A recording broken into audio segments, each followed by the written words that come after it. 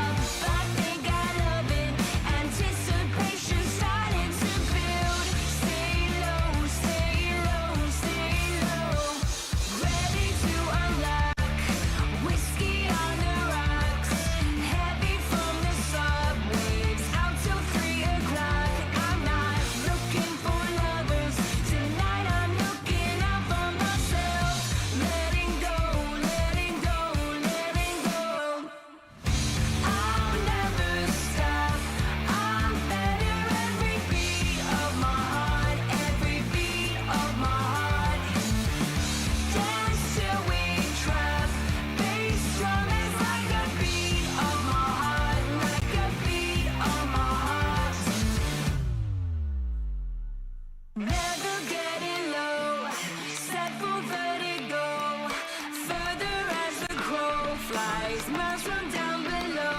I know I found my heaven. I found the rumble under my feet. Never less, gonna bring the best. Feeling like I'm best dressed. Feeling I am blessed. I guess I'm feeling lucky. I'm gonna chance this Russian roulette. Let's go, let's go, let's go. I'll never stop. I'm back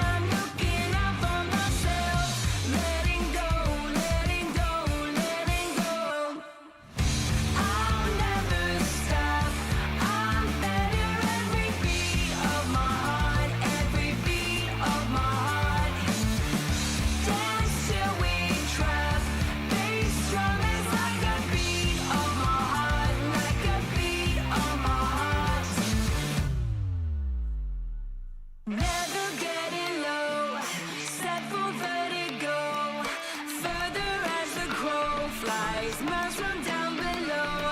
I know I found my heaven. I found the rumble under my feet. Never less, gonna bring the best. Feeling like I'm best dressed. Feeling I am blessed. I guess I'm feeling lucky. I'm gonna chance this Russian roulette. Let's go, let's go, let's go. I'll never stop. I'm better every beat of my heart, every beat of my heart. Dance till we drop. Bass drum is like a beat of my heart, like a beat of my heart.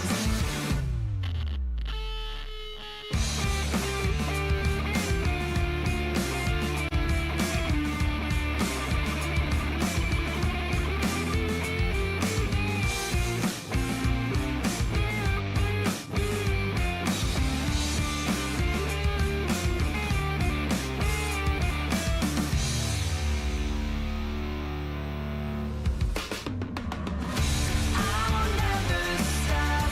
I'm better every beat of my heart, every beat of my heart. Dance till we drop. Bass drum is like a beat of my heart, like a beat of my heart.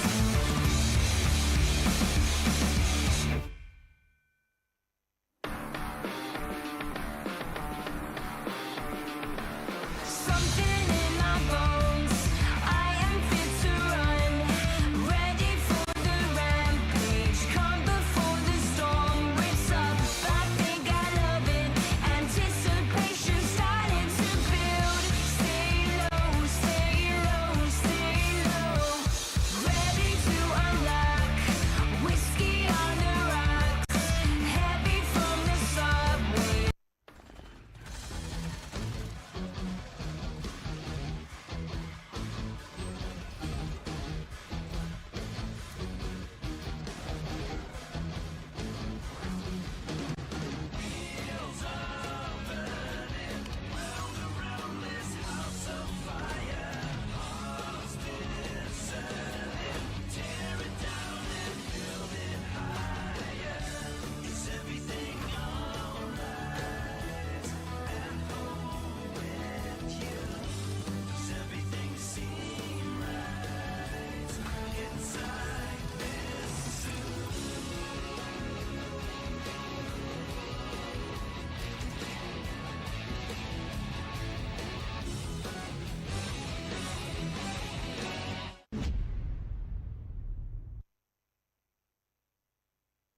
PUBG Mobile version 3.2 update. As part of this update, we've added a new themed mode, new items, and various improvements. Let's check them out.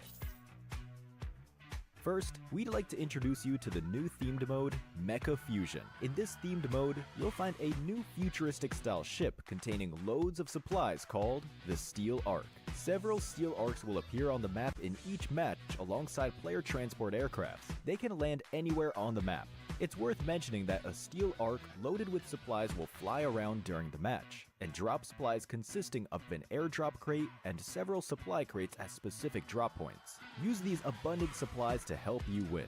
This new area has a huge interior space with a towering and layered structure. Interact with the environment to reach the different floors of the Ark. Inside, you can get rare supplies and summon an important battle vehicle of this mode, the Armamech. Let me tell you more about it. The Armamech has two weapons that you can switch between at any time. These are the magnetic arm and missiles. They're a perfect combination of the combat abilities of the two smaller mechas. They make for a near flawless battle machine. In addition, it has an enhanced jump, thanks to support from the Levitron's jet propulsion, enabling it to jump great distances and heights. Its super mobility allows it to move at ease on the battleground. Lastly, the Armamech can be separated at any time. As long as two mechas are close together, you will be able to combine them to form the Armamech. After combining, the pilot of the Levitron becomes the pilot of the Armamech. The Levitron is a new special vehicle. It can switch between a speed form and a magnetic form. In speed form, it gains a collision acceleration ability, and in magnetic form, you can activate its magnetic arm. The Strider, on the other hand, serves as the lower body component. This is an offensive two-seater vehicle. It can target designated areas and bombard them with missiles. Combined with a Levitron, they form the Armamech. Join your friends and experience the might of mechas. Besides the steel arc that spawns mechas, there's also the assembly base, where you can get supplies for yourself and your mecha. The assembly base contains not only mechas, but also a repair station, where you can replenish your mecha's health, fuel, and missiles. After battle, don't forget to come to the assembly base with your teammates to resupply. In this new version, we've also added a legendary pilot challenge. Complete difficult challenge missions to get special cosmetics for themed items and vehicles. You can get rewards such as a dance move and special elimination broadcast for the Armamech. Try taking on the challenge. In this new version, other than fun mecha battles, several new items have also been added. The first is the jetpack, which can be picked up and equipped to increase movement speed. It comes with a rocket jet ability that can be used to briefly boost off the ground, which is great for getting around quickly. Next is the personal AED. As long as you have this item, you'll be able to rescue yourself when knocked down. After using it, you'll recover from the knocked down state. Of course, for an item as amazing as this, each player can only carry one. But do note that moving during self-rescue interrupts the process. Find a safe area to use the item so you can return to the battleground. Next is the magnet gun. It's a downgraded version of the magnetic arm in gun form. Switch to it by tapping on the firearm bar. It has the same abilities as the magnetic arm. It uses magnetic energy to pull and grab vehicles or other players, opening up more possibilities in combat. Try experimenting to see what it can pick up. Lastly is the respawn beacon. It will show up in either the steel arc or the assembly base, and it recalls eliminated teammates, but it will use up their respawn chance. Life is precious, so proceed with caution. Additionally, the popularity event is back. We added a popularity gift redemption shop this time, where you can use the tokens earned from popularity battles and team popularity battles to redeem rewards. With the new version update come enemies who've already infiltrated Metro Royale's Arctic base and Misty Port. While you're out exploring, stay vigilant in these areas, as Striders are active there. For Metro Royale, we've improved a lot of the processes. Furthermore, we've also added new honor rewards and Chapter 20 collectibles. Moreover, you can now bring your companion on your Metro Royale adventures. For more details, keep an eye out for Metro Royale update videos. In the new version, we'll also be hosting a grand home competition. You can register for it as long as you've reached 200 home prosperity. Let your imagination run wild and share your dream home with the world. Additionally, we've added a mysterious, elegant, ancient capital resource pack. Many home items will also become available in a related upcoming event. Aside from these, we've improved and updated home building, browsing, interactions, butler actions, and more. Want to find out more? Keep an eye out for home update videos. With Mecha Fusion's arrival, World of Wonder has also seen plenty of updates. For gameplay devices, the PvE enemy spawn device, random action device, special vehicle device, and other gameplay devices have all undergone a series of updates. For example, the themed mode's mechas have been added to the special vehicle device. These include the Levitron, Strider, and Armamech. These devices are sure to get your imagination flowing for some awesome creations. Also, we've launched a pre-made map where you can play all kinds of creations built from a variety of themed scenery objects. Furthermore, get ready for the brand new Steel Arena map template. Here, players can pilot mechas and engage in battles. Give this new map a shot. Additionally, we've updated a bunch of other World of Wonder content. For more details, keep an eye out for World of Wonder update videos. That's it for this overview of the new content that will be available in Mecha Fusion. Cool mechas and thrilling combat await you in-game. Winner, winner, chicken dinner. See you next time.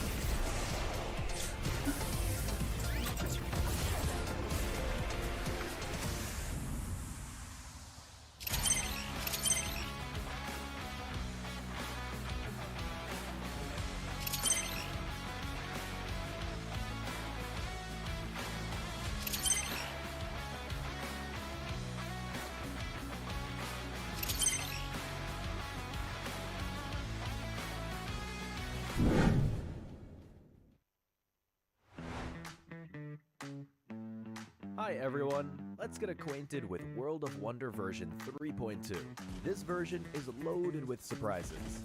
Besides piloting cool mechas for exciting battles, there are brand new maps to experience. Let's check it out. First, there's a brand new themed map template. In World of Wonder, players can now play all kinds of creations built from a variety of scenery objects. Engage in thrilling battles aboard the Steel Ark. At the same time, get ready for the brand new Steel Arena map template. Here, players can pilot mechas and engage in battles. Give this new combat a shot. In addition, players can compete in shooting competitions with target dummies and have fun playing soccer. Head to World of Wonder to discover even more fun maps and gameplay. So, get in the game and try it out. Next, we've also made a few system improvements to World of Wonder. Players can now go to the player information page to check their World of Wonder play statistics and creation data. As for creation tabs, we've added a Friends tab. Now, you can find your friends' creations more easily and check out what creations they've been enjoying. Additionally, to better help you find the maps you like, you can search for them by creation ID, creator UID, creator name, creation name, and more. There are still more improvements for you to discover. We made some improvements to gameplay devices and interactions. For gameplay devices, we've improved and updated the PvE enemy spawn device, random action device, special vehicle device, and more. For example, the themed mode's mechas have been added to the special vehicle device. These include the Levitron, Strider, and Armamech. What's more, we've also improved various interactions. Creators can now edit the orientation and scaling of items directly. In free view mode, objects can be moved, rotated, or resized by modifying their coordinates. Interactized objects can now be held and tossed by characters, and they can also be moved by hitting them. Discover more improvements that let you be as creative as you like. Finally, in World of Wonder editing mode, the team leader can edit the permissions of team members when group editing. That's a wrap for this introduction to some of the new World of Wonder content. We look forward to seeing all your brilliant creations in-game. For more new version updates, be sure to follow the official community. Winner, winner, chicken dinner. See you next time.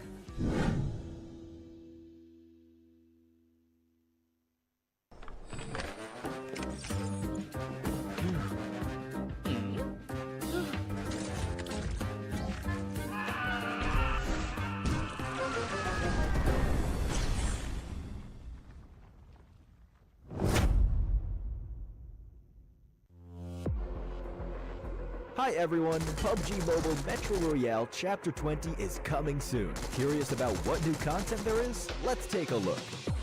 Our focus for this update is on bettering your gaming experience, so we've added a series of improvements. First, we've added quick action functions. Starting now, you can tap to repair all items at once on the loadout page, and you can open multiple gift packs at once in your inventory. We've also improved the firearm status at the start of the match. During the preparation stage, firearms will be reloaded by default and will be set to full auto firing mode. These improvements all aim to save your time while improving efficiency. Additionally, you can now earn EXP from Metro Royale matches. In other words, playing Metro Royale will now contribute towards raising your player level. If you bring a companion into Metro Royale, they will also earn companion EXP. Chapter 20 also brings brand new honor rewards and collectibles. What's different this time is that after you get certain gold collectibles, they can be displayed in your personal space of the main lobby. You also have the chance to unlock home collectible decorations. Place them in your home to show them off to your friends. With the new version update come enemies who've already infiltrated Metro Royale's arcade base and Misty Port. While you're out exploring, stay vigilant in these areas, as Striders are active there. Oh, and we've also added two new firearms in this update, the P90 Cobra and P90 Steel Front. Don't forget to try them out. That sums up all the new Metro Royale content. Chapter 20 is about to begin. Hop into PUBG Mobile Metro Royale and experience it for yourself. We wish you all successful evacuations and bountiful loot.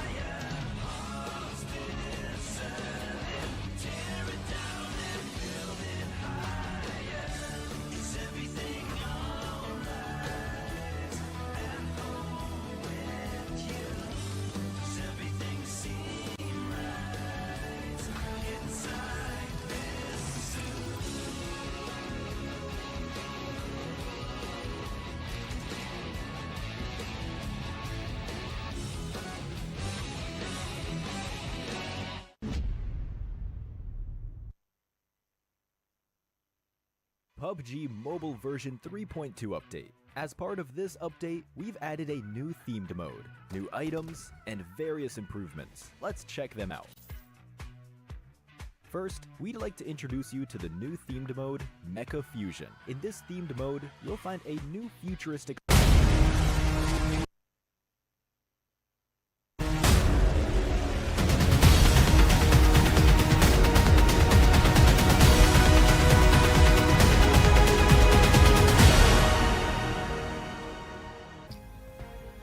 It was a race of time for Group A yesterday as they battled out to be able to collect as many points as they can before they hit the final day here on the PUBG Mobile Challengers League Southeast Asia Summer. Tashbani here alongside Kuku TV. We are casters for today, and it's a very exciting one as we try and see who will be crowned the best team for this week. Well, we already know who's number one for this week. It's going to be Austria Esports. Already has like 280 plus points, and even though that they're not playing today, they're on a rest day together with the other teams with Group A. We do have TTQ, who's currently at number 2 with 199 points. So if you want them to be at number 1, they need to win all 6 games for tonight. So that can be impossible, but again, that's still possible, like maybe around 1% or maybe 5% chance. But again, who knows what's going to happen here in the final day of the week. Again, this is week number 2. This is also the final week or final day that you and I will be casting. So I hope that you're there. All of the supporters out there for Tash Bunny together with Kuku TV. I hope you're all there live right now across all platforms to watch this final day of the week. That's right. For now, for those of you guys who have just tuned in, there is a different format coming into this season. Not too different anyways, but it is a very fairly new one, at least for this league. And I'm very excited about this one because it changes a lot of the styles of play and meta coming into this PMCL, where we have a 10 point for chicken dinners as well as 1 elimination point per kill. And it's very interesting to see how teams are playing around this point system and this format. Some are purely going for that positioning. Some have changed the way they play into 3 different parts, the beginning, mid-round to end game. Some teams are going aggressive from beginning to end. Some teams play very high risk, high reward. It all just depends on what teams want to, achieve from this style of play. Now we have 3 maps played today. We have the Sanhok, Miramar, as well as Erangel, where today's score system will be going into a league ranking, which ends up being head start points at the grand finals in 2 weeks. Well, you can see the scoring system now on the screen. Again, this is what Austria Esports is going to get, 20 points. Actually, they got already 20 points last week, so they will get another 20 points. So they're now leading with 40 points, if you think about it. But then again, the other teams like PBE, who got second place in week number 1, might not get the second place in week number 2. Again, that's still a possibility until we end this day. PBE, if you talk about them, they're currently at 125 points, comparing it to the score of TTQ. They really need to be really consistent for today. They can start with Sanhok, which we saw them winning in day number 3, if I'm not mistaken. The compounds that are being taken always in the circle will most likely get the win in the first game. But here's what we're talking about earlier. Group A will not be playing today. It's going to be Austria Esports, TTQ, Risk Guys Esports, and God of Death 7. So the top 2 is actually not playing. Risk Guys Esports is currently at number 5. Mm-hmm. And then we also have God of Death 7, which is currently down below at 13th place. So there's going to be a lot of changes that might happen, especially for top number maybe 2 or 3 and then below. But except for Austria, I would say that they're all locked in for the top number 1 spot. It's a high or a very tall mountain to climb, and Austria has really built themselves this lead, which looks almost impossible to beat. But never say never. We have seen lobbies with over 30 points before, but it requires a different kind of tenacity, style of play, and aggression. And a lot of teams are no longer prioritizing aggression And that's why Austria has really done it in a way that they've managed to really accumulate as many points they can in a day without really overexerting themselves or put themselves in a position where they're not able to keep up. Now, coming into this tournament, we have an $18,000 prize pool with a chance to go to the PUBG Mobile World Championship, World Cup. World Cup, yep. And we have the awards as well for the best performing team with a $450 prize pool, as well as the same one for a Terminator Weekly. Week number 1, we saw Austria be able to take the best performing team, and the player looking at Terminator Weekly was Red Bull. And for some reason, I don't see that changing anytime this week.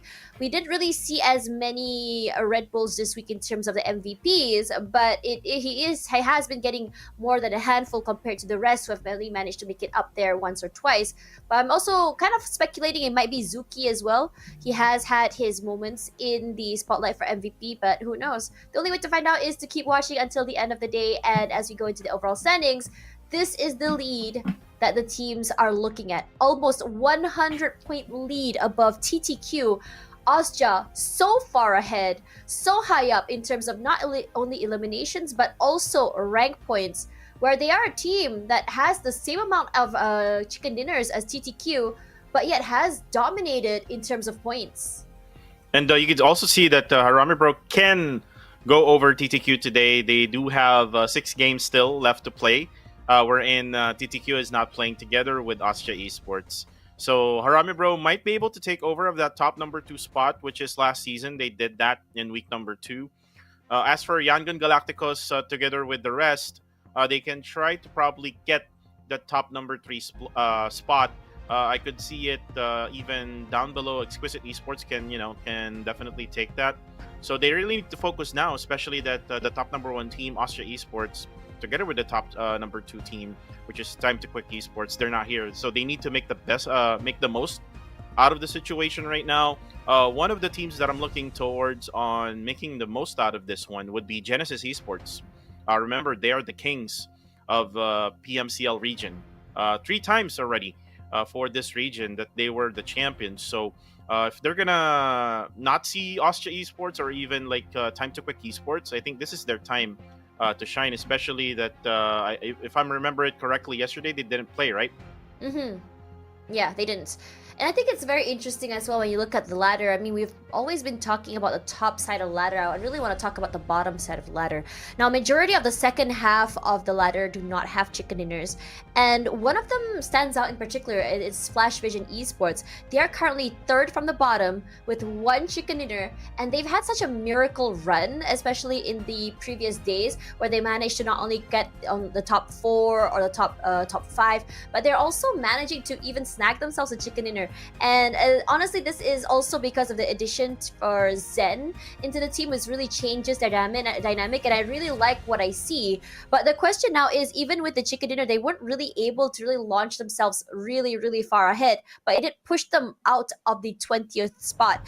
And in this situation, they are currently, I think, double the points of Enigma, MSI, as well as the quarter, which I am also quite surprised at their run in this week, because they've only managed to collect themselves, I think, about 51 and 46 points each, and they've really been relying on elimination points compared to rec points, where Enigma only has 5 and the quarter only has 8 in terms of rankings. So that means that they're still trying to figure out how to be able to survive, and if they try to go survive, they won't be able to get the elimination points. If they go for eliminations, they won't be able to get the rank points, and this is a struggle that I'm seeing for at least 3 of these teams. Regardless, as we go into more of that conversation, let's have a break and talk more about our Royal Pass A7, which is available right now, which includes the Gladiator set, the Nightscape Gladiator set, which comes in a variety of colors. It has a chroma there which you can choose. You can get super creative at what tone that you want.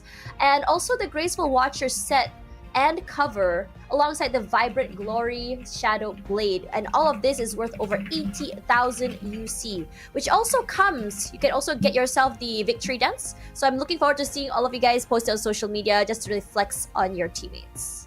Yep, and we also have the newest collaboration between PUBGM and Shelby Supercars. It is available until July 9th, and you can find it under the event Motor Cruise. You can get your own Tuatara or a Tuatara striker, and vehicle tokens will not expire as well, so you can use it in the next corresponding event. And for sure that there'll be a next corresponding event. There were some announcements already in PUBG Mobile Philippines that Dragon Ball Super will be collaborating again with PUBGM. We also have a collaboration with one of the famous Pinoy pop icons here in the Philippines. So a lot of collaborations here for PUBGM. We start with these two, the RPA7 together with the Shelby supercar. So grab yours right now. But let's go back to the conversation with Flash Vision Esports. Flash Vision Esports yesterday was really on point. They were able to crash onto Playbook Esports, which is one of the top tier teams in this region, and they were able to defeat them with a 4v4 situation. So this is a brand new thing that I've seen from Flash Vision Esports after that substitution for Zen. But anyways, going back to our live here, we still have our predictions for today. I will predict MFG Esports. Yesterday, they almost got the winner chicken dinner against Playbook Esports and Harami Bros. It's just that they weren't able to take that compound where Harami Bro was able to take first. The circle even went to that compound where Harami Bro has been, staying. With the past Sanhok maps that we had also, Tosh, the ones who take compounds always win. So if MFG or other teams would, take compounds that is inside the zone, then there's a lot of chance of them winning it. It is a very exciting conversation there where it comes to either a compound or a terrain. I still prefer my argument about the terrain hold just because it's a little bit more space, especially if the circle were to shift, so you don't have that problem of moving out of the compound itself. Regardless, my choice will be Yangon Galacticos. They are a team that's also very prepped and ready to be able to overtake TTQ on the second place spot. So I'm going to be seeing a lot of Harami Bro going toe-to-toe with Yangon Galacticos today as well. So wouldn't be surprised if they're able to do this. The last Sanhok map they played, they were able to get a chicken dinner, I believe. So that is something to note as well. They did pretty good that day, I believe, when they managed to get a chicken dinner on this map. They had quite a number of eliminations, but they weren't able to just close it out toward the end of the day. So that comes to the question, I begs the question, like, what is going on with the team and what have caused them this disarray toward the second half of the day. And yesterday they weren't playing, so it's a different day for them, hopefully bringing a whole different mindset. And I really want to see more from them, given the fact that they have gone pretty far and played all the way in Tier 1. And I think the same argument could be done for GE, honestly. And GE is an interesting one because they haven't gotten a chicken dinner today, and I think Ram Angkor might be on the money for this, mostly because they might want to end the day with the chicken dinner itself, is number one. And number two, I think out of all the maps, it might be easier, or it's easier to achieve certain objectives compared to the bigger ones, given the circumstances and also the speed of the map. But I think for Genesis, the biggest problem I have is that they haven't been able to move with different tempos quite yet, as much as I've seen in the in week number 1, in the beginning of the week, in fact. But if you look at how they've shifted their style of play this week, it's more toward the elimination side compared to the ranking side. So perhaps today might be the day that they have perfected that art. Yep, and also I love the ASCE pick there. ASCE didn't play as well yesterday, so we missed the South Asia fans in our live comment section, by the way. So shout outs to you guys. I love the AST pick because they're one of those teams who prioritizes the compounds. Like, remember, they won a chicken dinner in Sanhok this week as well. Actually, 3 of them. It was PBE, ASTE, and Harami Bro who took compounds in circles here in Sanhok, and they were able to take home the chicken dinner, all of those maps. Now, the MFG pick that I have together with Riam Ankor's pick of GE, remember when I told you that it's always been Myanmar squads are winning in Sanhok? So this might be the day, because again, this is the day where we can probably say now that Group A is the group of death, right? So Osja Esports and Time to Quick Esports is not here. So this is their time to shine. This is their time to be back on top. And I'm pretty sure that they have a plan for today, especially, again, Genesis Esports didn't also play yesterday. That's right. I think, I mean, yeah, they are a group of death, but yesterday was pretty quiet as well without Yango Galacticos as well as GE, I believe. So, and ASTE on top of that. So, they are a lot more of the aggressive teams, the teams that can really break dreams, teams that are a little bit more fast paced. So, I think that I'm expecting a big change in pace for a lot of the maps today, especially in Sanhok. And speaking of that, we are going to be flying straight into the game right now. Eyes on the screen, guys, because this is our first map. First game of the final day of week number 2. Let's go.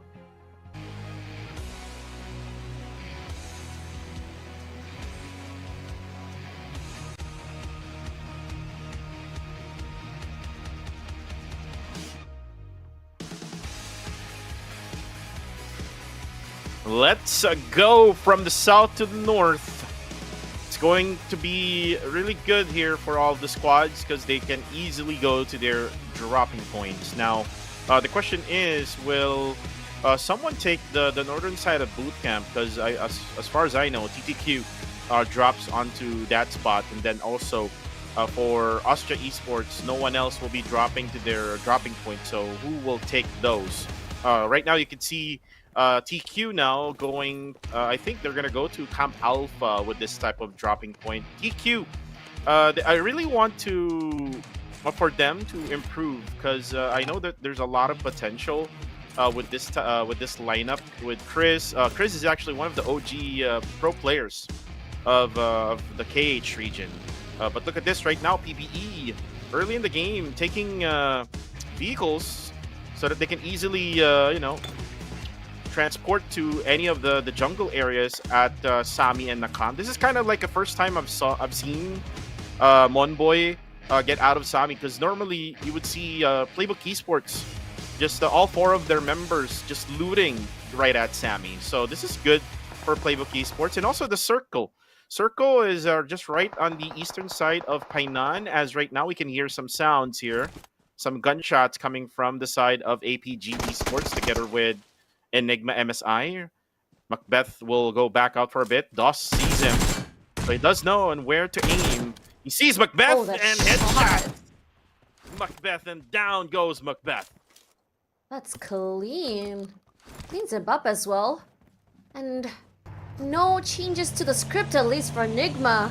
Macbeth still the first point of damage, opening pick.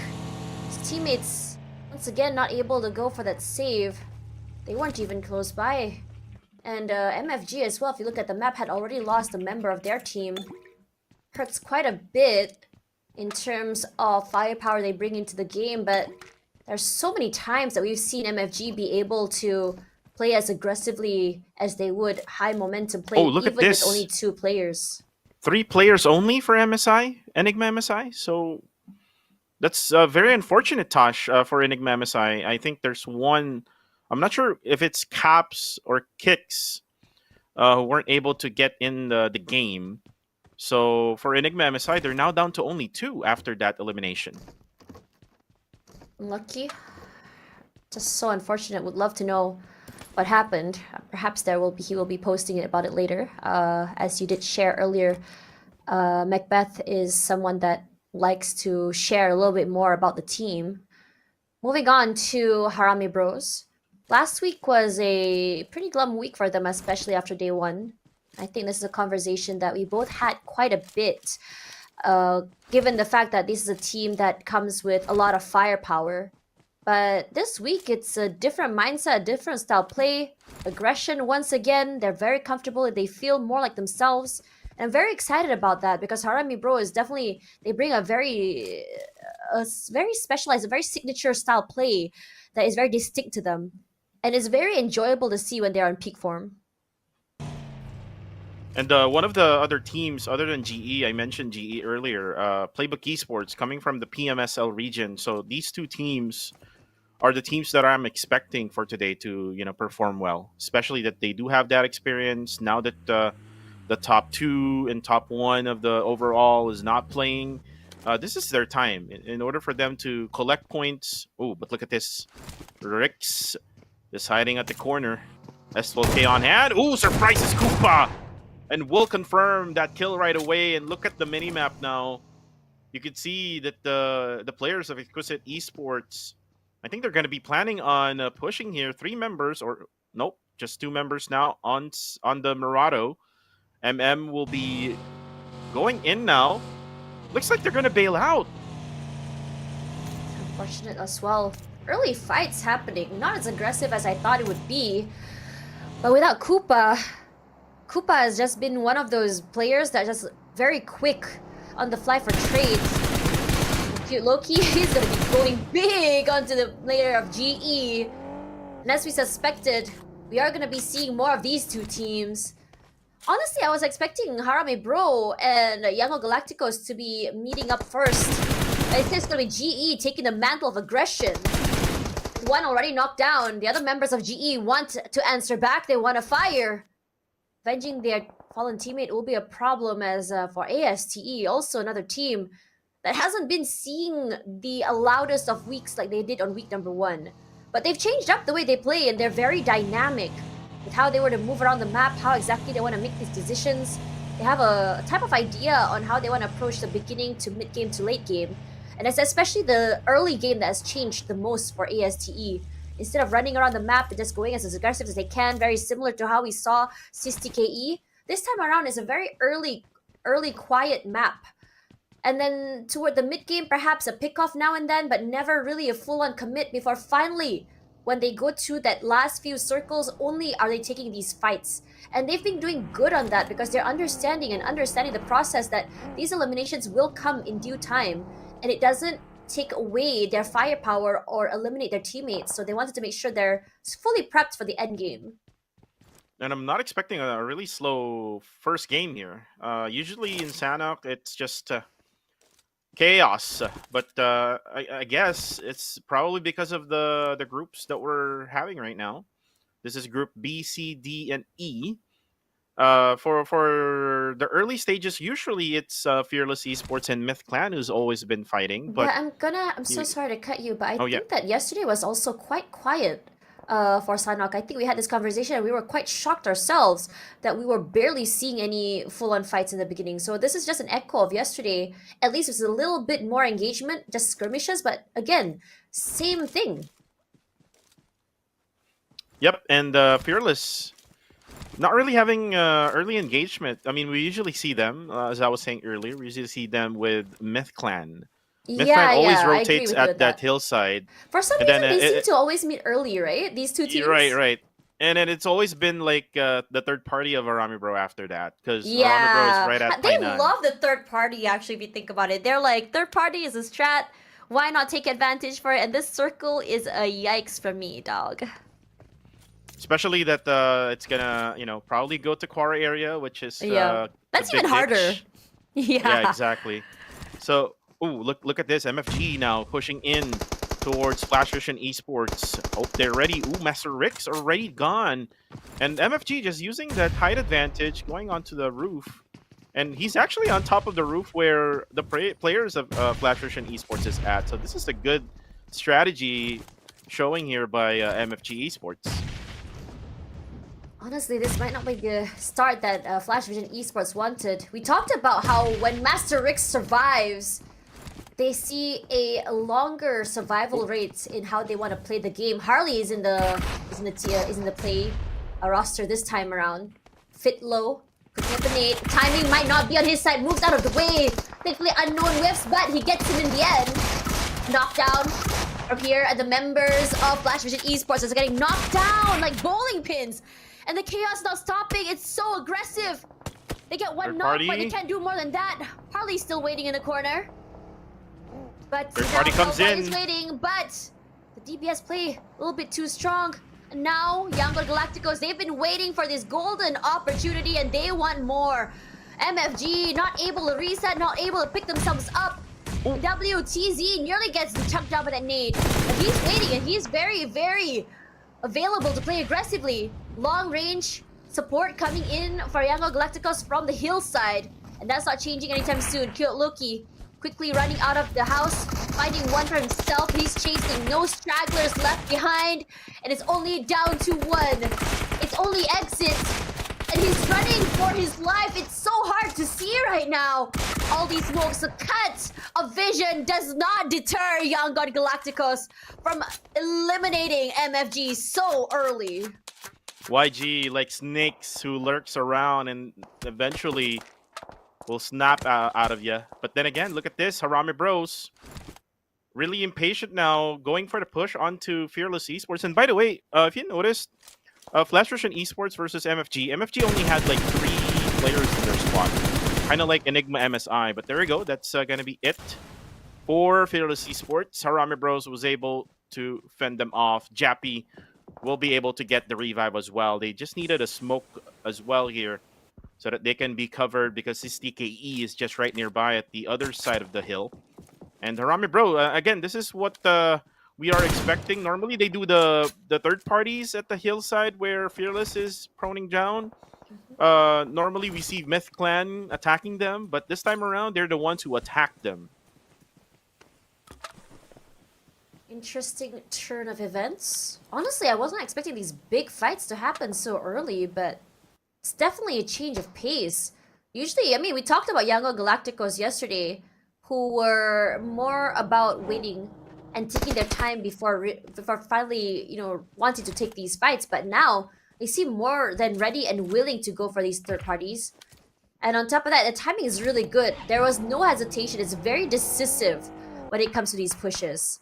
PBE, Gerald finds TQ, that's Feng, knocked down already.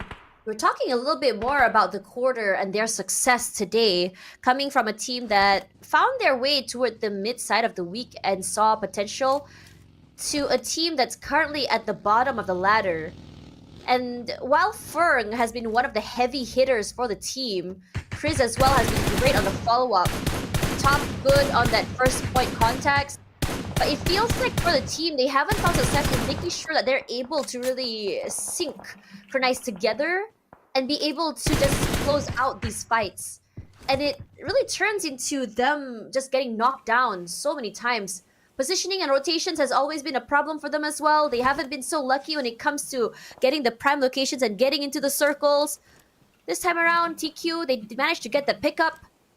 And it's very careful from the PBE has their eyes on them, and the Popeye immediately puts in that damage, the sprays as well as the pressure. He gets knocked out, Raimon as well. And PBE find themselves on the other side of the gun barrel, where they're in a problem where they can't go into the circle, get close enough to take these pickoffs. But at least Gerald does get one, it's Chris. And now both teams find themselves in a situation where they need to take a step back and go for a pickup, go for the reset, the breather. But the team that were to do that first and does not capitalize off that will be the one that might fall in the end. Ryman needs help, though. I mean, he's far away from the other members of Playbook Esports. Playbook Esports needs to get into their vehicles now, or else they will lose one member. And this is how PBE works well. They need to make sure that all 4 members are alive. And look at what Michi is doing now, just crossing over the river. Not with a vehicle, but just only by just swimming. Oh, but then again, Jarrell now tries to go for the save, but looks like Ryman will just die by bleeding out. So this is just bad for Playbook Esports. They will lose one of their fraggers on the squad, which is Ryman. The top will be able to get that kill, but then again, it's gonna be Michi now, who will have a different angle for the quarter. Still, PBE is right outside the circle. The circle is still prioritizing that. I think it's still at the quarry area. I believe so. But for the rest, it's going to be Harame Bros now going for the third party. This is Federalis getting a knockdown on the kill feed. Headshots the top. Or it's actually Fern. And they need help now as Harame Bro is actually closing in. But then again here, we have Exquisite Esports. Now pushing at Dread Esports, knocks down one, eliminates him right away. Jibna also goes down. Demios and Moy right on top of the hillside. But looks like Exquisite Esports is doing a really good job here on not being able to get knocked down, except for UI, who already got taken down, but will get revived by his teammate. Smokes now will be popped off. Dread here has the advantage here. They are inside the circle, and they can just gatekeep Exquisite Esports. So Pickle's going for that heal, and Demios is doing a good job of just keeping him at bay. Marks him. Need to come through, and he tosses it. Yeah, does manage to get that heal, so the nade will go down in the end. Exquisite. Well, they haven't been able to really properly survive, but this blue zone does chunk them down. One voice finds Holanju, takes him out. This three-way fight. So oppressive from PBE just because of the height differential in the terrain. Nate comes out. Moy doing a good job for that reposition. Very quiet in the grass. It's pointing forward. One boy finds himself taken out there. It's gonna be a long range one from SysTKE, who has also been watching. Race coming through is gonna be Moy that's gonna be able to pocket that point. And he rushes forward. Michi as well, gate kept. Nice shot. Actually, not a shot, it's the play zone that gets him in the end. Not a lot of utility to play with as well. PBE looked so good in the beginning, and now one by one they're getting chunked down, not able to get the positioning right. The top does able to answer back to SysTKE at the very least, but it's only one for him.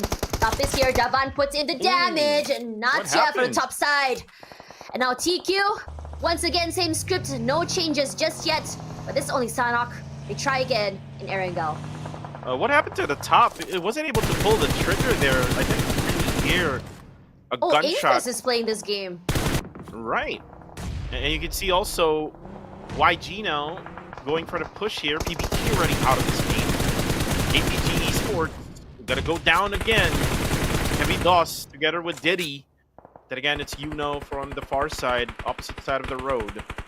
Diddy will try to crawl, but again, this is very much open. SayCloud can easily take him down. Dread Esports will also get eliminated at 10th place with only one elimination. Rix is just far away from so most likely will just hide behind the small shack there. Ooh, spots by WTZ. WTZ now putting in some pressure. There's going to be someone from the other. And that's Cute Loki who pushes in, but he actually gets taken down by Gets taken out, reposition. Now is in trouble. Just trapped inside. Also barbecued. No worries about that pickup. APG, they fight back, but it's so oppressive from Yango Galacticos. Look at them right now. 8 eliminations. Harame Bro with 7. But they've already lost 3. So Yango Galacticos, they play their game one more time. Eliminations in the bag. Survivability also there. Also the positioning. Change in mindset is great for them. That 1 day of rest suits them so good. And speaking of being good here, DE with 3. And now they themselves find themselves in a bit of a pickle with 2-1 Sin. Holding on the line. Finds a different way in. Molly to flush them out. 2-1 Sin. Okay to go with that reposition once again. Here's the footsteps. Barnett gets punished for playing all alone with no support from his teammates. A little bit. Once again, find themselves for GE. Not on the same page. Not playing together. Understandably so. It's just a position where they need to be able to eliminate the firepower just a bit, but the crossfires and the answers coming through. A trade from West. A good one from GE. The numbers dwindling though. Not the best situation to be in, especially if they want to play catch up today. The follow-up is slow here from 2-1 Sin. They should have been here like 10 seconds ago, wherein they can probably help Wako. Eliminated now is Aramidro with 7 eliminations. All of a sudden, the big boys are now getting dropped off the lobby. Now Rankid now throws in a nade. Will just only deal some splash damage there, but then again, it's gonna be only, or it's actually gonna be a 2v2 here between GE and 2-1 Sin. Ooh, Itchy! Very risky. Will be taken down by Blank, so it's gonna be a 2v1 now. West will have to defend himself, but then again, there's Rankid, who goes down. Blanks will be the only member. Oh, it's actually Rankid will be the only member remaining for 2-1 Sin. He's now being chased by West. West now ready for the DBS. Rankid has the USP. Actually burns and also dies. Nope, he didn't die there. It's actually Genesis Esports who died in the process. Now 4 teams remaining after that. Aggressive, more aggressive than I thought. Silent beginning, but explosive mid-round all the way till the end, and now we're down to our top 4. 2-1 Sin. The only rank kid left alive. His impact, massive. He's able to get a few pickoffs before he goes down, and I am sure of that. But the two teams on top, Myth and Yangon Galacticos, still healthy with 4. And they also are looking at Rankit running into the area. Bit of cover there, but he's quite low. I don't think he has a lot of utility to work with as well, so he needs to take his time. No support from his teammates as well. Circle not inside. It's terrifying, but we've seen Rankit pull off miracles. Myth, a team that has been struggling throughout this week as well, finds their way, into the circle, but only a low ground held in his hands. The Yangon Galacticos, once again, they play the perfect game of positioning and take full advantage of it. Say Cloud, sharp with 1 pickoff. They've already spotted out Joseph. So it's all about just putting in that pressure, disallowing them the rotation and the repositioning. Shroud takes out a little bit of space on the bottom side.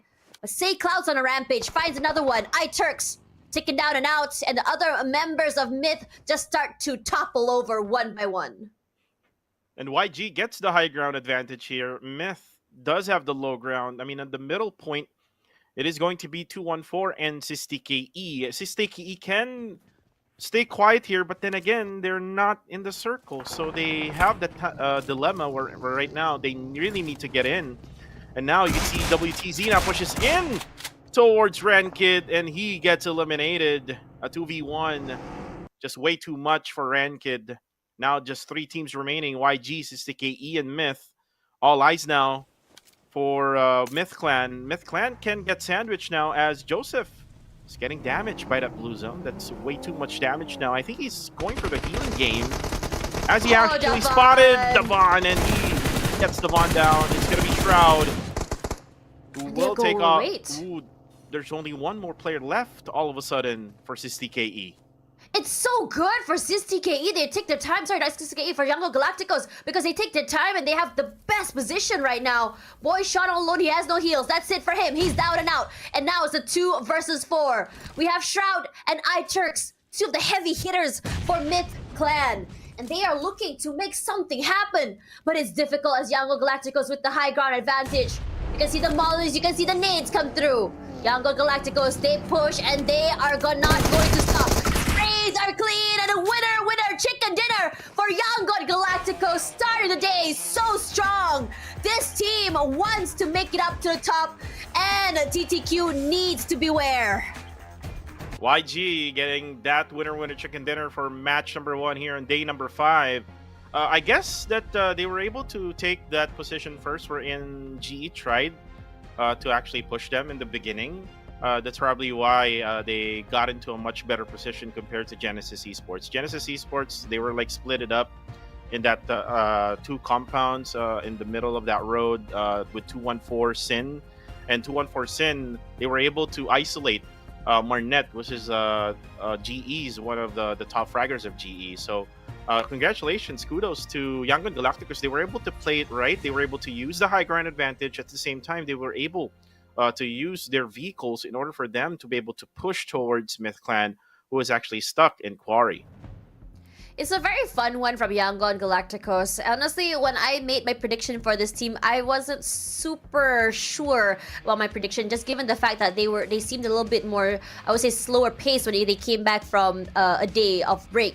And they usually take maybe a map of 2 before they warm up. But this one, I think, is the understanding that today is the last day, as well as really taking their time to learn what exactly went wrong in the final day that they played before the break. And it seems like they've really started to figure it out. They're understanding that they don't need to take these early fights. They're really taking their time with their rotations. And on top of that, they're also very adept at walking through the map and being able to go for pickoffs. If you actually noticed in the game just now, a lot of their fights were not full-on compound fights, were not full-on area fights. It was mostly just 1 fight that was a full-on fight, and the rest were all just them holding on to that compound and going for the pickoffs throughout the entirety of the map because they had that high ground advantage. It was kill steals, it was also putting in a lot of pressure, and Say Cloud this time around is the MVP, and I'm very happy to see him here because he was just picking off players one by one throughout the entirety of the final 2 circles. Yep, he is the MVP with 4 eliminations, 5 knockouts, 3 assists with 833 damage, 79 heals with 20 minutes, and 58 seconds survival time. YG able to connect already early in the game. They're making the most out of this day. We're in the top two teams are not here. Austria is not here. TTQ is not here. Why not for YG? YG before this day started is like at number 4th on the overall rankings with 131. So with this win, most likely they will be able to add additional points so that they can have that chance to get that top number 2, which they can probably get over time to Quick Esports. We'll find that one out as we go along this day. We still have like 5 matches left with 3 Erangels and 2 Miramars, and look at how well they played in this game. 13 eliminations, so that's a total of 23 points is what's going to be added onto Yangon Galacticos. And we know Yangon Galacticos, not just in Sanhok, but in Erangel, they are so very good, especially if the circle would go to the Gatka area or to Georgiapol area. So for Yangon Galacticos, if they maintain their composure, if they maintain this momentum, then we're going to probably see them in probably top 3 or maybe even top 2 at the end of the day. It is interesting to see how exactly they play this. I mean, Harame Bro still was managing to put in a fight, but it came to that situation when it came to that. How do I say this? For Harame Bro, I think one of the biggest things they want to do and achieve is really manage that insane amount of elimination points. And I think throughout most of this week, they were able to achieve that. Half the games, sometimes they do manage to get the chicken dinner, sometimes they don't. But they are, one thing's for sure, and one thing is certain, is that they are going to go to the lobby with a handful of elimination points and at least some rank points. So that does bring them to that double-digit endings that they want. But one of the biggest problems they have is that this is such a high risk, high reward type play that it kind of sets them back a little bit more. So when you go up against a team like Yangon Galacticos who's able to play for both, it just puts Harame Bros in a very compromised position if they want to maintain that lead. They need to find a way to survive a little bit longer, be able to come out of their fights that with all their players still left alive. Because for Yangon Galacticos, they understand that they have these strength in numbers, and they're making sure that they can maintain that. You can see the way that they play a 2-1 formation, or sorry, a 2-1-1 formation, or even a 2-2 formation. They're very adept in making sure they have these answers or these trades, and it's fast enough, these trades, that they're able to not, if their teammate were to get knocked down, they're able to pick them off one by one, and also be able to take up space and pick up their fallen teammate. So for this one, Yangon Galacticos puts themselves so far ahead of Avro with 13 points ahead, and Myth only coming up with 10 because the amount of eliminations coming in from other teams is not as phenomenal. Except for Harame Bros though, even though they only have 1 rank point, they already have 7 eliminations, and this is exactly what I was talking about from them. Well, you could expect it from Harame Bro. Definitely they will do a little bit more of aggressiveness, especially that there's no Austria Esports. Definitely Harame Bro would get those elimination points, but the rank points, again, with being so much aggressive in Sanhok, you would definitely be seen a lot by the other squads. Again, this is a small map, so you could hear those gunshots, and third parties or even fourth parties can be a factor here if ever you're going to be so aggressive. One thing that I noticed there, MFG got 4 points even though there are just only 3 members in the squad, so that's a good job for the side of MFG Esports. Now we look at the updated standings. Still, the top 2 is Austria and TTQ. Harame Bro is 184 now. So they're getting closer to the top number 2 spot, but also for YG, now with 154 points. So they only needed like around maybe 50 points in order for them to be able to at least go over the top number 2 team, which is TTQ. There's still 5 more games remaining. There's still a lot of chances for the others. RSG also can go up in the rank. Oh, no, not RSG because they're not playing, but PBE rather, together with GE, MFG, and ASTE. As for Exquisite Esports, their best possible ranking would be probably go over top 5 if, I mean, the rest would be not playing well. I am expecting SistiKE though for today to play well because we've seen them play good in day number 1 and day number 2. Until then, they were like very quiet, and then they had a rest day yesterday together with GE. I just hope that they have a plan up in their drawing board here in day number 5 for them to be able to get a lot of points. It's gonna be a very interesting one when we talk about these teams. There are a lot of teams that are just neck to neck right now, looking at Playbook Esports and Genesis, and it must be very frustrating for Genesis, knowing the fact that they were one of the top in the scene right now.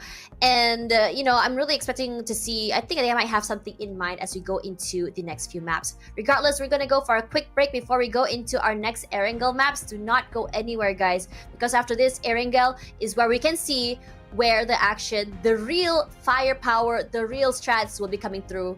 And now we're gonna just go and be right back. Again, do not go anywhere.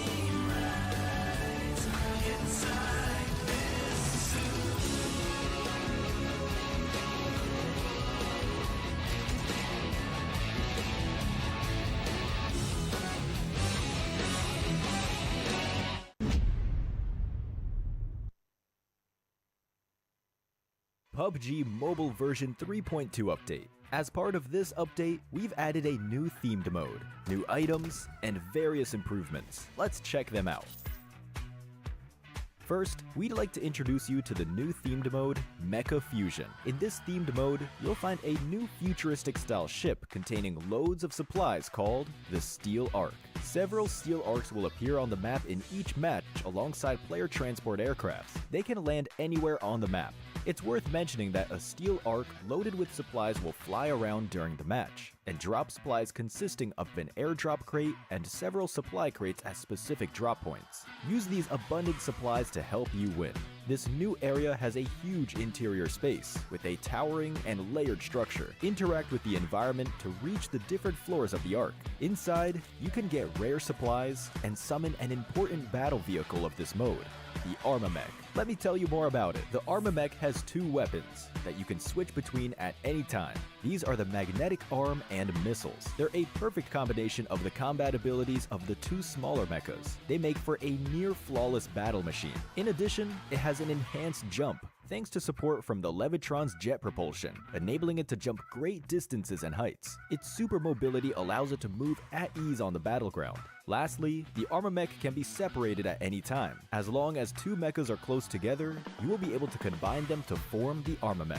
After combining, the pilot of the Levitron becomes the pilot of the Armamech. The Levitron is a new special vehicle. It can switch between a speed form and a magnetic form. In speed form, it gains a collision acceleration ability, and in magnetic form, you can activate its magnetic arm. The Strider, on the other hand, serves as the lower body component. This is an offensive two-seater vehicle. It can target designated areas and bombard them with missiles. Combined with a Levitron, they form the Armamech.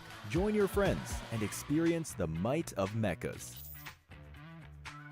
Besides the Steel Ark that spawns mechas, there's also the Assembly Base, where you can get supplies for yourself and your mecha. The Assembly Base contains not only mechas, but also a repair station, where you can replenish your mecha's health, fuel, and missiles. After battle, don't forget to come to the Assembly Base with your teammates to resupply. In this new version, we've also added a legendary pilot challenge. Complete difficult challenge missions to get special cosmetics for themed items and vehicles. You can get rewards such as a dance move and special elimination broadcast for the Armamech. Try taking on the challenge.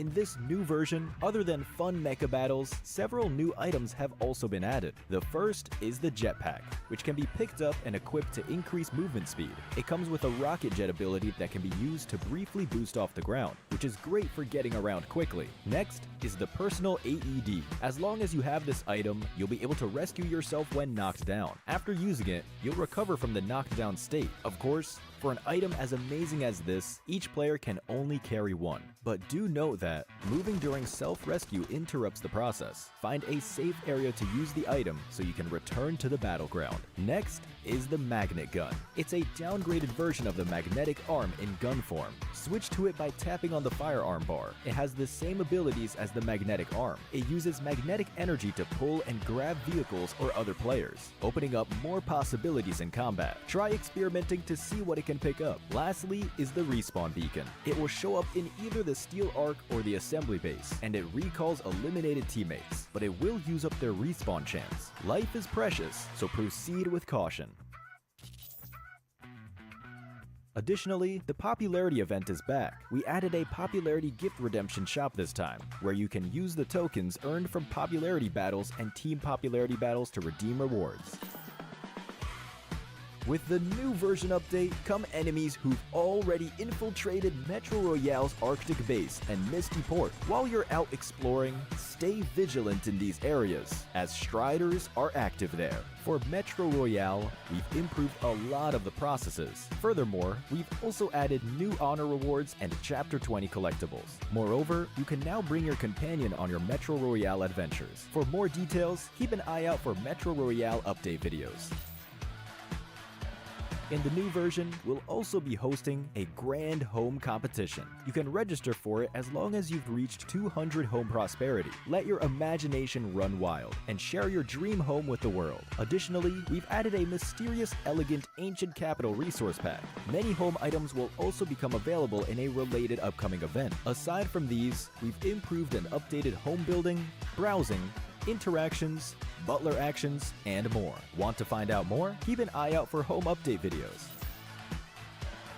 With Mecha Fusion's arrival, World of Wonder has also seen plenty of updates. For gameplay devices, the PvE enemy spawn device, random action device, special vehicle device, and other gameplay devices have all undergone a series of updates. For example, the themed mode's mechas have been added to the special vehicle device. These include the Levitron, Strider, and Armamech. These devices are sure to get your imagination flowing for some awesome creations. Also, we've launched a pre-made map where you can play all kinds of creations built from a variety of themed scenery objects. Furthermore, get ready for the brand new Steel Arena map template. Here, players can pilot mechas and engage in battles. Give this new map a shot. Additionally, we've updated a bunch of other World of Wonder content. For more details, keep an eye out for World of Wonder update videos. That's it for this overview of the new content that will be available in Mecha Fusion. Cool mechas and thrilling combat await you in-game. Winner, winner, chicken dinner. See you next time.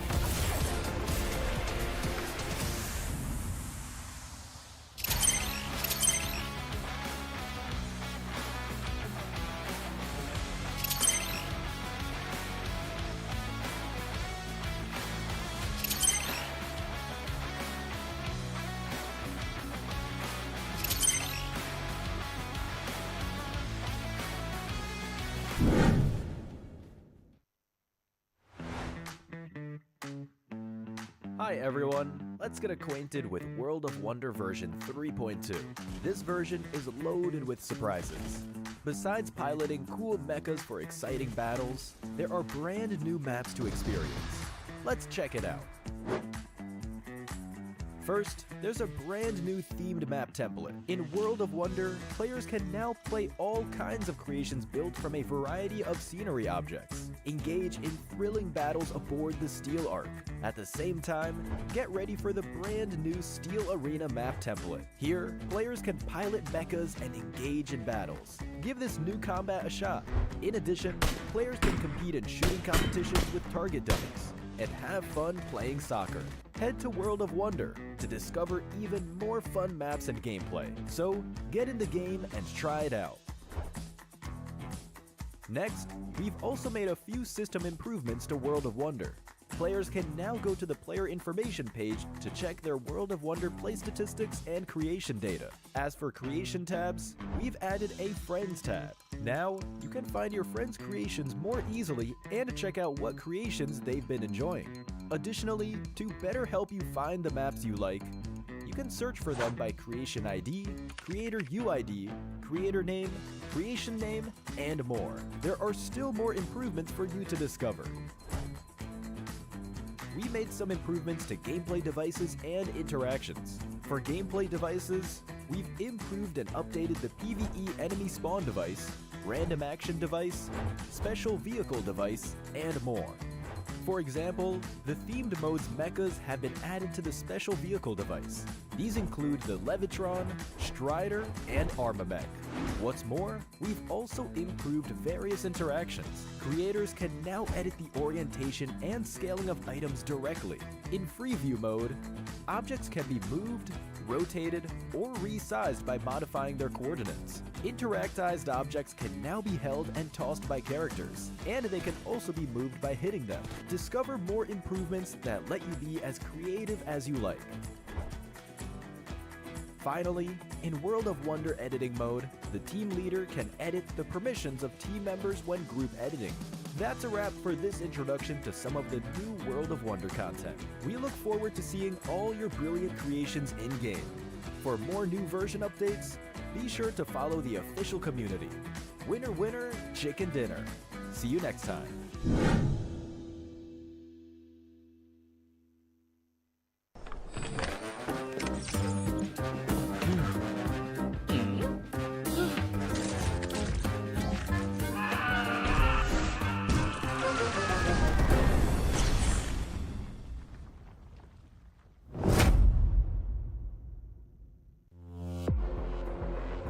Hi everyone, PUBG Mobile Metro Royale Chapter 20 is coming soon. Curious about what new content there is? Let's take a look. Our focus for this update is on bettering your gaming experience, so we've added a series of improvements. First, we've added quick action functions. Starting now, you can tap to repair all items at once on the loadout page, and you can open multiple gift packs at once in your inventory.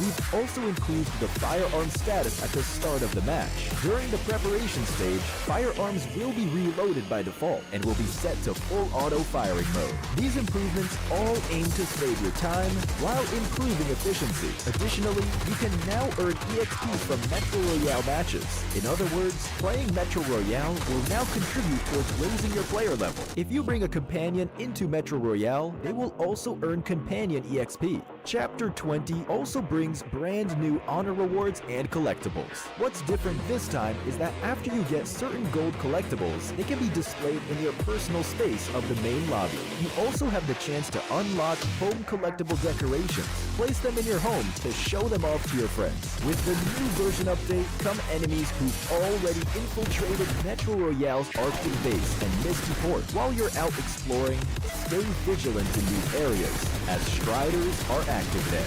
Oh, and we've also added two new firearms in this update, the P90 Cobra and P90 Steel Front. Don't forget to try them out. That sums up all the new Metro Royale content. Chapter 20 is about to begin. Hop into PUBG Mobile Metro Royale and experience it for yourself. We wish you all successful evacuations and bountiful loot.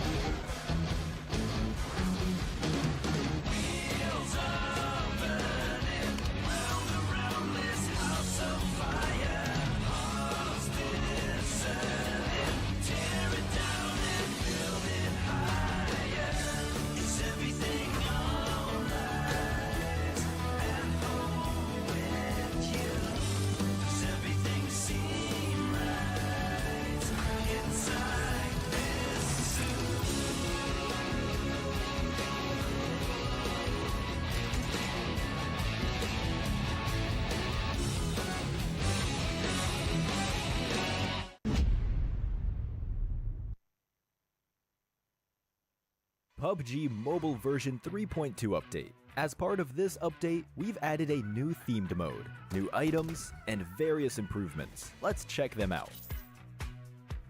First, we'd like to introduce you to the new themed mode, Mecha Fusion. In this themed mode, you'll find a new futuristic style ship containing loads of supplies called the Steel Ark. Several Steel Arks will appear on the map in each match alongside player transport aircrafts. They can land anywhere on the map.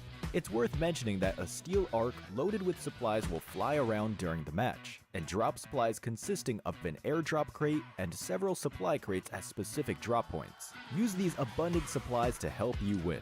This new area has a huge interior space with a towering and layered structure. Interact with the environment to reach the different floors of the Ark. Inside, you can get rare supplies and summon an important battle vehicle of this mode, the Armamech. Let me tell you more about it. The Armamech has two weapons that you can switch between at any time. These are the magnetic arm and missiles. They're a perfect combination of the combat abilities of the two smaller mechas. They make for a near flawless battle machine. In addition, it has an enhanced jump, thanks to support from the Levitron's jet propulsion, enabling it to jump great distances and heights. Its super mobility allows it to move at ease on the battleground.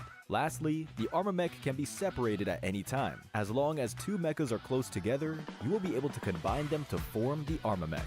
After combining, the pilot of the Levitron becomes the pilot of the Armamech. The Levitron is a new special vehicle. It can switch between a speed form and a magnetic form. In speed form, it gains a collision acceleration ability, and in magnetic form, you can activate its magnetic arm. The Strider, on the other hand, serves as the lower body component. This is an offensive two-seater vehicle. It can target designated areas and bombard them with missiles. Combined with a Levitron, they form the Armamech.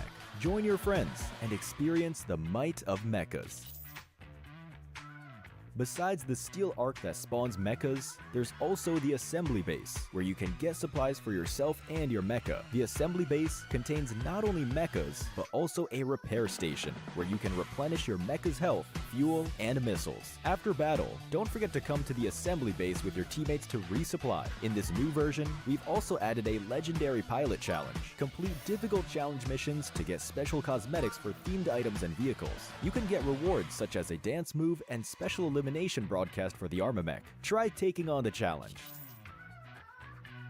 In this new version, other than fun mecha battles, several new items have also been added. The first is the jetpack, which can be picked up and equipped to increase movement speed. It comes with a rocket jet ability that can be used to briefly boost off the ground, which is great for getting around quickly. Next is the personal AED. As long as you have this item, you'll be able to rescue yourself when knocked down. After using it, you'll recover from the knockdown state. Of course, for an item as amazing as this, each player can only carry one. But do note that moving during self-rescue interrupts the process. Find a safe area to use the item so you can return to the battleground. Next is the magnet gun. It's a downgraded version of the magnetic arm in gun form. Switch to it by tapping on the firearm bar. It has the same abilities as the magnetic arm. It uses magnetic energy to pull and grab vehicles or other players, opening up more possibilities in combat. Try experimenting to see what it can pick up. Lastly is the respawn beacon. It will show up in either the steel arc or the assembly base, and it recalls eliminated teammates, but it will use up their respawn chance. Life is precious, so proceed with caution. Additionally, the popularity event is back. We added a popularity gift redemption shop this time, where you can use the tokens earned from popularity battles and team popularity battles to redeem rewards. With the new version update come enemies who've already infiltrated Metro Royale's Arctic base and Misty Port. While you're out exploring, stay vigilant in these areas, as Striders are active there. For Metro Royale, we've improved a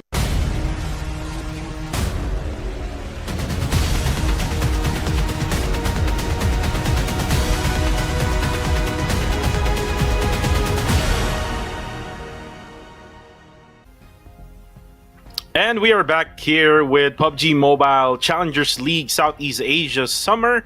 Again, my name is Kuku TV together with Tash Bunny, your English casters for today. And sorry for that long wait, by the way. Again, we had some technical issue, but we are ready now for match number 2.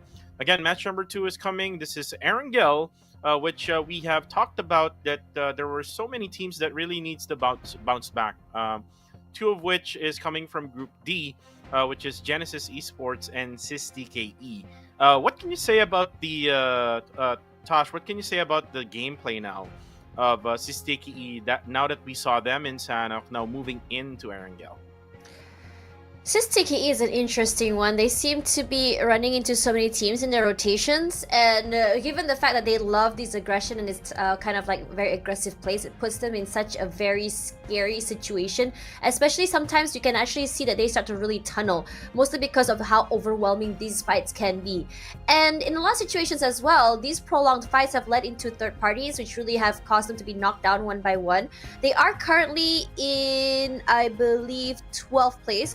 Not the worst place to be in right now, given the fact that they're around like 90 points total. So I mean, yeah, they're about like maybe 60 70 points behind if you want to make it into the top 5. Actually, no, not even 60 70, like 40 50 actually. So yeah, it's very possible for them to make it into the top 5. But right now, I think just the survivability is going to be such a big problem for them, given the fact that you're looking at teams like Exquisite, ASTE, MFG, GE, PBE, teams that are just as aggressive as them, but a lot more calculated in terms of how exactly they want to play. And one of the biggest things I do notice about CSTKE is that they kind of go into this overheat because they are just so aggressive. They know what they want, but at the same time, when they try to achieve it, it's as though everything around them goes into the background. 7 available right now. Please get yours and enjoy perks worth over 80,000 UC. Get also the Nightscape Gladiator set, also the Graceful Watcher set together with the cover.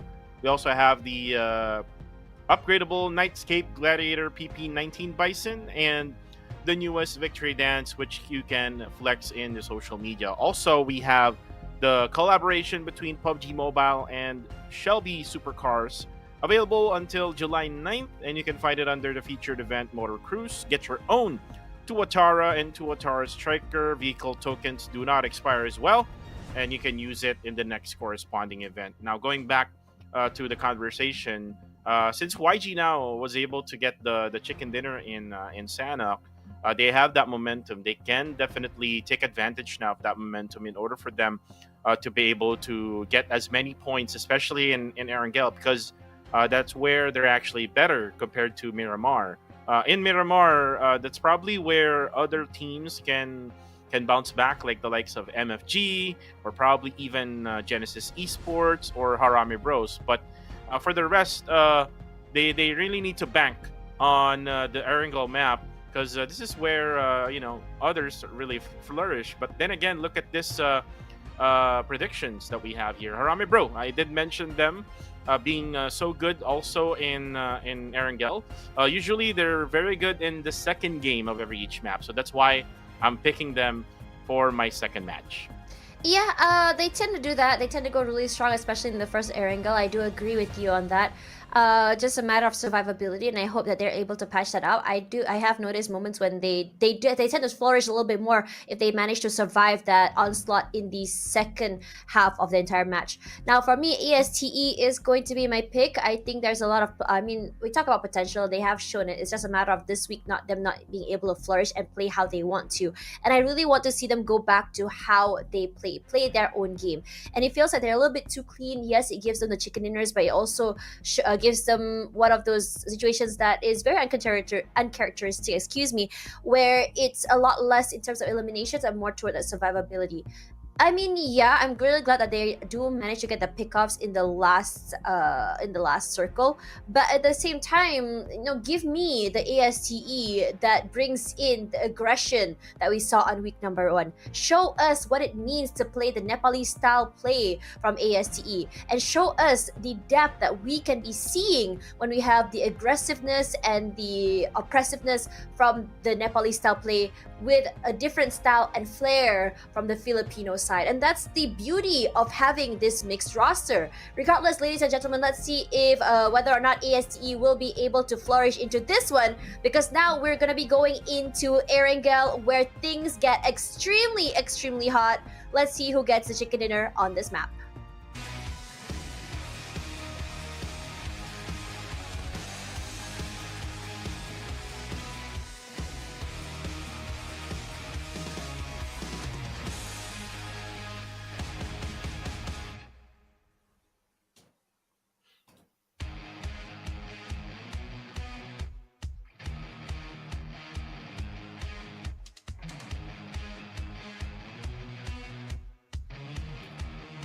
Things will be interesting now looking at this flight path from Sosnovka military base until the waters of Georgia Pole. It is going to the western side part of the map of Erangel. And remember from yesterday also, the circle was really random, wherein we had like, I think 2 circles right at the bottom side of the map. So they really need to be careful with that. And look at what Enigma MSI is doing now. Since Austria Esports is not here, they're going to take that Sosnovka military base dropping point, and no one else will challenge them for that.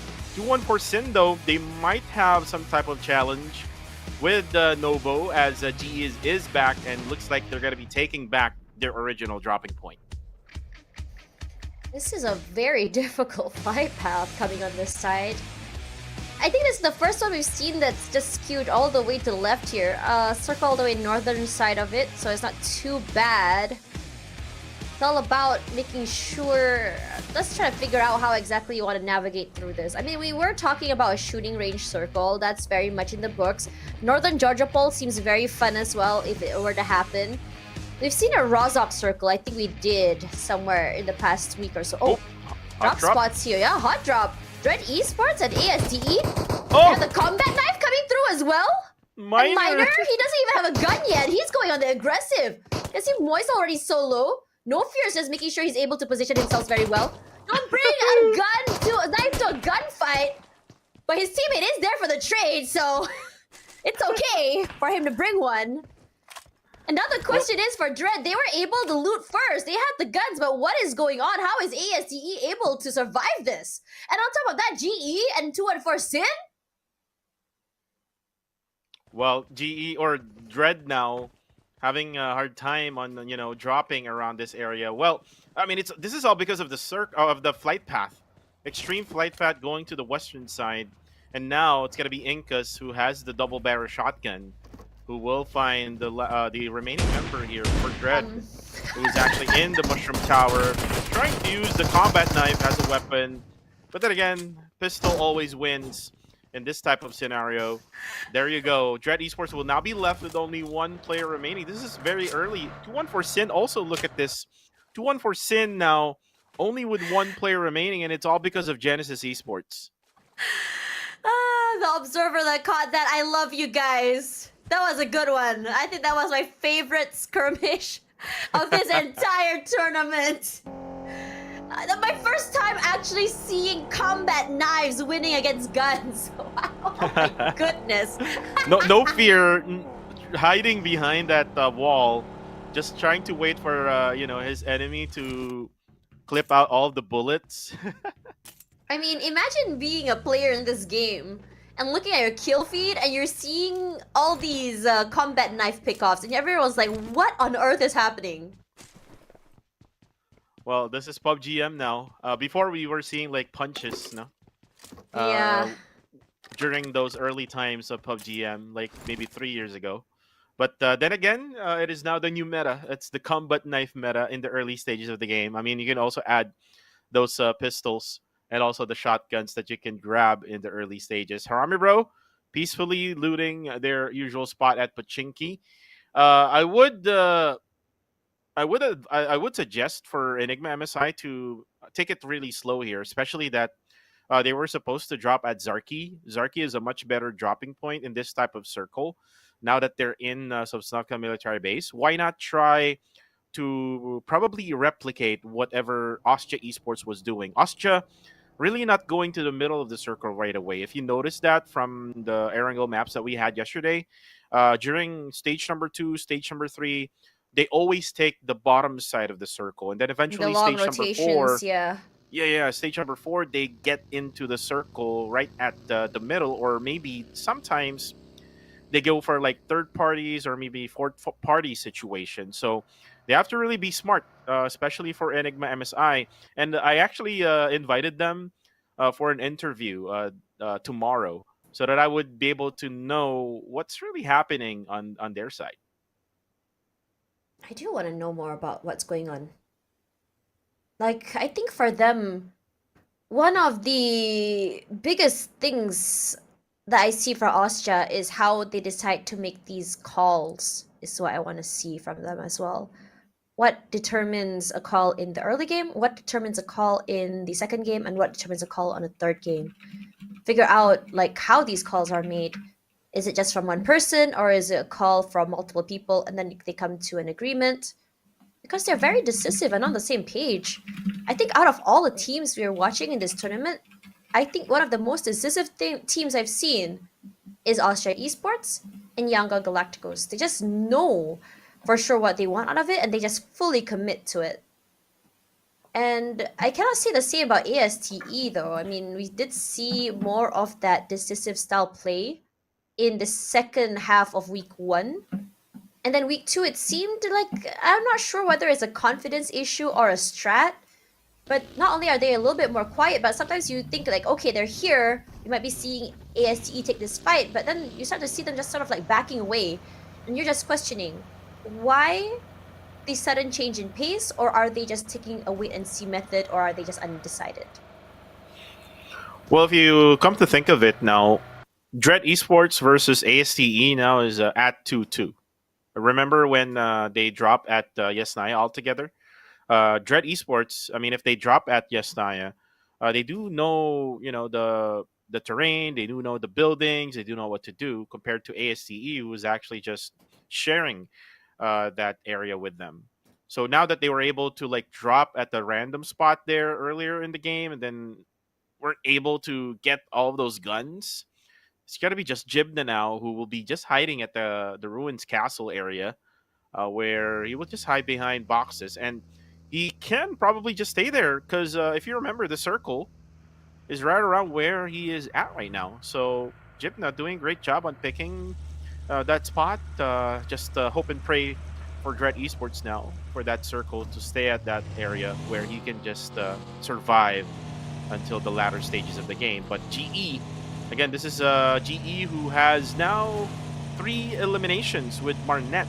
And again, they were up against 214 Sin, who was dropping at Novo when GE is not there. But then again, I'm not sure if they didn't remember that GE is already playing now, or it's just probably because they also went towards the same area where you would get those vehicles. So it's either way for 214 Sin. 214 Sin has been really struggling. I am expecting them to be better this week, but yesterday I heard like 2 of their players, Tosh, like Migs and Dale, had some power interruptions in the area. So that Oh can yeah, be a did factor. you end up asking them about that? What happened?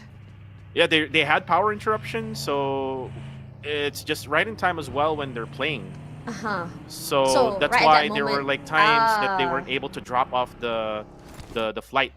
Like Dale, there was one time he dropped that farm, which is very unusual. So he just got killed very easy there.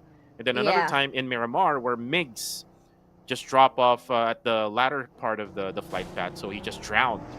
Yeah, we saw that. My question was like, how was their mental dealing with that yesterday, and what was the protocols they did to be able to make sure they can get back into the game? Well, I saw the post of Rankid. Mm-hmm. He posted that he's the only guy who's not experiencing any type of power interruptions. Right. So he kind of joked that in his post. I'm I not sure see. what they did in order for them to avoid that. I mean, because it's really not avoidable, especially if you're already in a place where you set up already everything, like your internet, your device. But then again, look at this, spotted on top. Ooh, he didn't knock him down, Master Rix. There you go. Harley goes for the follow-up, knocks down Jarrow. And what is happening with PBE now? They're aggressive, actually. Gerald knocked down. But Flash Vision, they still go aggressive. Claws sunk into their prey, and they go and keep going on, in fact. And now the other members of PBE are just gonna chunk forward. Raimon knocked out. This is not good for them, for PBE. Getting shocked by another team, which is CCKE. They're close by. They've been hoovering, actually. They heard the sound. They're in the middle of the rotations. And they're just trying to go in from these extra pickups. Needs to come through. It blows up Gerald. He goes down. And the other members of PBE, slowly one by one, they topple like dominoes. And it's not looking good for them. One boy at least good for one. Tries to go secure that pickup. He does. 1 point in the bag. At least one more. He tries to leave. Davan is close. He gets out of his car and he completely sprays one boy. Decided to stay at the very least. They're not able to get the final member of FVE. Master Rix is waiting, biding his time, playing very close. Davan, he still knows the other member, which is one boy. And he's starting to wonder why on earth did not try to run away, and he will be punished for staying a little bit too long. The first team out will be PVE. They're going to be followed by another member here, which is going to be Flash Vision Esports. And since TKE, they come up on top with 5 eliminations in the bag. And this is what I want from SysTKE, going for that third parties. This is where they flourish, and now 5 eliminations in the bag, 4 members of PBE that they got, and then 1 member of Flash Vision Esports. And you know what? I've been noticing that Flash Vision Esports is kind of like low-key targeting Playbook Esports. Remember yesterday when they had a 4v4, and then Flash Vision Esports was able to win that engagement. But this time around, there was a third party, so they both gets out of the lobby, and now SysTKE has 5 eliminations, and then also they can get that Gatka compound wherein they can stay there at the same time, be in the circle. Look at the Fearless Esports taking the center part of the circle together with Myth Clan. So this is the emergence now of the lower side team, like on the second page of the scoreboard, and this is kind of nice. And look at this airdrop, MK14. Not that too many now uses this gun, right? Don't think so. Now we wait. I hear some sounds of the guns pretty close by as well, so I think that this airdrop will definitely be a point of contention. Fearless as well as Myth are close by to it, so it's just a matter of waiting here. A different style of play from Fearless. I'm not saying that they're different anytime soon, but it's more careful. It's more about taking positions very early as well. They have their eyes on MFG. They're aware, they're marking it. And right outside the circle, we find the other members of 2 and 4. So I think Ranked had noticed the members of Harami Bros. I'm not sure if he's actually gonna try and make something happen here. Mas on the outer end. I don't think he knew that he was out there. I love his positioning. And for Ranked, it's all about just getting that reset and immediately leaving the area. It's all about playing with his teammates, and I think that's what 2 and 4 is trying to make this area out to be. And I think in a way, they could almost just crunch the members of the team if they want to. Harami Bros, I mean. Since Ranked is in the outer area and his teammates are in the inside of the circle. But let's see what they decide to do as APG. One of the teams that's on the lower side of the bracket, they want to be able to survive a little bit longer. And with this lineup that they have now, DD, Rix, and Dos, totally different compared to last week because we see a lot more of Juggy. Ooh, there you go, the push coming from MFG Esports. The trade-off now, Yatka goes down. Can get the confirmation right away, but it's not taking it. There's going to be the push here coming from MFG. Now cooks up the nade. Just right down below, Exit knocks down Dos. And APG, 1 by 1, they get eliminated. And this is what I'm talking about. Once you get the knockdown, get that kill right away, but then GE goes for the third party. APG, will be the only man standing for them. ASTE now goes in for the fourth party as well. My goodness, this game is all about third parties. And it's been that. It's just a matter of waiting. And that's why everyone doesn't want to start these fights. GE finds themselves in trouble. 2 knocked down despite the 4 in the bag. And GE finds themselves running for their lives. ASTE, this is what I wanted to see from them. The aggression to come through. Here's no fear. He's showing us why he's called that. The nade bounces through. It takes him down, and APG gets eliminated. We were just talking about how they wanted to survive a while longer, but ASTE, once they collapse, once they decide they want to go aggressive, they do. And on top of that, picking up players from 2 different teams at the same time is a different kind of aggression. Yep, and now the circle, by the way, actually shifted away from the Gatka area, now going to the northern side of Gatka. And this can be good for YG, because look at the one player of him. Already inside is WTC, but then again, it's SysTKE, just very aggressive going in this game. Ranked dies in the blue zone. He's now out. 2-1 Sin is now gone. 1 HP left, and WTC goes down still. And Devon surviving for SysTKE now. Here comes the cavalry from YG. Romeo Boy together with Say Cloud cooking up the nade. The pickup now coming from SysTKE. Kaya goes up now. But on a different angle, there's going to be ASTE going for the third party. They were able to take down Yangon Galacticos, Romeo Boy. So it's only up to Say Cloud, who was the MVP in the previous match. He can just put up some smokes, but he doesn't have enough left. He only has frag grenades and mollies. While this is happening, Koopa goes down as well from Exquisite Esports. All eyes right now on this area. Look at TQ, also eyes on the prize here. And again, let's look at now. On the side of TQ, there's actually going to be push coming from Enigma MSI. Macbeth goes down though. And Popeye now waits on for the next challenger, as Zyle now set up some smoke. God. Oh, unfortunately, he wasn't able to get inside. The DBS is ready for him. Now Popeye gets the last member of Enigma MSI, and Enigma MSI is out. They tried. Timing just not on their side. And the same could be said about Young God Galacticos. Say Cloud, what is that long-range pickoff? ASTE, a different beast today. 8 eliminations also. 8 eliminations, third parties, as well as long-range pickoff steals.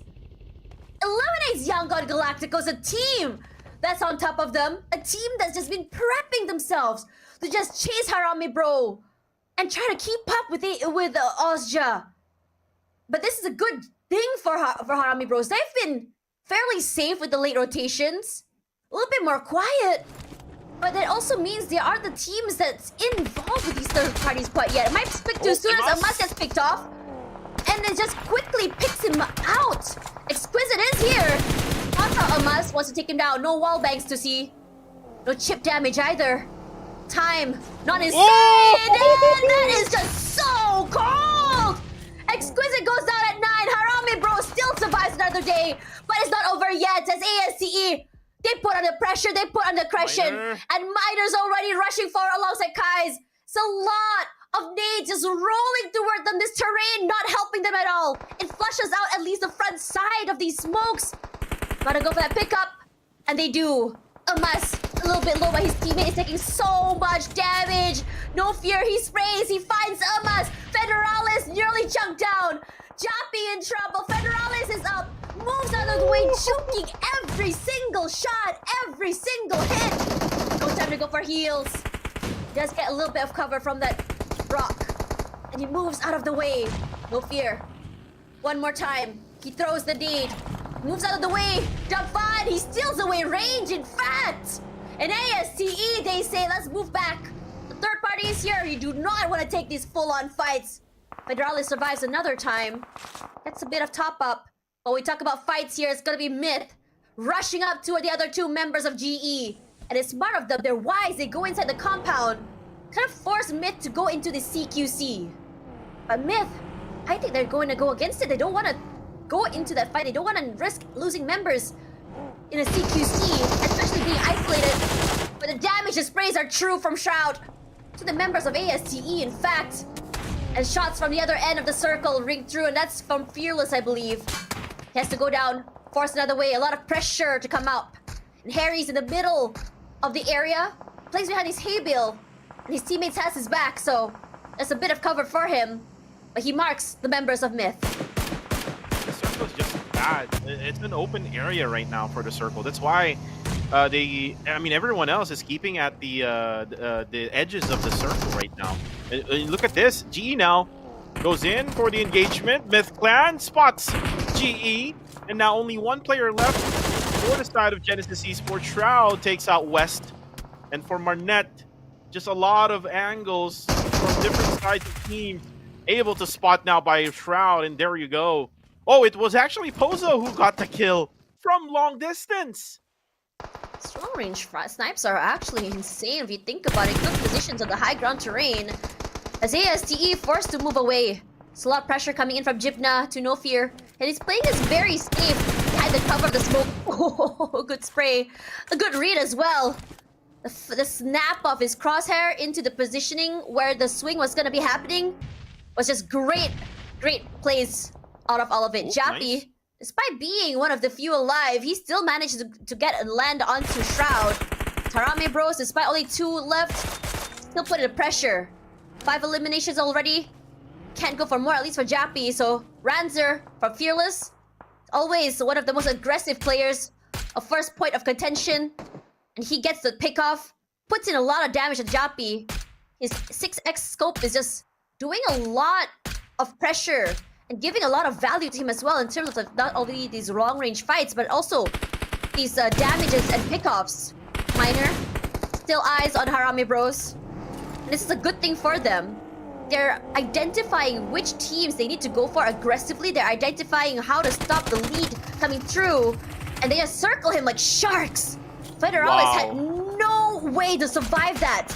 And with Incus in the roster today, it's a different type of play coming in for ASTE. Curious to know what exactly is the mindset behind this as iTurks Takes a lot of pressure from Kai's, but it's gonna be Harry's that picks him off, and MythClan goes down, and now we're down to our final 4, and teams are looking absolutely stacked right now. Again, this is all because of this circle. So much open, and now we're down. Look at this. Stage 5, 4 teams remaining. This is all because of this circle. This circle is just so bad. Very open, and Fearless Esports is doing it right. Not really just pushing towards the middle, just trying to find the A stack. Kai on Ranzer though. We'll put up or set up some smokes. Ranzer has been doing a great job also on using that MK14. We called out that MK14 not being used at all, but it looks like Fearless Esports will be using this gun for this game. But for now, the circle will be shifting to the northern side. We are now on stage number 6. Ranzer goes down, by the way, as Kai now will be spraying him down. What ASC can do here is to play it slow, because they can't really just, push towards Fearless Esports. They're going to probably do it long range like what they're doing right now. And if they can continue this, they can, hit Fearless Esports, then they can be successful. Very adept as well at marking these enemies in areas. Some pressure coming to them, but I don't think they're too worried about it. They have height advantage as well, a bit of cover. Pozo tries to answer, not happening. But for TQ, they want to take this fight. SistyKE on the top side. TQ, this might mean a change of pace between the lower side of the bracket all the way up to the higher side of the ladder. A lot of pressure onto the members of SistyKE, as well as Fearless, in fact. A nade to come out. Hoping to clear out the first side of the compound. Finds nothing. Kaya as well. That's a very long-range lob. Blends straight on top of Popeye. Nearly takes him out. It's TQ. Only 2 in the front lines. His teammate far in the other side. It's gonna be hard. Feng. We know him as a multi-fragger. We know him as an aggressive player. Ranzer taken out for Fearless at the very least, so a little bit of an equalizer there. As TQ waits patiently. They don't have ground advantage, they don't have height advantage, they don't have circle advantage either. It's all about just dwindling the firepower from the other members of the teams. Nah takes quite a bit of damage and a lot of pressure onto Harry's. It's so hard for them to find a little area where they can peek from. Nah goes down, it's gonna be Incus that steals that. Chris is gonna be very frustrated with this outcome. That is Natev aware of the positioning of ASTE. No Fear just waits for his teammates to rush forward. Go down, go for the pickup. Might not have that, in fact. They want to play these long-range fights. They don't want to overheat. They don't want to be forced to bait it into these big fights against SistyKE. Devan chunks them down. Ooh. Answers back. Incus. Massive for that. A nade as well toward Kaya. Denies him space. And here's Feng coming in for the pickoff, for the flank. Potentially even a crunch onto ASTE. And good job for Feng here, doing it onto the northern side of the circle. No one else is actually on the north, so this could be a good angle here for TQ. But then again, the circle has shifted away from them. This is bad, and this is good for SistyKE. They can just hold on to their compound. Everyone else will be out in the open. Fearless will be very much in the open. 2 players left for them. TQ will be forced to just push SistyKE now. Look at them now, 3 grouped up together. Kaya will just fend them off, pressuring them with the frag grenades. He still have 3 nades on him. Splash damage. Will take some damage onto Kaya. Kaya needs to back out though. He doesn't really need to commit, because if he commits, then he'll be open at the back from ASTE. Ooh, the knockdown though from Nativ.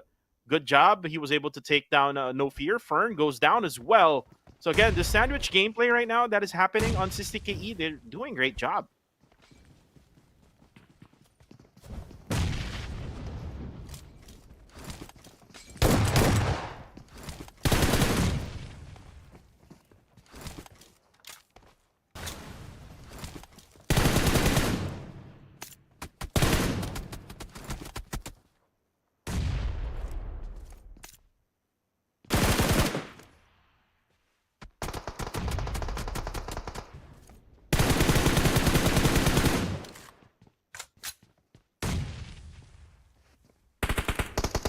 Another point in the bag.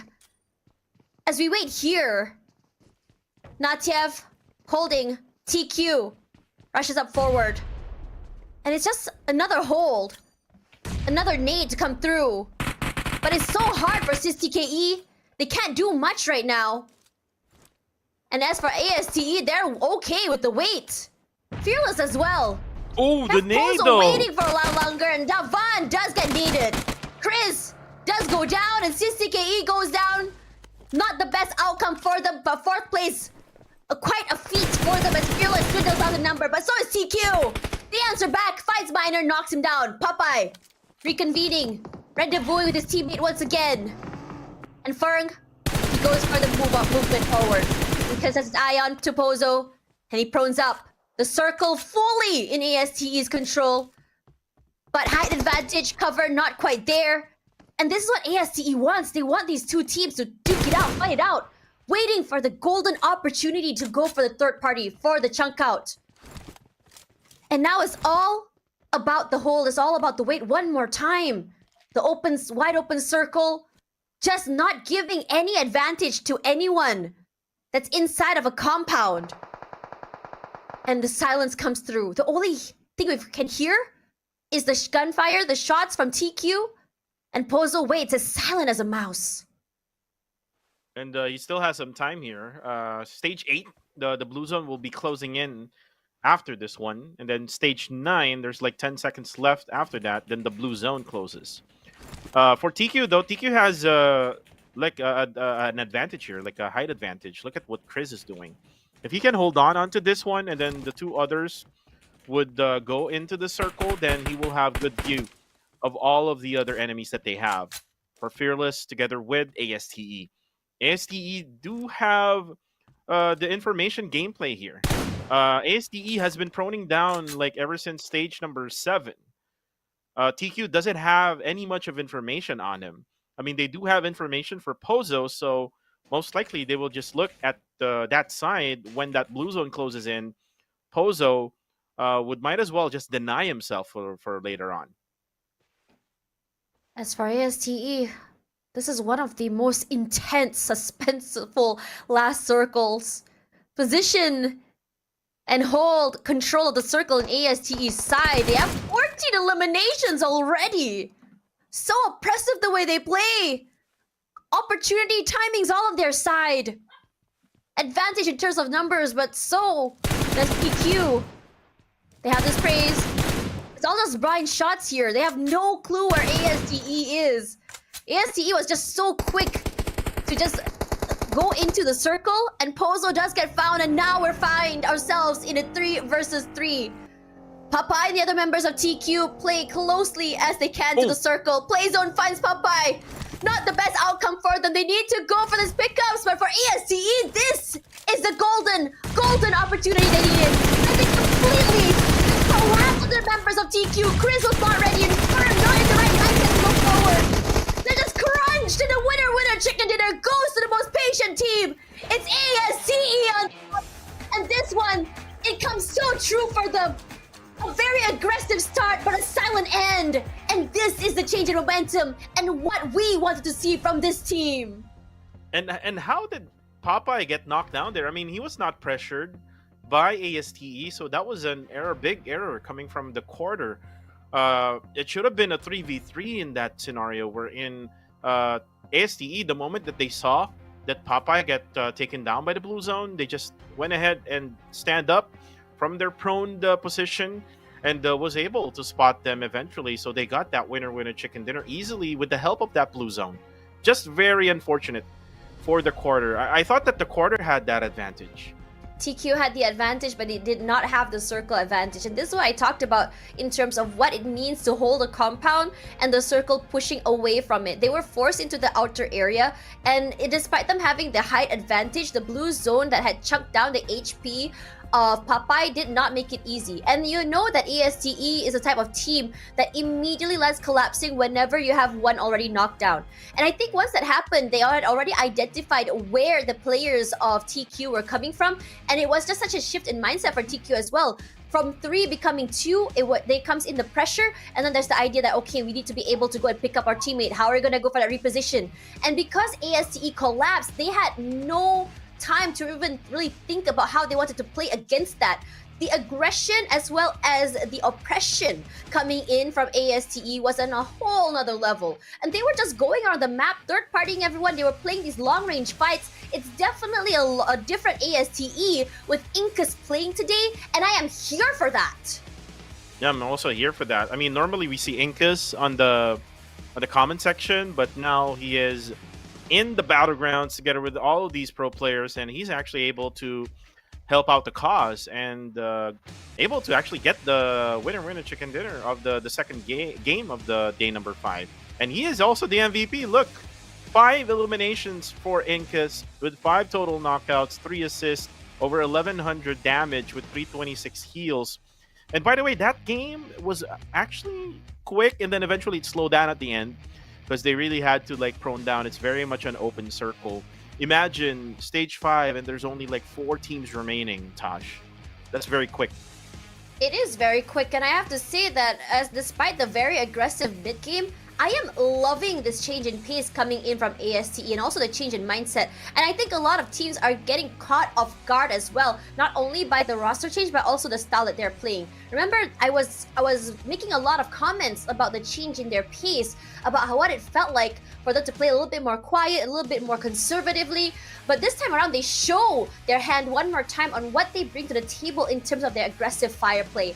This change in pace shows a lot of range for ASTE, and on top of that, it shows a little bit more of the aggression that they can bring to the table on how they want to approach these fights. And I think the addition of Incus is also with the understanding that today's matches are going to be a lot more aggressive, with the addition of Yango Galacticos as well as GE into the fray as well. So that with that change in mindset and a good read for them on what to expect from the day, I think this is one of the highest total damages I've seen in this tournament quite yet. We've seen almost 3Ks, but never over 3K, and 16 eliminations. While it's not the highest, it is quite high because all of these knockouts they've been getting are all from not only third parties but also steals. And a lot of the time we were always seeing how long-range pickoffs are going to be very hard to really convert into elimination points. But they seem to be able to do that without having to collapse onto different teams or even fully commit to fights. Yeah, you're right with the observation there with the total damage. Is the most damage, I believe, for the 2 weeks that we had been casting for PMCL Southeast Asia Summer.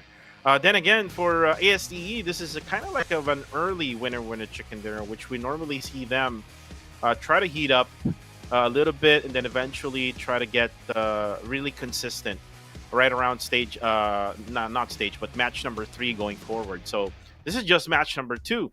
So if this is the case, then maybe later on we could see them also being so good, and also in Miramar together with match 3 and 4, which is the 2 final Erangel maps. And if we go back also to predictions, Tosh, this is your prediction for match number 2. So you got it right this time around. Oh, wait, yeah. That means that's 2 in a row already. Wow. Wow. It's Tosh Day. Wow. Surprisingly, I'm not the jinx this time, but coming into this one, I think it's all about just sort of understanding and predicting what... I think I'm just basing it off the performances that they have brought to the table, and just really hoping that they bring it back. I think there was a lot of questions from me about why exactly we're not seeing this style of play anymore when this is something that they're very, very adept at. And I'm glad to see that this is the mindset that they've decided to bring into the last game. Because again, you have to remember, this is the last day. You don't really have a lot to lose when you come into today as well. And with 26 points, double the points coming in from ASTE, and potentially like 16 points is for eliminations is technically like running over 4 teams. So that's honestly a whole different level of aggression coming in for today, and still maintaining 4 almost toward the end as well. I think they only managed to lose 1, but even then it wasn't the biggest loss in the world because they had already secured their positions. They didn't have to really worry about needing that firepower, about grabbing a place in the circle itself. And I'm really liking not only just the positions, but also the rotations, the timings as well from ASTE. They're a lot more decisive with what they want to do. And I think that this is a great change in pace for them. Regardless, as we go into our standings, ASTE from 7th, I believe, starting today, moves their way up to the 5th place, and RSG and GE will be pushed down lower. And I think it's so interesting for GE as well. I think a lot of pressure is onto them because they're trying to figure out how exactly to deal with these aggressive style plays. And I understand though, because after they've played on Tier 1, Tier 1's type of play is very different. Tier 2 and Tier 2 style play is very different than playing local as well. So this is something that they need to find an answer for, because clearly their way of playing very methodically, mechanically, is just not there anymore. And it's coming to a point where they're saying that I really want to see an adjustment for them in terms of how they play aggressively. And we have been seeing that. But unfortunately, they have been punished for this style. And they actually came from top 9 coming in today. So they jump up 4 rankings now. So this only means that ASTE is also planning on taking either that top number 3, possible top number 2 as well, if they continue on with this type of performance. Now that Harame Bro has been, they're trying their best for Harame Bro. It's just that they were in position we're in. It's very much open, especially on the southern side. That's why they were not being able to escape that area. Fearless Esports was just using that range as their advantage, and they were able to spot on, Myth Clan. We also have Harame Bros, and we also do have ASTE, who did had a hard time going into the circle. But good thing they were able to get that winner chicken dinner and just be patient with it. And again, this is what you need in order for you to be able to win games. You have to really be patient, kind of like what ASTE did. For Fearless, they probably got too impatient by just trying to go for that third parties, and they got spotted. They were out in the open. They didn't have any type of transportation to be able to get into the zone. As for TQ, though, again, I'm rooting for these guys because these TQ guys are kind of like the OGs of KH PUBGM. And in that match, unfortunately, that error coming from Popeye getting down by the blue zone is just so unfortunate. But anyways, we're going to be back. My name is Kuku TV together with Tash Bunny. Match 3 and 4. We'll see you soon.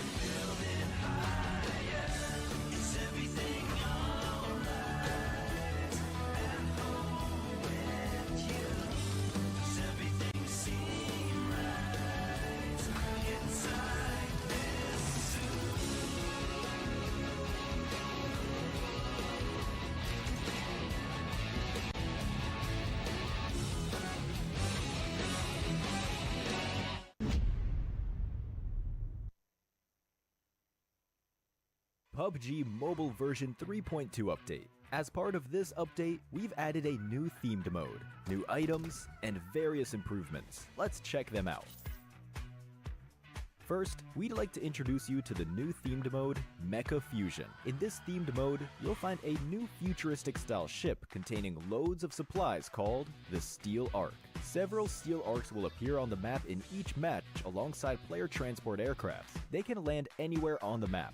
It's worth mentioning that a Steel Ark loaded with supplies will fly around during the match, and drop supplies consisting of an airdrop crate and several supply crates at specific drop points. Use these abundant supplies to help you win.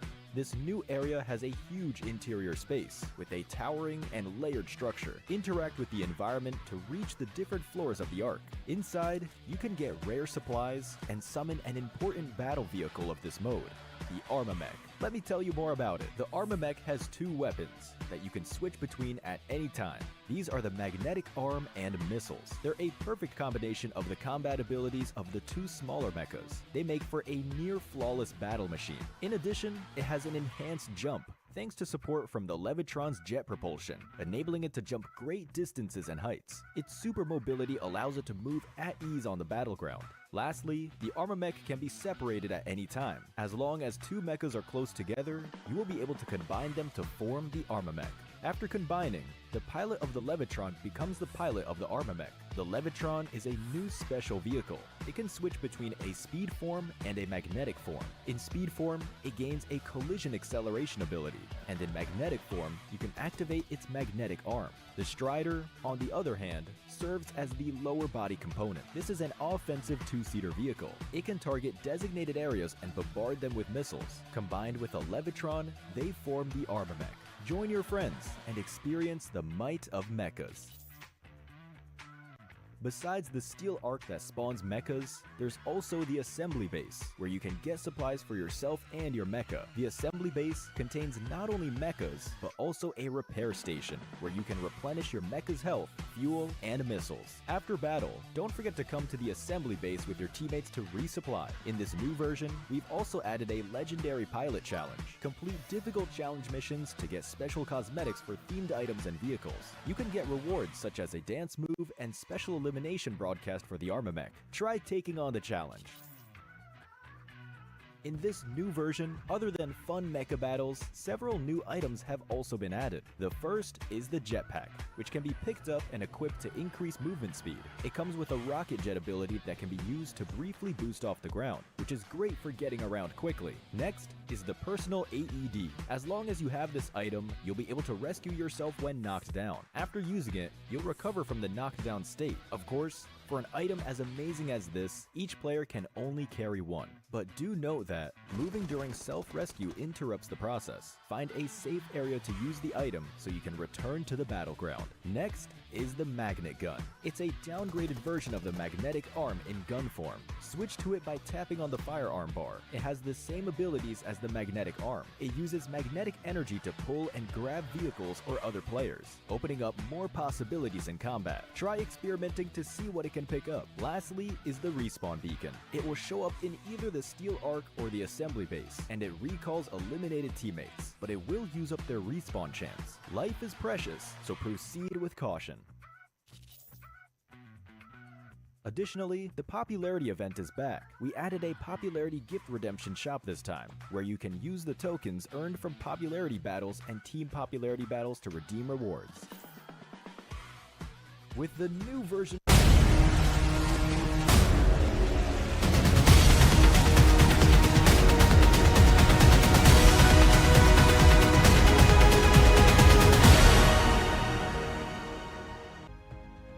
a whole new aggression coming from the teams, a new dimension and style of play comes alive today on the final day of week 2 of the PUBG Mobile Challengers League Southeast Asia Summer. I'm Tashmin alongside Kiko TV, your casters for today, and we still have another 2 more Erangels on the map rotation before we go into Miramar. So my question is this style of play going to be changed? What do you think, Kuku? It depends on the circle, because yesterday the circle was just way too much on the bottom side, and then for this time around, for the second game, it went to an open area where they really had to just get elimination points right outside the zone. So that's why, if you noticed, there were so many third parties that happened to where Harami Bro was at, and together with APG when they were at that house. There was like, I think, 2 teams that crashed into them. So for the third game, I mean, if the circle would go down south again, then it'll not be the same as what we saw earlier. It'll be slow. It'll be teams who will be trying to go onto the southern island, where we saw a lot of like swimming coming from them. But if it's going to be like this time around, like where circle would go probably maybe to Gotka or maybe even to Mansion area, then we're gonna see a lot of fast-paced games, especially now that we don't have Austria Esports, which is giving them a really hard time when it comes to getting into the zone. But right now we do have the RP A7 available now until July 15th. Perks worth over 80k UC, and you can enjoy the new custom color Nightscape Gladiator set together with the Graceful Watcher set and the Graceful Watcher cover. It also has the upgradable Nightscape Gladiator PP19 Bison together with the newest Victory Dance, which you can perform in-game or maybe in real life and post it in the social media. Whew. And I think that it's really fun for you to get this for yourself. It's really cool that you can get a brand new backpack. I think I was looking at some of the cosmetics that some of the players were playing in game. ESE had that heart emoji backpack, and I believe they had the cry laughter emoji one before. So I thought that was really cool as well. Just something to add to your arsenal of really cute things to bring to your game as you go and slaughter the rest of your teammates. Not teammates, but enemies. As we go into this tournament as well, we want to talk about our PUBG Mobile X Shelby Supercars collaboration. This is a really cool one, honestly. It looks really awesome. It's very flashy. It's really nice. Something to add for you if you're a sports car lover. It's available until July 9th from now, by the way. And you can find it under the Motor Cruise featured event, where you can get yourself either a Tuatara or a Tuatara Striker. And the vehicle tokens that you are using for this event will not expire, so you can bring it over to the next one. Yep, and again, if you buy one of these, make sure you also flex it out on your own social media so that we can see if you already have bought it, if you already have a ticket to be able to get your own Tuatara or a Tuatara Striker. But anyways, let's go back in game, where we saw in the previous match how aggressive SeaSummer is. This is what we've been waiting for from SeaSummer. But before we even talk even further about that, let's show you up our predictions for the next match. We have SeaSummer for myself. Again, I'm rooting for them for today so that they can bounce back after losing a lot on day number 3 and then resting on day number 4. For you, it's MFG Esports for Vince G, 214, and then we have like 2 YGs. Actually, it's 2 214s here, one for Sammy and Vince G. Krim has the quarter, and then Riam gets Harame Bro. For myself, like I already mentioned, SeaSummer, they were very aggressive in match number 2. We will most likely see them having that aggressive type of strategy, and hopefully they can win some games. I mean, unfortunately for the last game, they were sandwiched. Yeah, I think I understand why you chose them. They are definitely a team that's up there in terms of how they play, their aggression. It's always very fun when we see a very aggressive team. We saw that coming in for ASTE, so I wouldn't be surprised. I mean, I think in the beginning of the week, we saw, on week number 1 at least, we saw SeaSummer and ASTE have a very similar approach on how they wanted to approach the game. And then I started to change in terms of how they play as they adapted throughout the week. Now, for MFG, they went out a little bit too early, I think personally for their liking. I think that was not the outcome they wanted. And I think the biggest problem that MFG has right now is because of how they split. They always end up losing 2 players very early. They do have still 2 players left toward the end that can survive. It's happened way too many times. They managed to get top 4, top 3 ending with just 3 players. It's always going to be Lilia Ka or Lilia Hiko sometimes. So it's going to be one or the other that brings it to the table. And all of them have pretty heavy firepower and very, very individually talented as well. So that's why I'm setting up MFG for my pick. But I'm not going to lie here. If MFG does not survive with more than 3 players, it's going to be a tall mountain to climb for them. It's going to be a top 4 finish like they always do, but I don't know if they're going to be getting the chicken dinner because of that. Yango Galacticos out too early in the last Erangel. I know it's not how they usually play or the ending they want as well, so possibly something that they want to look to kind of like bounce back from. And the same could be said for GE and Harame Bros if you think about it. So now it's just a battle of neck to neck between these teams for the top for the second spot. I'm not sure how any team is going to be able to secure over 100 points in a day just to keep up. So it's going to be very, very hard. Regardless, ladies and gentlemen, we are now going to our second Erangel map of the day. Let's see whether or not this aggressive momentum will keep going or will it stay.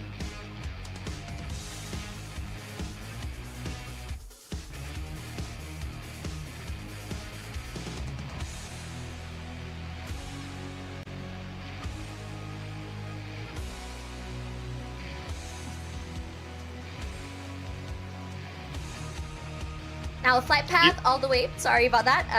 Flight path all the way from the northern side all the way down to SMB. This is, I would say, a pretty okay flight path. Everyone should be able to get to where they gotta be. Well, I was about to say you did manage to get 2 predictions right now, so yeah. I'm just hoping that you get the next one as well, so that you can have 3 predictions right. But anyways, Flash Russian Esports adjusted their dropping point now, but look at this, PBE together again with Flash Russian Esports.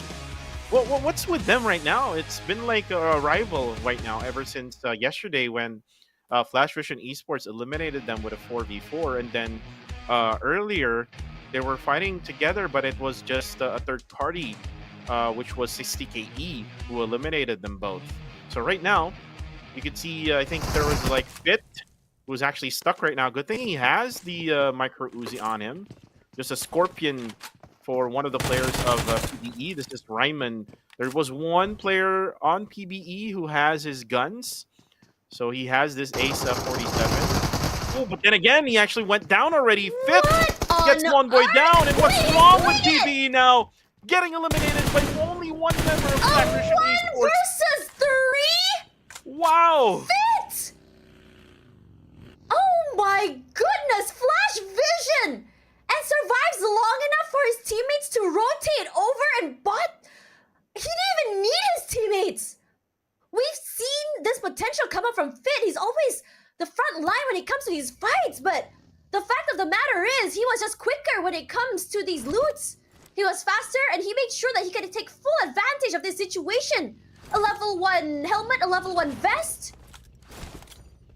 Oh, this is just bad for Michi. I saw his guns, only a crossbow and a pistol.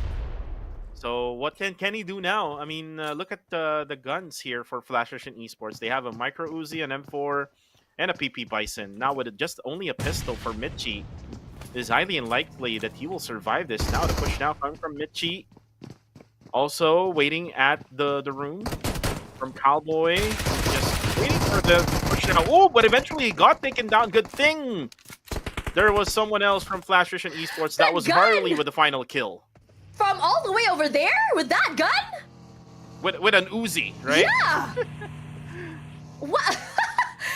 and now, I mean, if you try to count now how many times they fought together, it is now, I think, a 2-0. I mean, if you disregard the previous match because CSTKE third party them. So Flash Vision Esports knows what to do with PBE. I think a lot of teams have started to underestimate FVE. And I think it's a good thing. Oh, Yango Galacticos find themselves in the same predicament. How long has Popeye been waiting there for the ambush? That is just disgusting. But he works out. He says it's fine. It'll work out for us. We've lost 2. I'll take one of our own. Nate, WTZ. He answers back.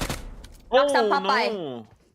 Revenge for his teammate. At the very least, in these early fights, it's great to see this happening. It's been quite some time since we've seen a lot of aggression happening in the early game. And Yango and Galacticos losing one already, and on top of that, it's cute Loki. That's gonna be a blow for them. Regardless, they're gonna be happy. Wait. Did he see him or? No, not yet. He's right there. Right. No, come back. No. Go back up, dude. WTZ not able to find Popeye. Well, Popeye has been making mistakes since last game. Well, he was the one who got taken down by the blue zone. I mean, they should have won that game with the... They haven't found him yet! Yeah, you haven't found him yet. They're still looking! Where is he? You know, if someone makes a TikTok of this, where is he? Where is he? There you go. Oh, no, there you go. Okay, it took you like a good 2 minutes, dude. I don't know, man. If I were Popeye, I would be laughing right now. I would just be laughing and giggling all the way to my end because that was hilarious. I think they passed him a good 4 or 5 times, and his teammate joined him, and they still weren't able to find him for a good minute or so. I mean, a good thing YG, I mean, the other members went for a second check to clear it out the house so that they could see him. I mean, if they weren't able to see him, then maybe the top would be able to, you know, go back and get that revive. I mean, he still has the time. He has the buggy. Yeah. So, anyways, I wanted to say that these past 2 matches with the early combat knives and now this, it's just been so funny to watch. I think it's been a while since we haven't had anything too serious and this aggressive, and these early fights I think are the best highlights of the game. I take it back. I think that search and destroy for Popeye is the the highlight for me, and not the combat fight. My fight in the beginning just now. Someone clip that, guys, and then make a meme out of it, and then you can tag us on TikTok, Yeah, maybe. put that audio. Where is it? Where is it? He just conceals himself right at that wall, like at the corner. Anyways, 2-1 for Sin. A good thing they're now like alive with 4 members in the early of the game of Erangel. On the previous match, they were eliminated by Genesis Esports, and that is because of that flight path that we had. Now the flight path is different now in this game, so that's why they're able to survive. Enigma MSI, still having the struggles. Again, I'm very excited to ask them on what they're trying to do to improve themselves for every each game or every each day that they play in this region. Especially that only Caps is playing now. Compared to like before, like last week, if you remember, they played with like FV and Caps, and then Macbeth, and then with Zyle, and then now they play with like Kicks instead of FV. FV and Caps has more experience in this region compared to the three of them. I'm not sure. I mean, if FV and Caps are giving them their experience, maybe. I mean, I hope they are. But looks like they're still having some troubles here in week number 2. But look at this, Jibna eyeing DOS right now. Looks like Dread Esports is planning out for something here for APG Esports. And if DOS can get knocked down here, no one can get him revived. Look at Rix far away from him at the hillside on the northern side of this area where we see DOS right now. For APG, what do you think seemed to be the problem with them? I mean, we know Flash Vision Esports is now able to find their ways, but for APG Esports, they haven't really been aggressive, or they haven't really been getting a lot of points. This conversation. I'm more curious about. I'm so sorry for cutting you, but for Myth. Okay, no fight quite yet happened. I was so excited to see a collapse, perhaps onto ASTE. Given the fact that Myth hasn't been finding success quite yet, but I think there's the idea that another team is close by. It's going to be Dread Esports. And as for ASTE, I think they've been really trying to avoid these full-on fights. Circle going to go toward the western side, toward the area of ruins. So there is going to be a body of water toward the northern side there. So Enigma, like you're not, it's going to have to cross that body of water. And if MFG plays this right, they're going to be able to fish out some players from the river itself. Nate set up from Moy. His teammates are close by. It's a 3-1 formation, so they have some long-range support in the background. Wow! Ooh, nice that nade from Nas is just perfect! But Demi goes down. So APG, they do bite back. There is an answer, there is a prayer, there is a play. Rix on the bottom side. They're just trying to make sure that one player doesn't drop out from the window. And Jibna does have some times, have some heals, has some utility. Just gonna try to flush him out from the top side. The nade from Didi lands true. Quick pick off there from the other members, and Itrix as his teammates run for their lives. A lot of pressure coming in from Myth as well, from APG to Myth. Dread Esports and Myth at the same time? Wow, APG just really asking for it, but if they are feeling confident, that is what matters here. DD, shut down by GE. A 4-way battle this time around. And GE, they have a high ground advantage here. They can just spray from the top side. Doesn't matter who comes out. Dread Esports or APG. Everyone is fair play. And now, it's time for the resets. Quiet down the noise. And smokes have been laid down. They do have a bit of an idea where the other members are. But time is of the essence. APG, I'm not sure if they still want to commit to this fight, because GE, they are slowly but surely coming closer toward them. They want to go for this collapse. A third party is imminent here. The patience, very careful from GE. But for APG, they want to try and force GE to go into a CQC. They understand that for Dread Esports, they've run out of players. There's still one more round. It's all about just flushing him out. Moy waiting quietly, banking on GE to provide the golden opportunity and cover. But for Joseph, we have a member of ASTE close by. He steals one for himself. Unfortunately for Dread Esports, they're down and out. Mix, not too sure what happened there. As for GE, they haven't made a move quite yet. They're still hovering. And this is just so bad for Dread Esports. I mean, they were the ones who pushed towards APG, and if you remember, Dust was the only guy in this spot. So they should have was able to eliminate Dust there together with Rix. There was a late rotation coming from Yuno and Didi. So I'm not sure how and why Dread Esports, and it's probably because of the nades also coming from Dust together with DD, and that's why Dread Esports got eliminated there together with the help of GE and also Myth. Myth tried to also go for the third party, but GE was there on the hillside, and Myth actually lose a member all because of Genesis Esports. Now the circle shifted.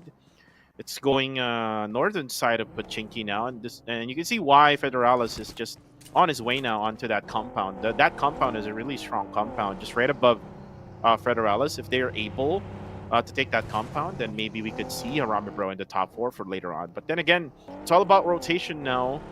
This is a different circle, by the way, compared to the previous match. This is not an open circle. A ton of rich areas or hillsides that you can take. Kaya takes down Ranzer. Ranzer will go down right away. And here comes the aggressiveness of SysTKE going straight right at Fearless Esports. The spray down coming from Devon. And look at that one member. He was actually left by his teammates. And this is Baby Harry now all alone in this building. Oh, Harry eats a chunk of damage from that nade, and he answers back, tosses out one more. Finds nothing. Not too sure if it actually bites them in terms of damage. Harry barely missing that, but boy, Sean, he's quick on the push, and he quickly just obliterates him with his teammate. A good double swing from both ends. Pozo needs to be picked out. And for the other members of Fearless, they're legging it out of there. They cannot stay, they cannot fight this. They don't have the firepower nor the resources right now. And this situation, what can you do when you're Fearless and only one player left? And this is devastating for them. The second Erangel map in the middle of the charts for the ladder, and they can't do more than that. The nade comes through. Immediately takes out all the members of 214 Sin and GE. They seem to have found their groove. 6 eliminations already, and they're not done. They're not done. All eyes actually on Haramibro. Jappy is currently down. And Mas needs to go for that revive. And this is what I'm talking about. The compound on where Federalis is at. They need to take hold of that. This is a very, very strong compound. As for GE, this can be tricky because sometimes someone else, like another team, can take the other side of the road. But looks like they're actually doing like some type of split, duo split. One on the other side of the road and the others on the other side. And Jappy goes down again. And they're not having some fun there. They're able to get spotted by Marnette. And GE, again, doing a really good job here with that long-range battles. Now has 6 eliminations. Even with close-range battles, they're able to connect with those frag grenades earlier on with 1%. A lot of pressure coming into Haramibro, and that is just that. Haramibro also answers back to GE. Ooh, nice spray, Federalis. Good on that. And only with the 4x scope as well, so it's just sprays. A general idea. Now the circle pulls up toward the western side of Ping Pong. It's so hard to really figure out where to go. Enigma, Yango Galacticos, SysTKE. Despite the position they've gotten, they have to go down that terrain and fight their way into the circle. And so it goes Fearless. For now, he has access to an airdrop at the very least. Give him a little bit more, slightly more advantage than usual. Yango Galacticos just rush into the area. Macbeth, he tries his best to put in a little bit more pressure. Perhaps just explode the vehicle, get a knock, quickly collapse into the other members. But Yango Galacticos is not getting baited into this fight. They don't want to fight this. They want to get to the circle, get the positioning first, and will be punished for that. Unknown is the one that puts in the pain. They get a pick off, but can't do more than that. The answer is there for Enigma. They do answer, get a little bit more damage onto him, but they're not going to secure the pick off or the kill. Enigma, Xylus here. They go for that collapse. They want to take this fight against MFG. And this is the outcome that they want to have. They want to be able to overwhelm at least one team. But MFG might be a little bit of a tall order to climb. A team that's a little bit more adept when it comes to firepower as well as these team fights. But anything can happen. anything can happen now. As Na is just hugging the blue zone, making sure that he's able to scout the area before he even gets into the circle. Because he's all alone now as TQ, the top, also is a loner. Now sprays down with a PP Bison. Na down to half HP, but he's out in the open. And he's going to be sprayed down by STKE. His buggy now all exploded now with Exquisite Esports from up above. And they are now gone in this game. And Exquisite Esports up on that mountain on the southern side of the circle. STKE also spotted that one guy from TQ. So they might want to go for that push there if they realize that there's only one player left for the quarter. But then again, here comes Enigma versus MFG. MFG has one member down right now. As Exit spots Caps down to half HP. Good thing he wasn't able to get that splash damage coming from that nade. Ooh, another nade coming from MFG. That's Ilyatka. 1 HP left for Caps. Just bombing Caps right now, who is pinned down in that position. Look at ASTE now. ASTE just looking, maybe trying to go for that third party for later on. But looks like they're going to stop and maybe we'll just try to go onto the northern side of the circle. MFG. I can tell that they want to go aggressive, but they're just not able to. Positionings and rotations not on their side. They're forced out of compound area, now onto an open side of a terrain. Getting downwards is the problem, as we had talked about before, and Enigma seems to be facing the same issue. Late rotations are not doing any of these teams any favors. But the amount of pressure coming into Enigma is just insane. Both Harami Pro as well as MFG had their eyes on them, and now they're stuck literally between a rock and the blue zone. So all they can do is wait. Go for the pickup perhaps. Harley gets taken out. And now the members of Enigma and FPE find themselves dwindling in terms of numbers. They rush up forward. You can hear the large sounds of the guns. All the jump downs as well. Range. He gets Caps for himself. And Federalis chooses to take his fight to MFG. Liliat Ka nearly knocked down. And Federalis, he's been big on these fights on top of these buildings. And it doesn't matter what team peeks out. He's not afraid to just tag them all. It's all about pickoffs in numbers, not the team itself. And so long as he can safely do that from a distance, he won't hesitate. His teammates are close to provide some cover fire. He has a little bit more space to work with by moving back and forth on the compound itself. But Fistis TKE, they rush forward and they go completely bonkers onto TQ. The top had no chance to even react.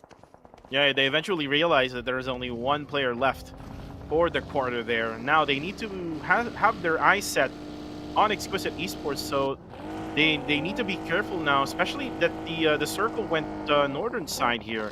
One player already right nearby Exquisite, but then we switch over to GE as one player, that Smile, who gets taken down, and this is UI Prime, who spots not.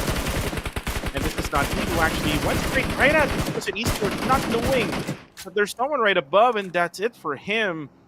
For the others of SysTKE, there's only 2 players left. This is Kaya and Boyshan. They should have just went straight towards the circle instead of like fighting against Exquisite Esports. They're on a disadvantage here, having the lower ground. Now Exquisite rushes out forward. SysTKE, no choice but to take this fight against Exquisite. And you can see how confident they are. Just take these fights. A 3-1 formation, Super Pickles on the high ground. A good movement, good understanding on how exactly to take this fight. A lot of respect as well given to the other members of SysTKE despite the man disadvantage. Now Super Pickles plays closer toward the blue zone. Forced to reposition. Their teammates meeting a lot of pressure, and it's from GE. GE potentially saving the members of the other team's side, SysTKE in fact. And Kaya, he takes this golden opportunity to run into the circle itself. Takes up space, cooks out the need. Not only just to flush anyone from inside of the smokes, but also to potentially get a pick off. Finds no one. Gets the space though. This is good news for them. But the damage comes through. GE has been putting a lot of pressure and peppering every single person on that terrain. Kaya, the sprays are on from West, and he's been good on that. 2 pickoffs for himself alongside Smile, which has 4. 1 pickoff is going to be stolen away by Super Pickles. But it's okay though. They can still go for the confirmation put that point in their pocket, put themselves way ahead. Marnet as well finds one of his own. A lot of damage coming into both these teams. Exquisite, they want to take the fight against SISTKE, but they're not gonna be. It's not gonna be a one-on-one situation. It's gonna be 1 against 3-4 teams just completely chunking down at them. Oh. The terrain not at all doing them any favors. 9th place for Exquisite. MFG as well finds themselves in the same predicament. And now all eyes for Rammer Bro onto the last member of MFG. Exit.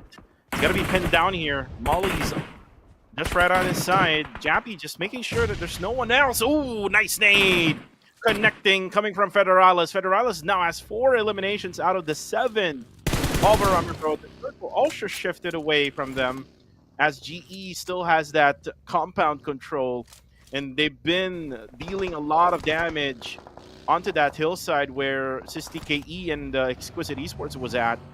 So the question is, do they still have, utilities? Do they still have items or ammo for later on? They might be quiet now as they've used it already in that scenario. But then again, here comes ASTE. They're going to be at school together with MythClan and Flash Vision Esports. Miner now with 7 frag grenades. That's so much of frag grenades that he can use for now. There is actually 1 player only just right above him, right at the pool area of the gym at school. Now it's going to be popping up some smoke so that he can make sure that there's going to be no one who will be popping him from that hillside where APG is at. But then again, APG needs to get into the circle. And you can see now on the mini-map, they're going to probably take the middle portion of the circle here. Now it's all about the way ASTE have set up a lot of smokes. Gives themselves a little bit of space. Miner playing very sneakily.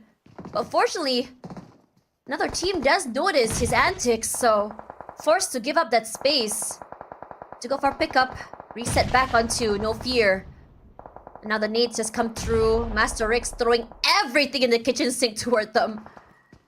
Despite him being only 2 players, they're still doing a considerable amount of damage to ASTE. Forced to wait, the nades. Miner nearly gets taken down. Smoke slowly running out of time. Cowboy unafraid, a jump peek, a check. But nothing more than that, does not show his hand or his position. Forced to move out of the way. The throwables just make him a little bit too suspicious of what's gonna be happening. Unfortunately, the nade from No Fear does find him in the end. And here comes the collapse. Incus taking his time, and Master Rix can do more to save his teammate and the team. 7th place with 4 eliminations. FVE show their jaws, show their hand. They're doing very fine. And MythClan comes up next. 6th place for them. ASTE survive and looking very, very strong. A little bit of a setback, but enough for them to survive these 2 teams. And Miner still puts in a lot of pressure onto APG. And DOS knocks him down. And it's gonna be so hard. The damage comes through. DOS thankfully gets taken away by his teammate. So at least the pointers go into his pocket. 6 already, but GE this time will be on the top charts. 14. Still aggressive. Still going through. A change in pace looks so good for them. Skies, he plays his corner very well. But Marnet, eyes on Harame Bros. Not looking safe for them as they wait. They cut the noise for the time being. They want to make sure that for Harame Bros, they don't have access to the circle and want to stop them from being able to take up space. And this is the gameplay that GE wants because they've been able to get these pickoffs without going fully committal onto these compounds, onto this space. Very similar to the style of play we saw from ASTE in the previous match. And now with the circle update, Boy Sean, though, can be the poison that GE doesn't want. Here we go. Backstabs Itchy. And now, takes down another one coming from GE. And now GE is down for 2 now. As he throws in his last molly left. He still has the smokes here. And he can also be even inside the circle after this. Because look at the terrain now. And also at the same time, the circle. There's still I believe 2 houses left. Where he can still stay in the circle. But now it's going to be ASTE's time to get inside the circle. They're not inside the zone. They're going to battle against APG. But Federalis will be there to go for the third party. No Fear with 1 HP left. Survives APG. Oh, they're solo. They lose one. Miner gonna be picked up as well. Loses two. In fact, Harame Bro finds his golden opportunity to go on the aggressive. But Rallis takes a bit of damage. No fear is just waiting behind this terrain, behind this tree. By some time, peeks out, and that's White Swing throws off his hold, his position, and he's not done quite yet. Another nade as well. Aggressive finds Marnet, but Marnet and his teammate were ready for Boy Sean. And Sis TKE can only be good enough for 4th place. But that's enough for them with 5 eliminations. Jappy goes back to range. Solo needs some time to be going for the revive. Does he actually make it is the question. I think he might be able to. Federalis, he takes up the mantle, the front of the scene. Becoming a body, a meat shield for his teammates. Incas goes down as well. GE, find themselves in the middle of the sandwich. One person left. Not looking good for them. But GE and Harame Bros, this is the moment they've been waiting for.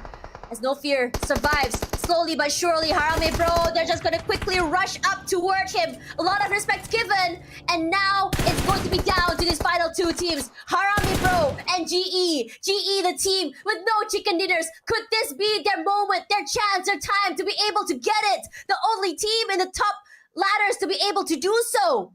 Await is here. Harame Bro with 10 and GE with 16. One of the most dominant performances we've seen for Genesis Esports.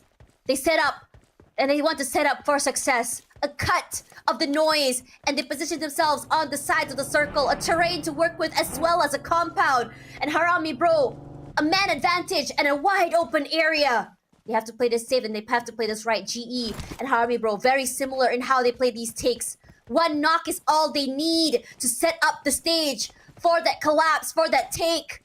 And it doesn't matter for them. It doesn't matter what happens. A smoke just to bait out the team. And GE, they reconvene together. They play a rendezvous closely with one another. But it's a dangerous game if you think about it. They don't want to be chunked down by hails of bullets, by a nade even. They need to be able to survive. You hear the first shots come through, nothing clipping at all. Harame Bro, they don't want to give up their position range. Going for a 3-1 formation away from his teammates. In fact, it's going to be a 1-2-1. With Amas playing all the way in the back. The sides of the circle held here as the sprays ring true. But no one is fully committing. They're just waiting for the first person to open. No silence even. No one's trying to hide the fact where they are, holding and where they're playing. Jappy, taking a mantle on his vehicle, rushes forward. In fact, no, he moves backwards. In fact, playing closer with his teammates, they do have the advantage of the airdrop as well. GE, playing a more patient game. A more conservative stance, in fact. The way they've been playing in the beginning of the week that had not really given them a lot of success. But today, aggression early is what they go for. And a conservative end. They set up the wormholes of smokes, cut off the field of vision from the other members of Harame Bros. And it's good. It provides a lot of games of smokes and mirrors, and they do chunk out a bit of space because of that Molotov. Marnet with the vehicle moves out of the way into a smoke. The nade to come forward does not hit anyone quite yet. And now it's a 2-2 formation, a 2-1-1 in fact. And Jaffy as the other members of Harame Bro take a more systematic approach, and the first opening has been seen. Amas gets taken out. And Marnet, his claws onto the player, does not move away. He wants to go aggressive. Not a full collapse quite yet. But both teams playing this quietly, systematically. Amas goes down to play zone, not being able to see a signal. Nade comes out, falls down. Marnet is in Arizona. Another nade! Another nade to come through, and it's looking so aggressive. So far for the social is not the GE's advantage. Can they get another pick? They can't do it. As a winner chicken dinner goes in the advantage of Harame Bros. And GE not able to get themselves their first chicken dinner. It's frustrating, it's heartbreaking, but very aggressive with a staggering amount of eliminations, excuse me. 16 eliminations from Genesis Esports. Until then, that they fought against their rival from last season, Harame Bro, able to get that win. You can see how patient they are from both sides. They waited for the smokes coming from GE. They are expecting that. They didn't really had any smokes for the side of Harame Bro, so they just used every single frag grenade until the end. And Federalis just on point with those frag grenades, able to get the knockdowns, able to get the final kill as well at the very end. Really good stuff coming from Harami. Congratulations, they were able to get now their chicken dinner of day number 5. And this only means one thing also. If they get a winner chicken dinner, and also they get these eliminations in this map, this means that they will go over Time to Quick Esports, because they're really close. They needed only like 8 points to be able to get to top number 2. So this means that Harami Bro will now take top number 2. And this is when the highlight of TQ, where they're finding Popeye. And then eventually it was all out chaos at this area where APG was holding their ground. They were able to defeat Dread Esports. MythClan tried to go for that third party. Eventually, GE was there to go for the fourth party at the top of the hillside. So basically, it started on that point where GE was able to get those eliminations. And then, right at midway through until the end, they were able to get as many eliminations like this coming from their compound right straight on top of that hill, where Exquisite Esports just had a hard time of getting into the zone. But then again, here comes the poison coming from SysTKE. Unfortunately, he was able to eliminate one member of Genesis Esports. And if he was not able to do so, I think Genesis Esports had more chances of winning that fight against Harami Bro. And then again, here comes the MVP of the match, the MVP of the previous season, Harami Bro Federalis, getting 7 frags in this game. Oh my goodness, this man is the Terminator of the Philippines. It's very apparent that where all the success from Harami Bro comes from. Federalis as the first point of contact. Federalis with the impressive swings. Federalis with the confidence is and a did you big see the reason. peaks of Federalis at the Yes. final moments? Yeah, and the thing is, that requires a lot of confidence and a lot of trust. A lot of the situations where this collapse is able to happen is going to be from Federalis. And I think it comes to that moment where he has his mindset that I need to make something happen. And his teammates love that mindset coming in. And a lot of these fights have been built around this first context and these opportunities built by Federalis. And honestly, it's just been incredible seeing how much value he has brought to the team. Yeah, very much high value coming from Harami Bro, with the help also of Range and Jappy together with Emas. 13 eliminations, 7 is what Federalis got in this matchup. So a total of 23 points is what they're going to get in this matchup. And like what I said earlier, they will get top number 2 right after this. And they just needed to protect that until the very end of this day, because YG is getting close.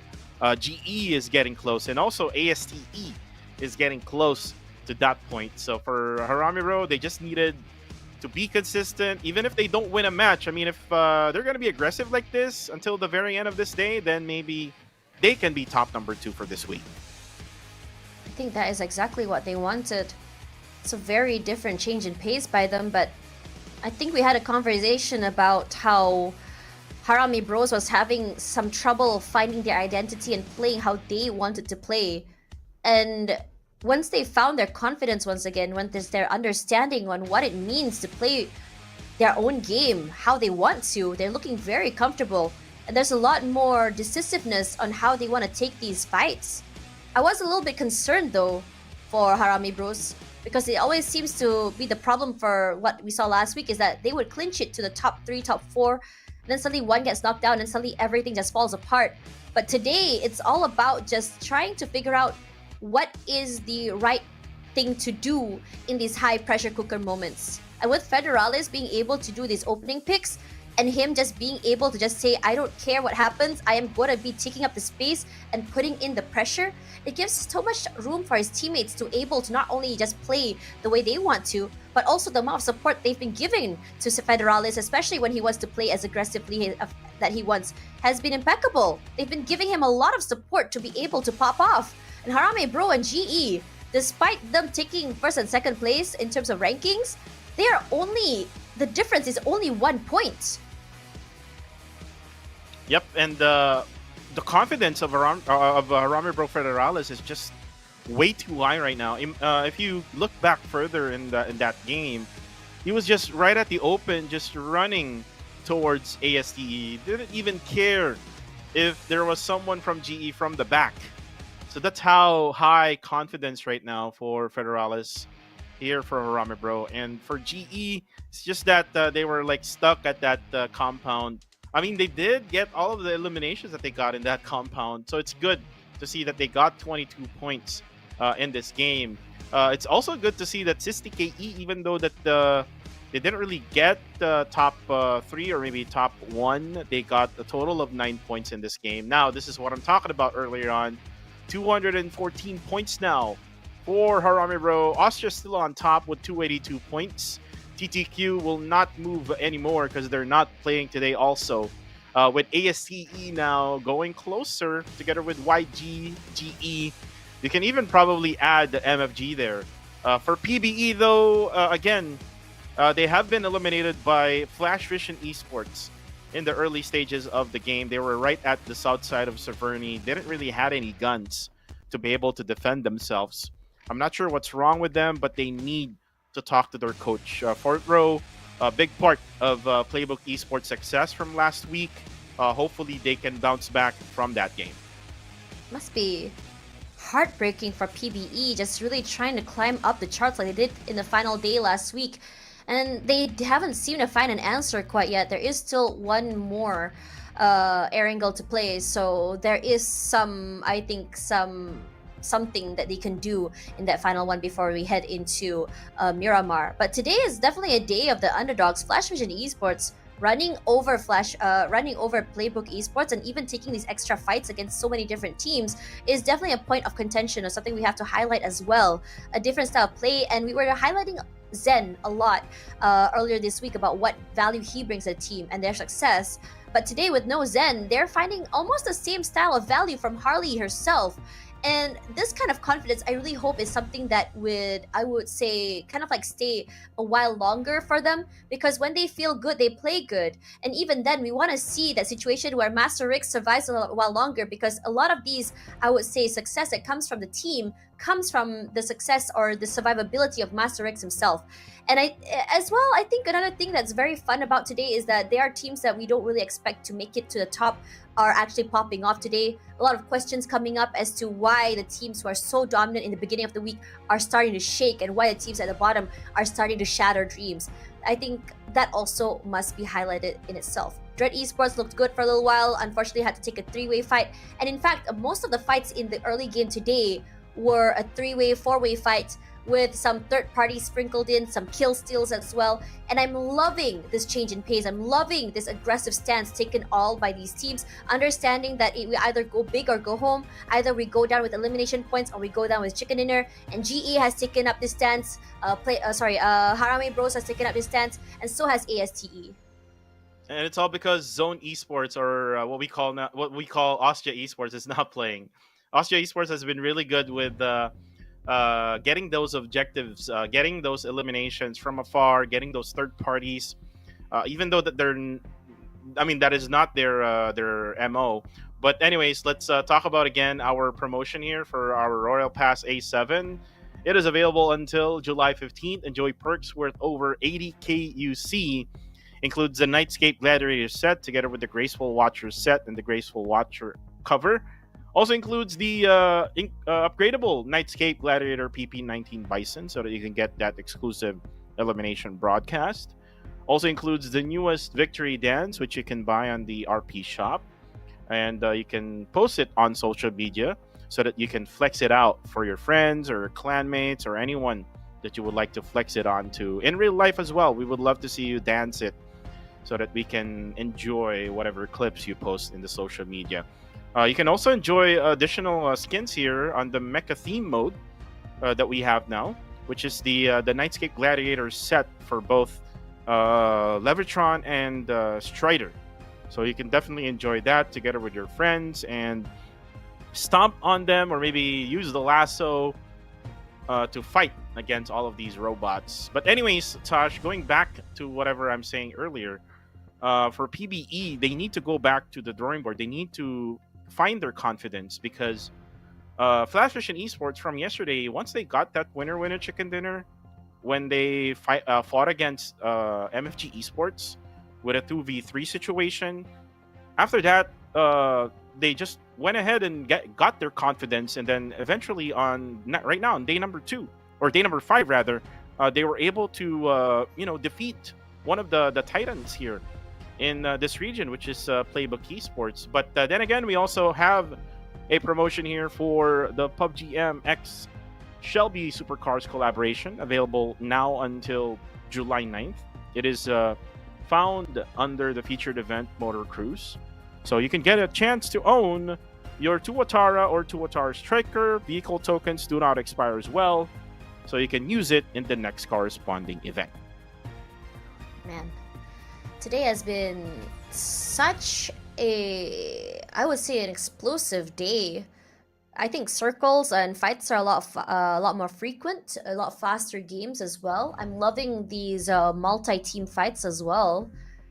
A lot of the time, these teams are starting to understand that with the absence of Group A, or you don't have teams that are aggressive as Austria and TTQ, there's a different mindset that comes out from the rest of the teams, understanding that without RSG, Austria, or even Time to Quick means that they're not only able to take away their drop spot areas, they're a little bit more aggressive because they understand that they're not going to get third partied for this particular team.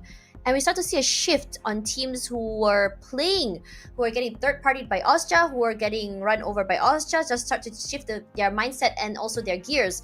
And I think it's also the understanding that while Austria was just so dominant with how they take fights, how they have these crossfires and plays, they're taking advantage of the amount of space they're able to do without getting third partied as well.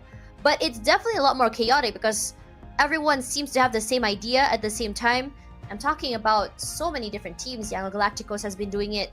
I think Exquisite has tried to attempt it as well. ASTE, GE was doing it. SIS TKE as well. Enigma did try, but they weren't able to really clinch it. And I think it's very frustrating for teams like Enigma, MSI, who, okay, they want to take these fights early. They want to be able to do that. But in a situation where they want to take these fights, want to go aggressive, they seem to get third-partied, or even because their fights are a little bit too long. Anytime they go for the reposition and anytime they fight outside of the compound, suddenly they find themselves chunked down from a high ground, from a different terrain. So I think for them, it's about time for them to figure out whether or not this style of play is suiting them, or whether or not they want to find a different approach to kind of play the same type of concept. Now, for this particular matchup, I have ASTE as my prediction, and I think it speaks for itself. But yours will be PBE, and PBE has been struggling. So what do you think, or what do you expect to see from PBE in this final Erangel for tonight? Well, after that long wait for them for the next match, well, hopefully Playbook Esports has talked about it with their coach, maybe do a pep talk or maybe try to cheer them up. Hopefully that in this next game that they will be able to find their ways, able to probably avoid other teams for now. And that's how they start. If you look at it, Playbook Esports starts really slow in game. They start right around stage number 3 or stage number 4. That's where they get their eliminations, and then eventually it snowballs to where they can actually get a chicken dinner. So that's probably what PBE needs to do here. Start slow, not really engage with Flash Vision Esports, avoid those early fights, and I think that they can be successful, especially that they waited for so long. I mean, they were the first team to be eliminated in the previous match. So they had that long wait. They had to wait also for the lobby to be made, and then also for the lobby to be started. And now that they're going into the last... by the way, this is the last Erangel map of the day. It's very quick for us for today, right? So hopefully that Playbook Esports would be able to get the chicken dinner for this match number 4. Yeah.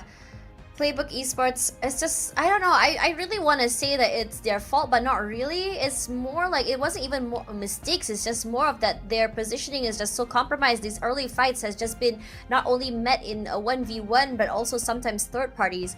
It's a very difficult moment for them to be able to win these.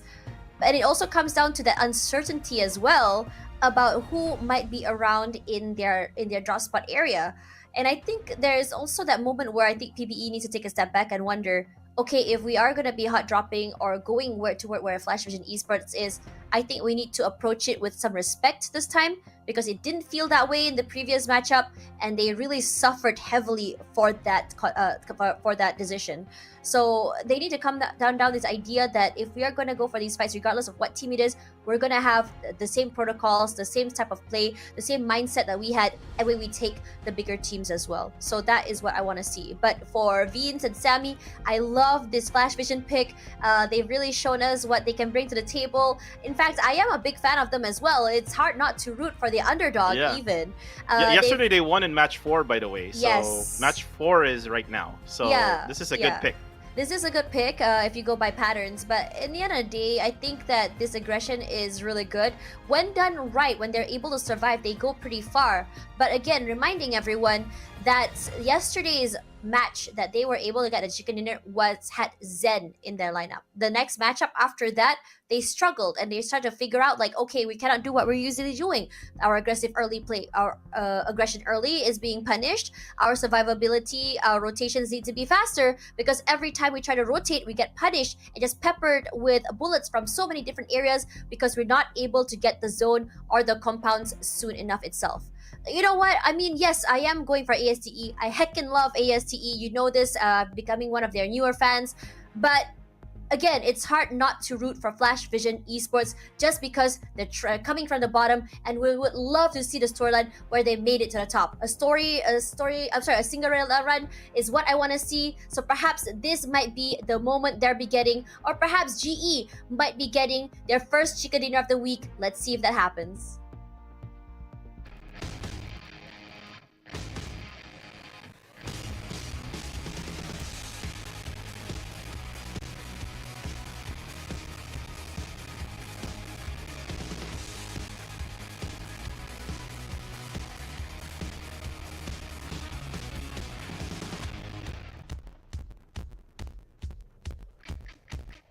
Well, let's see if that happens now with this flight path. South to north again. Kind of like the same as the previous match, to be honest with you, because it was kind of like onto the right side part of the island of Sosnovka, and then going right straight to Stalber as well. So, like on almost the same flight path here. So we might see again that battle again with PBE and Flash Vision Esports. If PBE would continue on with that challenge that Flash Vision Esports had set up for them. But more than likely, they will go to Stalber and Kameshki, which is their usual spot. Enigma will now take again this Austria dropping point. We haven't seen yet 2 maps in Erangel. We haven't seen yet that southern side of Circle. We probably might see that now, but eventually it might go to the Gatka area again, because again, the patterns that we've been seeing, whatever the flight path goes, it goes to the opposite side of it, right? Oh no, it didn't now. He jinxed it. The circle proved me wrong again. Coming into this one, I'm not gonna lie, this is something that we've seen quite a lot in the past 2 weeks. We've seen this kind of potential a lot. Wow, Harame Bro and Yango Galacticos were just fighting for their vehicle and its range that comes up on top in that one. And on top of that, he made it out alive. And I was expecting a lot more pressure to come through from Yango Galacticos, but it doesn't seem like they're ready to do that, as Na finds one pick off of himself from TQ. That's already, but Na is still low. An answer to come through. The top does answer back, so it's a 1-for-1 trade at the very least. Fearless as well as TQ, one member down already, and Sistiki finds himself in a dangerous situation. Enigma playing this aggressive play near the bridge very well. A good read to come through. As Yango Galacticos, we've seen them in this position before yesterday when they were fighting for a vehicle from another team. I believe it was Austria. Weren't able to secure that fight, but this time around they don't get knocked down. They've already marked the area where WTZ was holding. WTZ playing a dangerous game in the backside, punished by Federales. This man, his game awareness is on another level. Yeah, and they were like loving the moves of Federales in the PH broadcast. I've seen the comment section right over there. But anyways, for Young and Galacticos now, they drop into an unusual spot, not really to where they wanted to be, which is at Georgia Pole, and they were fighting for that vehicles with Armor Bro. So that's why they had this type of delay now, which they will probably be late with the rotation getting into the circle now, since you remember that the circle is going right around the farm area. So if they're gonna try to go back to Georgia Pole just to loot, and then eventually try to go back to the circle, it'll be again a late rotation for YG. This is gonna be bad for them for later on. But anyways, for Fearless Esports also, I mean, got the elimination, but then again, he was eliminated eventually by another squad, which is TQ. They actually got like a trade here with a 1-to-1 trade. TQ also losing another member in their squad. And going back to Federalis, again, I saw this kid way back during PMCT ladies tournament when it was on site, and again he was not really watching the games. He was like playing together with the fans. So this is how dedicated he is in playing PUBG Mobile. Very fun to see him play. Would love to see more from him. I wonder what the vibes are from him and his team if they were to play on a LAN. Are they the type to go for banter? We love Yes, I would esports say trash that. talk. Yes. Oh my gosh. Okay, that is gonna be fun. We would hear loud noises from Harami, bro. Oh, I mean, man. if Few is playing, he would calm them down. But since Few is not playing, then we might probably see some loud noises coming off from Harami, bro. I think there was a lot of conversation coming in from esports banter recently. How people are calling some teams toxic, but I mean I personally love the banter. Bring it on, bring it here. I second to that. You play well. You have gotten your right to banter. If you lose, you walk home with your head downwards. And it's a double-edged sword, but it's very fun to watch. And it's never really that deep, it's never really that serious, honestly, if you think about it. And if anything, it really provides a lot of motivation for other teams to play better and very well. Holy Land, you here. Great on those sprays. Not too sure how I was able to do that. It was a very quick one. Cooks up the nade, finds the right timing, moves forward, away from the nade, takes a bit of damage. His teammate close by. Not too sure if they have time to actually go for that collapse. Yes, they do. Buys a lot of time. Oh, and Lanju plays it very well. Drops down for the top side of the area. Goes for the outside, punishes the breaks through the door. Gets a pickup as well as his teammate that provided him so much space. APG. They were not expecting a 300 IQ play from this team. And the cavalry was way on point, right timing on going to where Moy was at.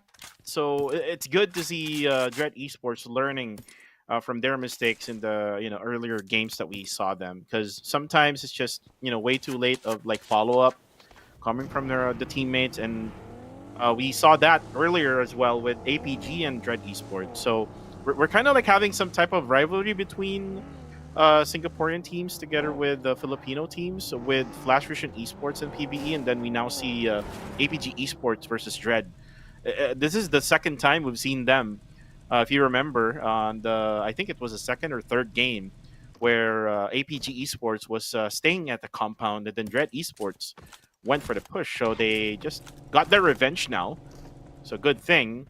And for APG Esports, though, they haven't really had any good outings, to say the least. They are sometimes passive when it comes to engaging, but I mean they tried their best that time around. It's just that Dread had more firepower. As we look on the Dino headgear or helmet of Zyle, he's waiting for someone to go at this bridge, and remember the circle might even go to their area, which is the southern side of the map. That happened actually once during this week, where we almost thought that the circle will go on to farm or Milta, and then eventually it went to the right side part of bridge, right? Yeah. Oh man. You know, Dread Esports, I think in week 1, we didn't really say much about them because we didn't really see that spark. But on this week in particular is such a great week for them. Yes, they're on number 12. They're struggling a lot more than they did on week number 1.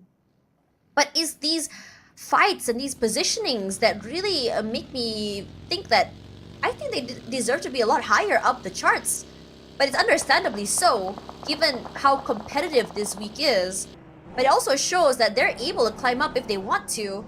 I am very excited to keep watching on week number 3 on how Dread Esports' journey is gonna go. So, like it or not, I think I can add another team I'm a fan for. Dread Esports definitely up there as well as the newer teams that I am keeping my eye out on for this year. The circle this time pulls up toward the northern area. So players that have been fighting up for the circle for the bridge control is gonna find themselves in a bit of a concern whether or not they want to leave the area or not. Especially Exquisite and GE. GE has placed themselves all across the entirety of that bridge. And Exquisite has 1 member on the SMB island and the other 3 on the mainland. We see some skirmishes happening throughout the entire map, just sprays. Harami Bro as well find themselves right beside the area where Fearless has camped themselves at. And we know Harami Bro. They are a team that likes to put in the pressure. They love playing aggressive. They love just collapsing onto another team if they can. A good 2-2 hold onto the area of the Whitelands as well as a compound. So it's not just a lot of space and loot they've managed to get, but also the idea that they're able to rotate forward and backwards if push comes to shove from so many different areas. Quick scouts from the other members of the quarter. And the quarter here, I have to say it's quite dangerous what Furring is trying to do, given the fact that Yago Galacticos have moved themselves forward toward the middle side of this area as well. Federalis, this is exactly what I was talking about here. Yago Galacticos earlier had 2 players on a vehicle in the previous map and were punished for it. This time around, they're playing it a little bit more safe, but still a big risk. And Yago Galacticos earlier had lost 1 very, very soon, and this is definitely something that I don't want to see very early as well. And in this situation, we find Cute Loki having to play inside of the waters. It's a very dangerous game for every single team all around, and they're trying to rotate off the island itself. Oh, this is a late rotation by Enigma, but then again, Sisti KE also getting it late here, as Boyshan just observes Enigma MSI just rotating from Sovsnovka Island. They will most likely get a compound for Enigma MSI because I saw the circle earlier. No one is going to the western side part. I mean, we saw TQ who tried to get into the middle. Same goes with YG, who actually went towards the road, and now Cute Loki is actually stuck. As Y almost able to get that knockdown. Cute Loki is still alive. He's just swimming out of that ocean. You can now see the circle. It's updated again now, it updated in stage number 2 rather, as TQ now is right smack at the middle, and this is what I'm talking about with Enigma. So they can take the western side part of the circle now, and yeah, it was so sad to see Cute Loki. He's so cute. How could they do that to him? I'm just kidding. It's just a pun. I mean, I think one of the most heartbreaking ways to go is when you're stuck in the water, a body of water. You just have nowhere to go.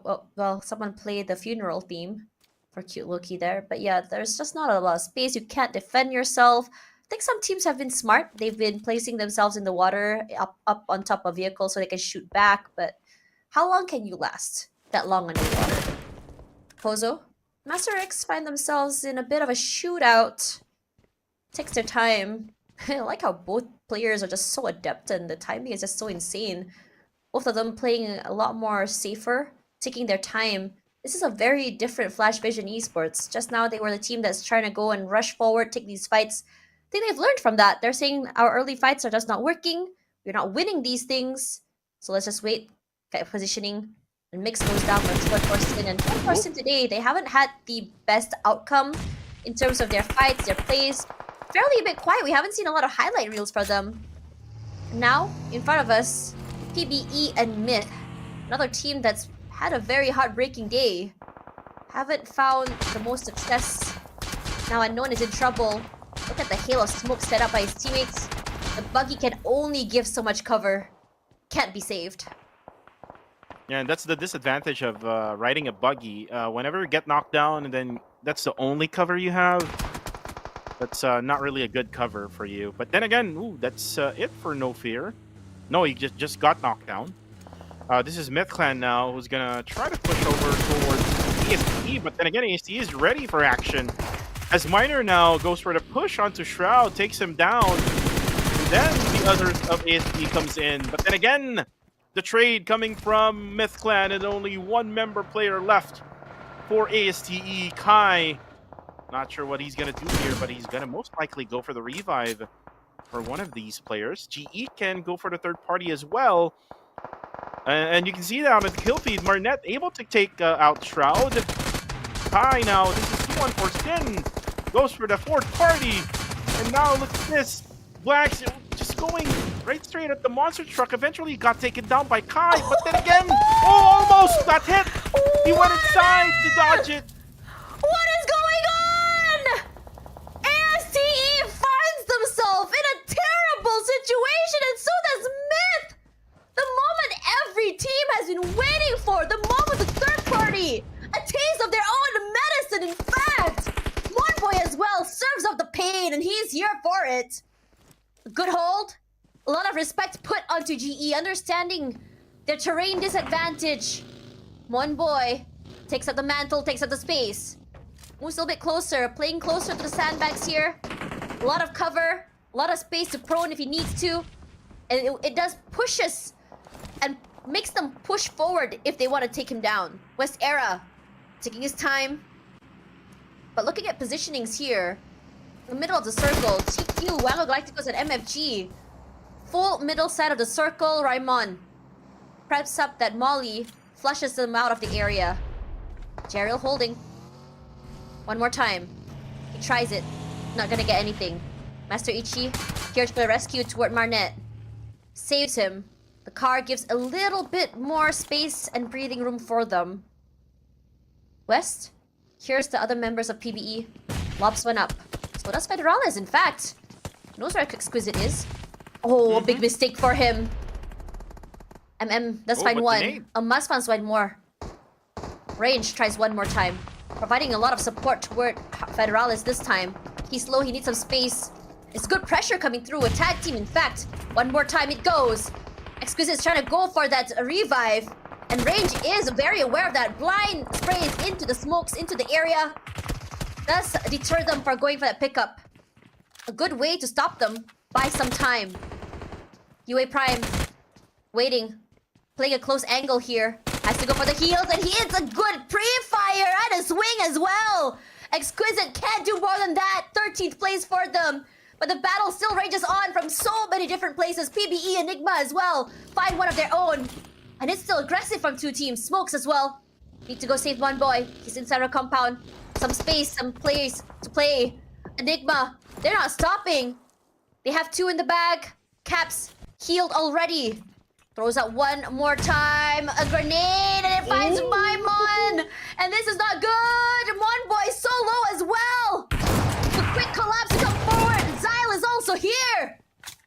Great times, great picks. Enigma look great right now. And this is what they wanted to do from day one. Yep, and Enigma MSI now getting successful plays out of that.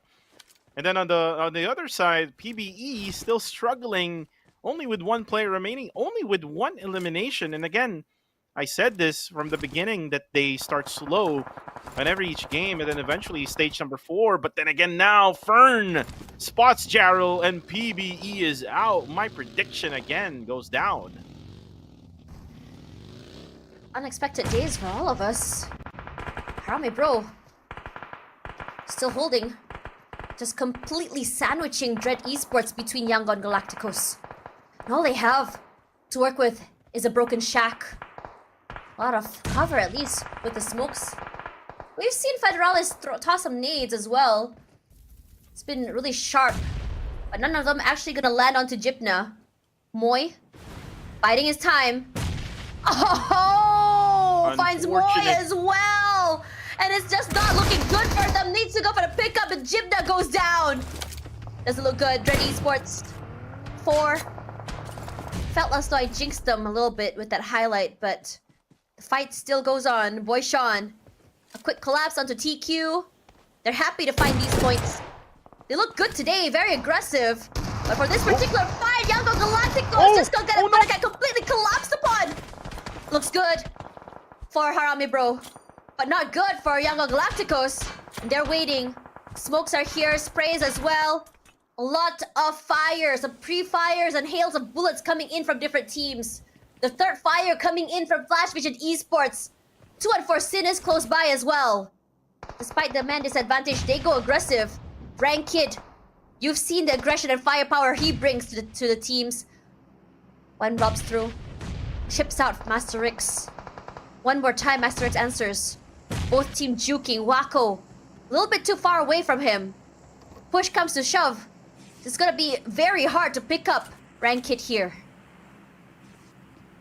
Well, Rankid, together with his teammate for 2-1-4 Sin, which is Wako, they're kind of a numbers disadvantage now against Flash Vision Esports, and knowing that the confidence of Flash Vision Esports is in way too high right now, they can most likely defeat them. But then again, the third party from afar is MFG, and then eliminates Wako until the end. That's it for the and now CKE, very risky is what they're doing right now. They need to find a shack. They need to get inside that shack. And eventually he gets taken down by Yangon Galacticos Romeo Boy, as Romeo Boy now sets up some smoke. And this is where Harami Bro actually pushed, and I'm just not so sure why Harami Bro all of a sudden pushed onto YG, and then YG clutched it out with a 2v4, and now, good thing Boy Sean was able to set up some smoke there. Again, this is not an easy feat. The only player that I've seen who can get that one in is Red Bull from Austria Esports. But Red Bull is not playing today. And you can see now on the eastern side, Flash Vision Esports gets closer to the middle of the circle. This is a different Flash Vision Esports is what we're looking at right now. Yeah. This is actually a prediction of Viz G, and it might happen. Zen this time rotated in. Not too sure if Harley is playing. But a different tempo, a different different pace, excuse me. And it's a lot more quiet. The aggression has stopped for the time being. No one moving quite yet. Everyone seems to be inside of the circle. So there's no need to play as aggressively as they need to. Boy Sean, all alone, waiting in the shack in the middle. Yango Galacticos has Flash Vision. All eyes on him. In the high ground in the southern side. Fearless. They're gonna be alright here. But a lot of pressure coming in from TQ despite only having 2 players left. They have a compound and high ground. So they can definitely add to their arsenal on top of the airdrop. That gives them a little bit more firepower as well as defense. Chris, one of the more aggressive players for the team. I think they're going to be forced to push out a little bit more, but still within the confines of the circle. But the problem with holding a compound like that on the edge of the circle is if the circle pulls away from you. The biggest problem right now is making sure that you're not pushed into an open area. But given the fact that the compound is on top of a high ground, it shouldn't be bad or too bad for them to rotate out. But there's also that idea for them that they don't have strength in numbers, so it's going to be a little bit difficult for them. It seems like not all odds are against them, but it's not going to be the easiest in the world. But we've seen 2 players make it to the end before. It's not too bad as well. As Zen gets picked off here. MFG, still definitely a team to watch out for. Sharp. And they've been waiting for a moment to just go aggressive as they can. Enigma, still very much alive, still very much in. They're playing together this time. A good ending, surviving quite a while.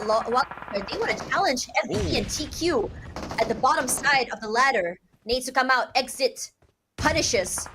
Caps as well nice is here. nade. Punishing GE and Enigma.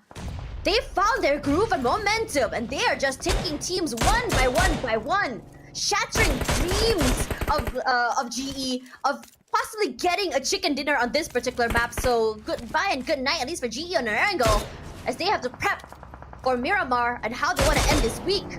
But before we talk about that, Exit has been putting a lot of pressure onto Enigma as well.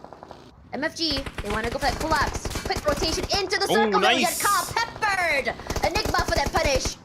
Punishes them for taking out space. Punishes them for playing too aggressively. Punishes them for daring them for trying to take their high ground. Silence close. Quick push out, quick hold. SysTKE is out. But it's nothing more than that. Master X also gets taken out as he goes down. Good for the pickup at the very least. Excuse me. Yeah, and this is all because of Fearless Esports just waiting at the blue zone, able to almost XZ9K almost exploded there and almost got taken down at the same time. Now for Flash Russian Esports, they were able to get the revives that they needed. Now they just needed to make sure that they don't get naded by the team, which is Yangon Galacticos, which is right in front of them. So Smoke right now getting set up. Cowboy getting spotted by Harry Boy. And now XZ at 9K is just stuck right at the open. Master Rix. Oh, unfortunately, Master Rix goes down.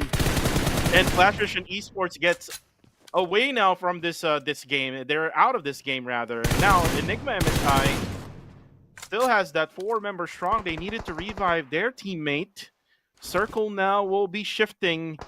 Who will get this circle now? And there you go. This is the time for Enigma now to win. It's just a wait. That's high ground as good as TQ. The lower ground is a battlefield as MFG gets taken out. 4 eliminations, and now we're down to our top 4. As Fearless, we do have 3 people. Man advantage over Yangon Galacticos as well as TQ. But it's all about making sure that they don't get completely obliterated by Enigma. And this is looking good for them. Potentially, it might be the second chicken dinner they've gotten this tournament. Potentially. As long as they don't overheat. And they're looking good in terms of eliminations as well. But so does Yangon Galacticos with 8 in the bag. Quick reposition from Harry's. No more vehicle for him to use. Has to go quickly and closer toward Ranzer. I think they're going to abandon their vehicle and quietly make their way into the circle. The same could be said by TQ. They've been holding on to this compound for quite some time, playing the third party, getting pickoffs instead of putting any pressure. Pozo gets tagged. His teammate is there for the cover. A quick reposition. You're not gonna go pick up Pozo here. Wait for their abandon. Ranzer as well finds himself face to face with Romeo Boy from Yangon Galacticos. And Yangon Galacticos, they show us what fire they can bring. What firepower, they can bring. Harry's does find one more. Say Cloud gets taken out. Yangon Galacticos, they need to do something and they need to do it now. They need to go and save their teammate. But they're just so low and he is down out. What can Romeo Boy do? He's so low. He sees him as well. Preps to nade. Firepower and stolen away by Enigma. Harry's takes too long. This is not good. Final man standing and he gets punished.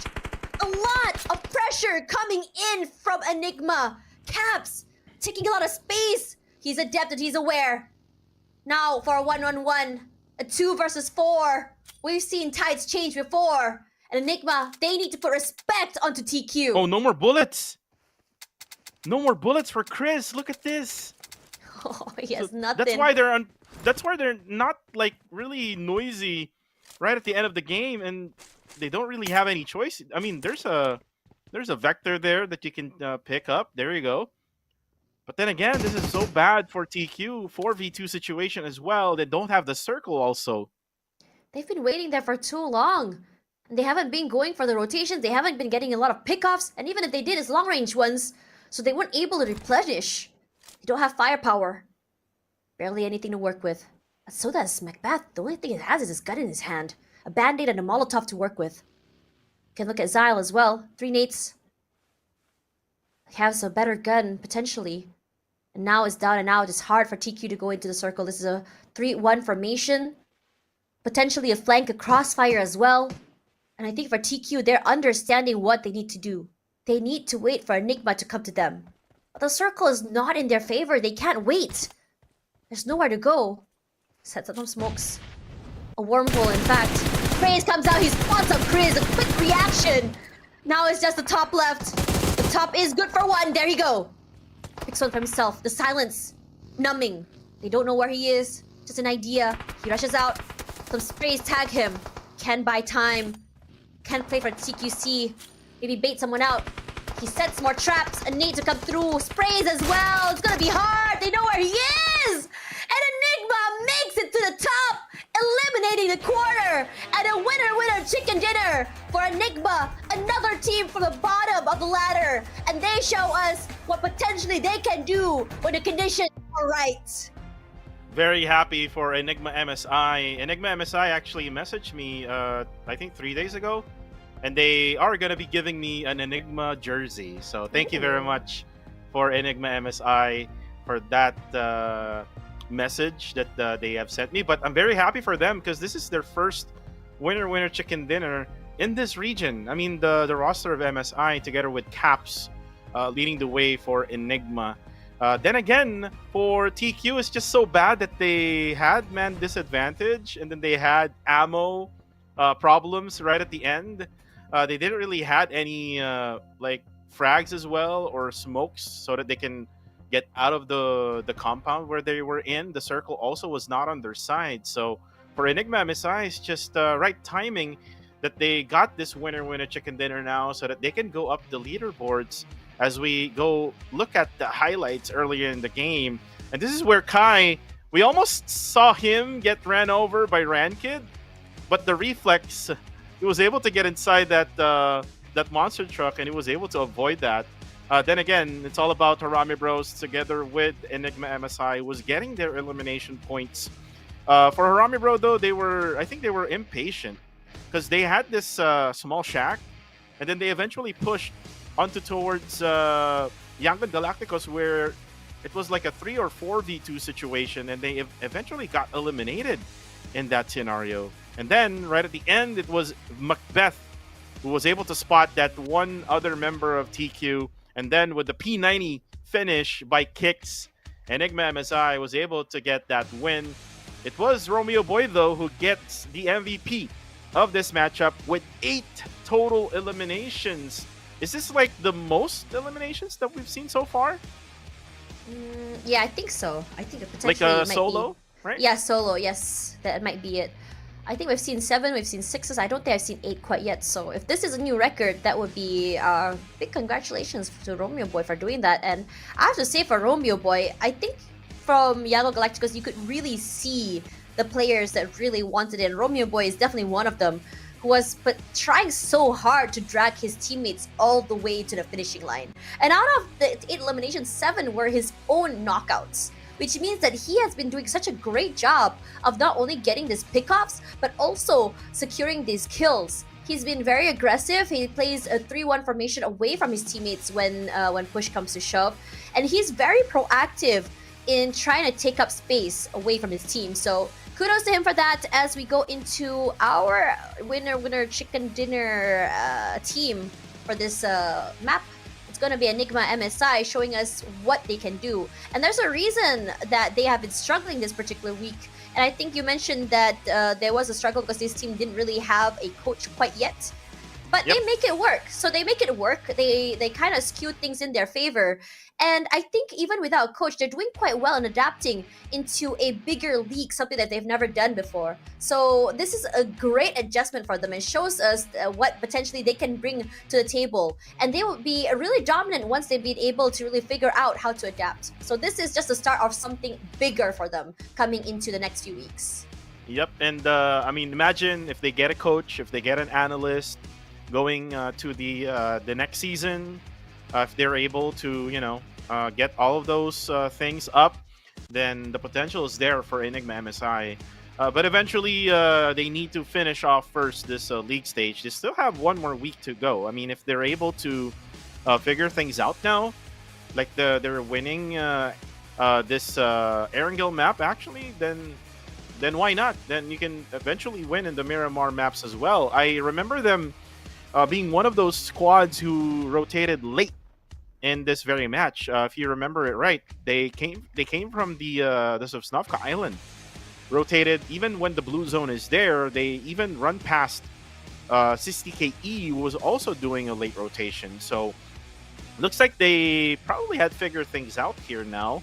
They're a very observant team, to be honest with you, because it's only Macbeth, the IGL, together with his teammates, who's actually planning things out for every single game. So let's just hope that this will continue on. They now got the momentum. I think after this win, the jitters on playing in this league or in this region is already out of the way, right?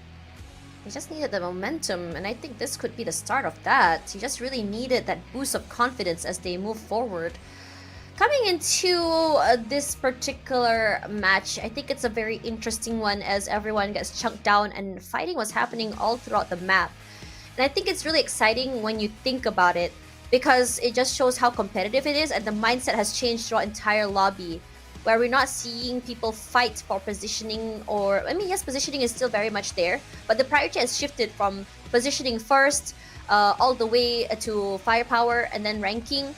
And now it's changed from, I think it will be positioning first, followed by eliminations, and then rank points. And this is what we're seeing today as we are looking at Enigma bagging themselves 21 points in this particular game with 11 eliminations. And Yango Galacticos, despite having quite an early exit, they bagged themselves 13 because they have 9 eliminations despite not making it to the end. And the same could be said with Fearless. Right, and you can see how much points Enigma got in this one. So this will definitely get them out of that bottom side of that ranking points for later on. We'll see that in a few.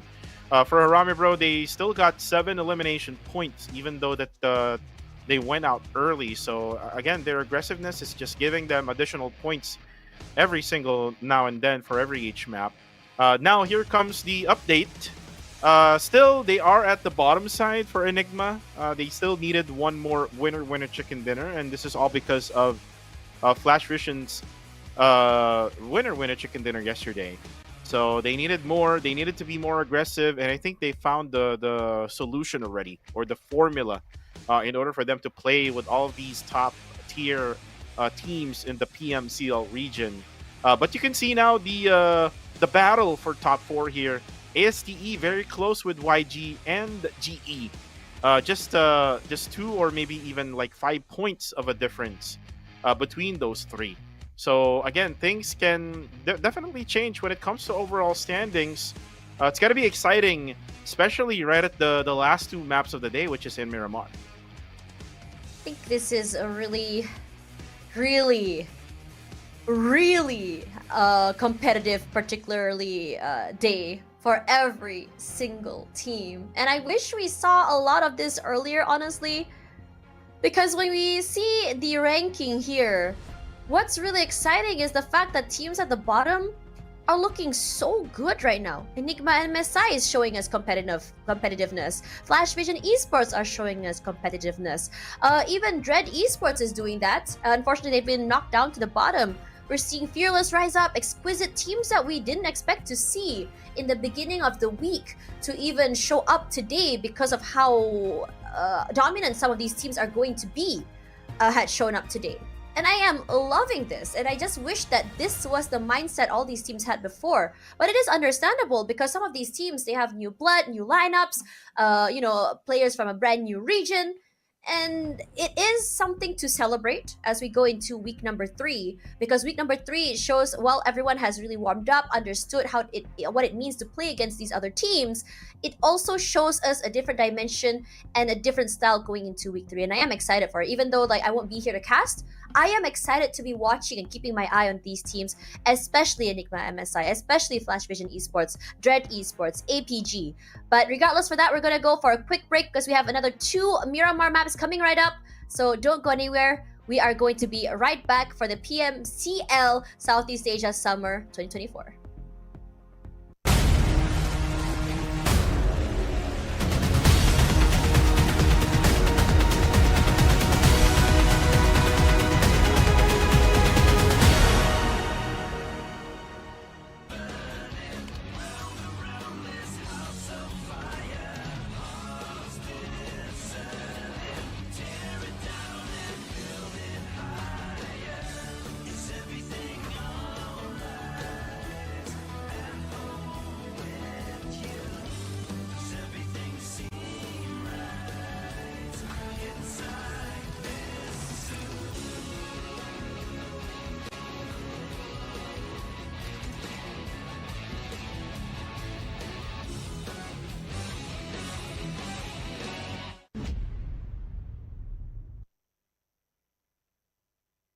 PUBG Mobile version 3.2 update. As part of this update, we've added a new themed mode, new items, and various improvements. Let's check them out.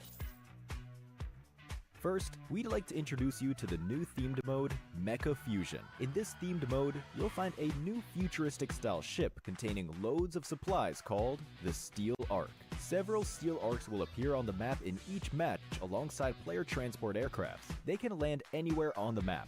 It's worth mentioning that a Steel Ark loaded with supplies will fly around during the match and drop supplies consisting of an airdrop crate and several supply crates at specific drop points. Use these abundant supplies to help you win. This new area has a huge interior space with a towering and layered structure. Interact with the environment to reach the different floors of the Ark. Inside, you can get rare supplies and summon an important battle vehicle of this mode, the Armamech. Let me tell you more about it. The Armamech has two weapons that you can switch between at any time. These are the magnetic arm and missiles. They're a perfect combination of the combat abilities of the two smaller mechas. They make for a near-flawless battle machine. In addition, it has an enhanced jump, thanks to support from the Levitron's jet propulsion, enabling it to jump great distances and heights. Its super mobility allows it to move at ease on the battleground. Lastly, the Armamech can be separated at any time. As long as two mechas are close together, you will be able to combine them to form the Armamech. After combining, the pilot of the Levitron becomes the pilot of the Armamech. The Levitron is a new special vehicle. It can switch between a speed form and a magnetic form. In speed form, it gains a collision acceleration ability, and in magnetic form, you can activate its magnetic arm. The Strider, on the other hand, serves as the lower body component. This is an offensive two-seater vehicle. It can target designated areas and bombard them with missiles. Combined with a Levitron, they form the Armamech. Join your friends and experience the might of mechas. Besides the Steel Ark that spawns mechas, there's also the Assembly Base, where you can get supplies for yourself and your mecha. The Assembly Base contains not only mechas, but also a repair station, where you can replenish your mecha's health, fuel, and missiles. After battle, don't forget to come to the Assembly Base with your teammates to resupply. In this new version, we've also added a legendary pilot challenge. Complete difficult challenge missions to get special cosmetics for themed items and vehicles. You can get rewards such as a dance move and special elimination broadcast for the Armamech. Try taking on the challenge. In this new version, other than fun mecha battles, several new items have also been added. The first is the jetpack, which can be picked up and equipped to increase movement speed. It comes with a rocket jet ability that can be used to briefly boost off the ground, which is great for getting around quickly. Next is the personal AED. As long as you have this item, you'll be able to rescue yourself when knocked down. After using it, you'll recover from the knocked down state. Of course, for an item as amazing as this, each player can only carry one. But do note that moving during self-rescue interrupts the process. Find a safe area to use the item so you can return to the battleground. Next is the magnet gun. It's a downgraded version of the magnetic arm in gun form. Switch to it by tapping on the firearm bar. It has the same abilities as the magnetic arm. It uses magnetic energy to pull and grab vehicles or other players, opening up more possibilities in combat. Try experimenting to see what it can pick up. Lastly is the respawn beacon. It will show up in either the Steel Ark or the Assembly Base, and it recalls eliminated teammates, but it will use up their respawn chance. Life is precious, so proceed with caution. Additionally, the popularity event is back. We added a popularity gift redemption shop this time, where you can use the tokens earned from popularity battles and team popularity battles to redeem rewards. With the new version update come enemies who've already infiltrated Metro Royale's Arctic base and Misty Port. While you're out exploring, stay vigilant in these areas, as Striders are active there. For Metro Royale, we've improved a lot of the processes. Furthermore, we've also added new honor rewards and Chapter 20 collectibles. Moreover, you can now bring your companion on your Metro Royale adventures. For more details, keep an eye out for Metro Royale update videos. In the new version, we'll also be hosting a grand home competition. You can register for it as long as you've reached 200 home prosperity. Let your imagination run wild and share your dream home with the world. Additionally, we've added a mysterious, elegant, ancient capital resource pack. Many home items will also become available in a related upcoming event. Aside from these, we've improved and updated home building, browsing, interactions, butler actions, and more. Want to find out more? Keep an eye out for home update videos. With Mecha Fusion's arrival, World of Wonder has also seen plenty of updates. For gameplay devices, the PvE enemy spawn device, random action device, special vehicle device, and other gameplay devices have all undergone a series of updates. For example, the themed mode's mechas have been added to the special vehicle device. These include the Levitron, Strider, and Armamech. These devices are sure to get your imagination flowing for some awesome creations. Also, we've launched a pre-made map where you can play all kinds of creations built from a variety of themed scenery objects. Furthermore, get ready for the brand new Steel Arena map template. Here, players can pilot mechas and engage in battles. Give this new map a shot. Additionally, we've updated a bunch of other World of Wonder content. For more details, keep an eye out for World of Wonder update videos. That's it for this overview of the new content that will be available in Mecha Fusion. Cool mechas and thrilling combat await you in-game. Winner, winner, chicken dinner. See you next time.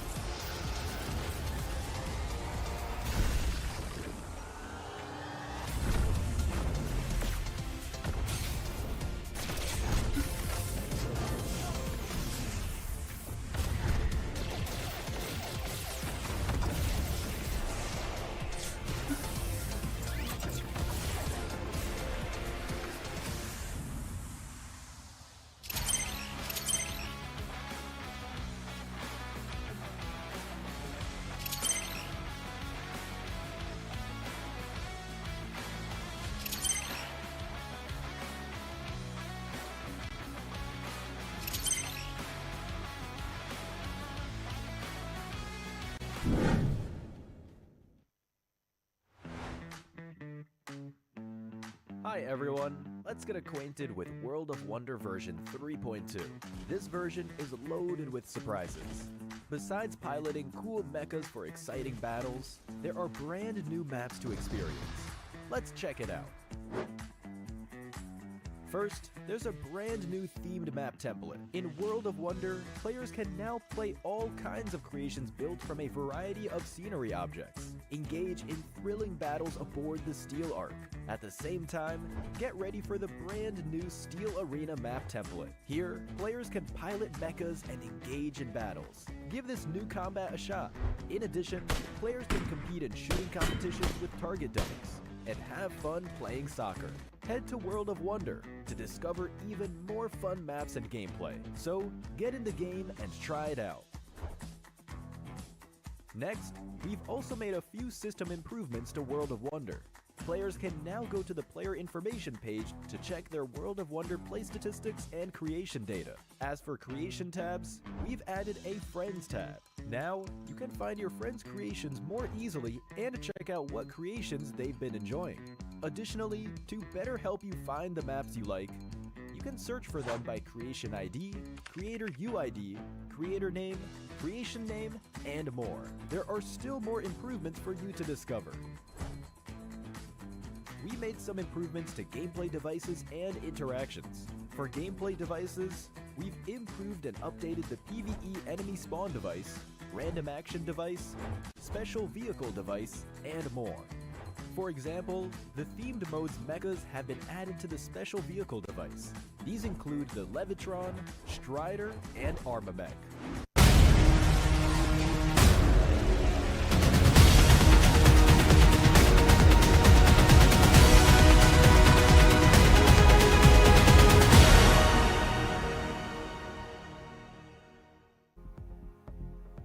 And we are back for the final two matches of week number 2, which is Miramar Maps. Again, my name is Kuku TV, together with Tash Bunny. We'll bring to you the action here in the PMCL Southeast Asia Summer League. And we've seen so far all of the underdog teams winning. I mean, not really all, but some of them are winning. And recently we saw Enigma MSI getting that win in match number 4. Though let me just tell this one to the viewers that the overall rankings are kind of like not the right rankings, because I just rewind the show earlier. The winner chicken dinner is not counted onto Enigma MSI when we show you the overall rankings. Hopefully, we could show you the updated overall rankings so that we can see how or and where the teams are at now in the overalls, so that we could see the view of the weekly rankings as well. Because again, those are the important things here. Because later on, by end of like week number 3, they're gonna have all of these head start points in the grand finals if they do qualify. It's gonna be very exciting as we go into that, because the head start points will kind of give you a head start when it comes to getting these points. If you're not able to really secure that Sanhok or even the next few games, this is where you have that breathing room to really pick yourself up, take a step back, and just figure out what you want to do in the rest of the grand finals. I think in most situations where teams were able to get that advantage, they do snowball themselves a little bit further. It just comes with that confidence as well as a security. But anything can happen. We've seen a moment where teams that managed to get these, the extra points weren't able to really clinch it. So, again, that is the beauty of PUBG Mobile. Now, coming into this next 2 maps, Miramar, and I think it's going to be different. It's going to be very different than what we've seen in the previous week or so, because when we look at the there we go. I think you mentioned about the correction about the points. Let's talk a little bit about more coming into today. And I think it's mostly because just to see which team was able to really secure it forward. Because when we talk about the snowball effect, right, this comes into the moment of what we see from Flash Vision and Enigma, where yes, we want to see those snowball effect come through. But in this situation, we've seen Enigma and Flash Vision Esports go head to head throughout the entirety of the day. These two don't really meet when it comes to drop spots, when it comes to fights, until sometimes not even at all in the match. But the fact of the matter is their performance are just so similar in terms of aggression right now, where Flash Vision looked like they were such a more docile team compared to Enigma last week, and this time they have really stepped up to the plate. Even now at this point, they are actually able to overcome Dread Esports, 214 Sin, APG, even TQ at this point. And it's very terrifying for these teams, because these teams have never really seen the bottom of the ladder. And we're going to see a little bit more balanced groupings as well coming in next week, if ever that thing happens. Because by week number 3, like everyone else knows how to play now in this region.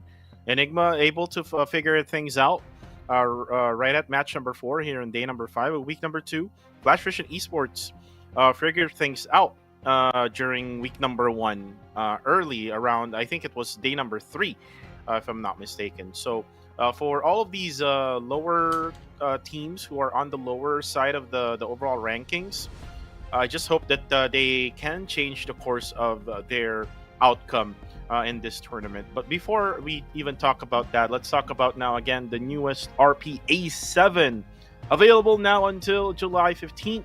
Enjoy perks worth over 80k UC with the Gladiator set and the Graceful Watcher set, and also the PP Bison upgradable weapon and the newest Dance Victory. But anyways, we also have the collaboration of PUBGM X Shelby Supercars, available now until July 9th, and you can find it under the event Motor Cruise. You can get your chance to own a Tuatara or a Tuatara Striker, and vehicle tokens do not expire, and you can use it in the next corresponding event. I think this is going to be a very exciting one when you talk about this particular game, because there is the question of tempo. I think throughout the entirety of this week, Miramar was definitely a lot slower, except for day number 2.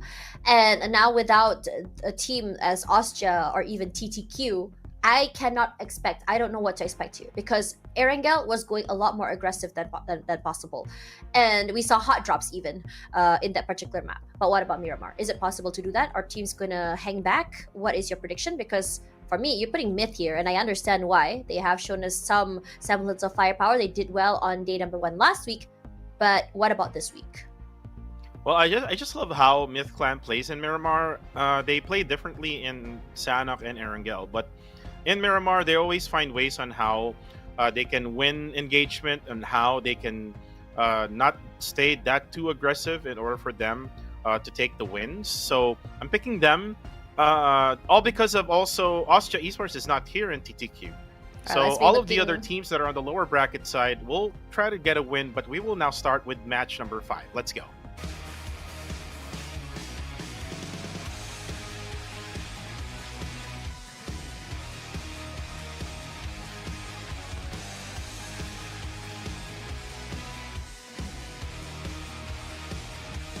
And we fly into the map of Miramar, going from Impala to the 2 islands, going straight to La Cabrera.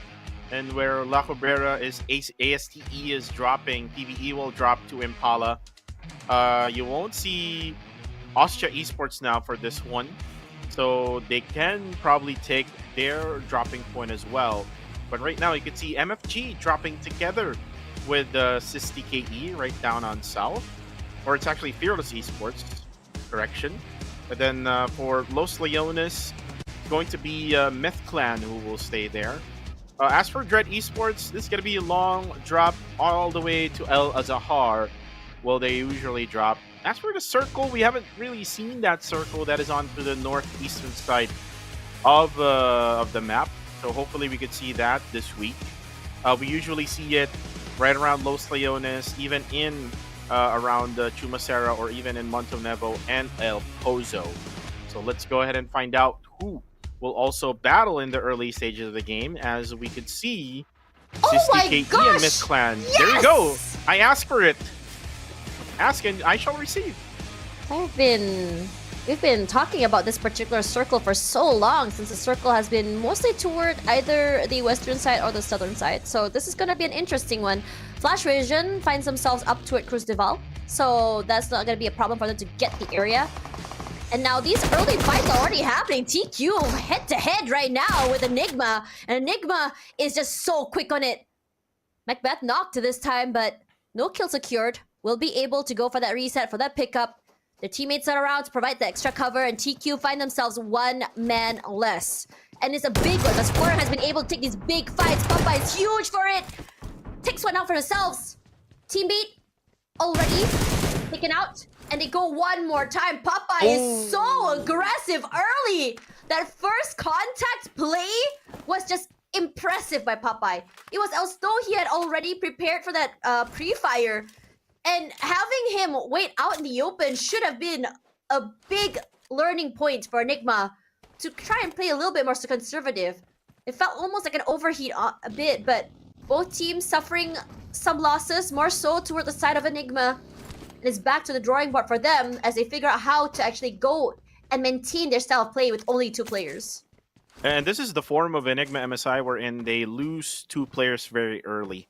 And then eventually 2 of their players, when they try to rotate in, will get picked off by teams that are already in position. So they're going to get gatekeep eventually. So what they need to do now is try to avoid that. I mean, even though they're down to 2, they can still try to use their firepower. I mean, the roster of MSI, plus with the 1 member from Enigma, which is Caps, can still be as good as a firepower going into this game now with only 2 of them left. Now, with this type of circle, this is gonna be good for Flash Vision Esports. They are smiling right now with this type of circle. Now that the circle is centering around Cruz del Valle. Same goes with Dread Esports. They don't really have to think about rotating going into the circle because they're already right nearby that middle portion of that circle. Exquisite Esports, though, Exquisite Esports already inside the circle. They just need to be careful because they're just right beside Genesis Esports, and you know what Genesis Esports can do in a map like Miramar. They can go for those long range battles. They will go for the higher ground vantage points, and looks like they're on the move now to the, I think maybe to the northern side part of the circle, and maybe now may be able to get the higher ground advantage. Fearless Esports hasn't really moved yet. They're gonna have long ways of a rotation going to the northern side of the map from the bottom side, which is in Puerto Paraíso. You can see also MFG just moving now, trying to go for the rotation. Look at Koopa just rolling over his Murado. I think he spotted one from from Flash Vision Esports, but will not take any gunshots for now. But there you go. We're gonna hear some gunshots from MM, and this is gonna be from Genesis Esports Mile, who's rotating in the middle of them. Good thing he was not able to get some hit, but his vehicle is all up on smokes now. Needs to get out of there fast, exquisite. So Pickles tries to put in a lot of pressure, and he answers back with his own firepower, forces him out of position. Marnet, going in from the other side, has provided a lot of pressure and distraction as well. A good punish! In fact, coming in from GE, there's almost nowhere for him to go. He backs off a little bit, goes for a heal. His teammate will be the one to just really secure it. Backs off for the time being. GE going to be very happy with the high grounds of water treatment for now. Vehicles in tow. They take their hold on the area. And it's a good thing for them because technically Super Pickles showing his hand means that it just shows that, that where he is there's only one person in terms of firepower. Which means that they can take these fights. MM forced to move away. Federalis bring on the damage. Romeo going for the high ground. Gonna completely pepper it downwards onto the other two members of TQ. So 1 versus 2, but the high ground has given him everything he needed to sustain that fight. Also felt a little bit off in terms of the plays from the two teams. They were together, but it felt like they were so distracted by the other members of Yango Galacticos on the high ground as well. So it's just overall a very unlucky situation for them, being out of position like that. Well, the top didn't really have any chance there. He was on the lower ground, but then again, now look at this. TQ, the other half of TQ, or just the only member remaining, was just Popeye. Popeye now goes for the heal. Koopa will go in for the push, but then again, the shotgun to the face of Koopa. And then for Exquisite Esports, ooh, that's it. Finishing off is MM. The quarter is out. But again, the gunshots, it's being heard by Genesis Esports right on top. You might see them go for the third party again, but you can see now Dread Esports visiting is 214 Sin. They're on the lower ground though, so they might need to be careful here because there's going to be another team just right nearby. Flash Vision Esports can go for a third party in a much higher ground, so they really don't need to commit at all with this crash that they did here for 214 Sin. Now Moy throws in a nade. They need to be careful with Demios though. Demios is trying to go for the backside, and he also has that hillside also for him to get cover. Wako will be doing the same thing. So it's just doing the same thing to each other. As Ranzer now spots Myth Clan rotating down on south. Ranzer though stops. Not sure what happened to him, but he will try to get inside his buggy now to get also inside the circle. Sometimes you want to take these fights, and it's such a moment where you're trying to figure out, like, okay, circles, it's very early right now. We can kind of like stay in the blue zone a while longer. But the problem is, how much longer do you want to spend in the circle? How much utility and heals and band-aids are you going to use? And by taking these fights as well, potentially, you might not even make it into the area as well. Holanju potentially getting himself 2, but good movement backwards. Gives him a little bit of space. Nades come out, nothing going. Holanju not afraid to push. Fit down already. His teammates not around to provide some support, perhaps some long-range cover fire. But the same could be said for the other members of Flash Vision Esports. Rix preps a nade. Buy some time, buy some space. One more time, Holanju preps it. 214 Sin is also here for the third party. Crashing. They're unhappy not being uninvited. Ooh, that's bad. And he finds 2. The nade lands true. Zen giving a bit of cover. Lot of pressure onto that. Fit now down and out. And the same could be said for the other member. It's gonna be hard to pick up Master Zed and Master Rix here. So many people down. He is slowly making his way there. But it's a good thing that 214 Sin has come to visit here. Provides the golden opportunity for a pickup. A little wiggle room as well, as all attention are on 214 Sin. 214 Sin from the lower ground. Dremios from one end with the sprays. Goes big. Not enough for knock though, but chunks a huge bit of health away from blanks. They are still keeping an eye out for the other members of Flash Vision Esports, just in case they decided to just fight through and chunk in. The nade Almost. does actually nearly take out Moy. 214 Sin. They decide to press the brakes understanding its potential third party. Line sprays, spots one out. Quick on that reaction time. It's all about that wait one more time. And Dread Esports, they want to do it again. They're not done yet with Flash Vision. Unhappy. These two teams have been butting heads for quite some time. Callboy takes a bit of damage there. Another one to come through. And Flash Vision Esports forced backwards a little bit. And this is where I question Flash Vision Esports. Do they actually really want to stay here for this long? Sustaining a lot of damage, and Demios has positioned themselves in a way where he's able to take these long-range fights on this terrain, potentially backstabbing and chipping them down bit by bit if, say, his team decided they were to push in. And Flash Vision, wise on that, goes for a reposition, finds themselves a compound. I think this is the best decision they could make. And sometimes the best decision is to do nothing at all. Yeah, I agree with you on that one.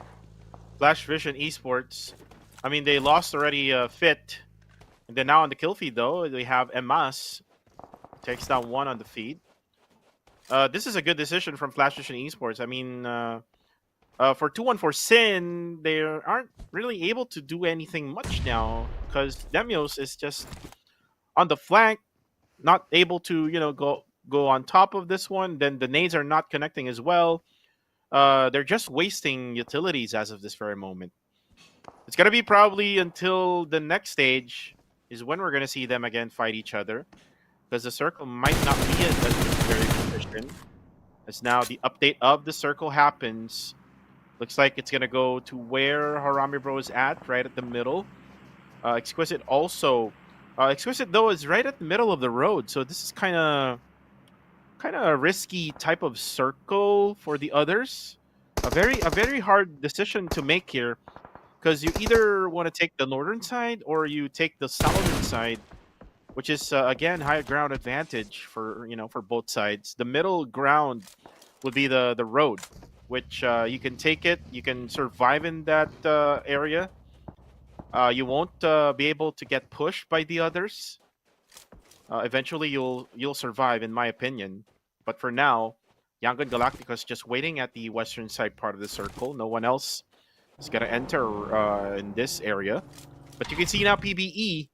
PBE, I think they're trying to decide if they're going to go at the road here. Oh, they're actually just about to just enter the circle. So they're just about to enter the circle on the southeastern side of the map. And this is coming from the outskirts of El Azahar, right on the eastern side. So for PBE, again, they start really slow. They really need to bounce back because they haven't really moved their scores. I think they started with 128, so they only got like 1 point out of the 4 games. This is the change in tempo that I was talking about for this map.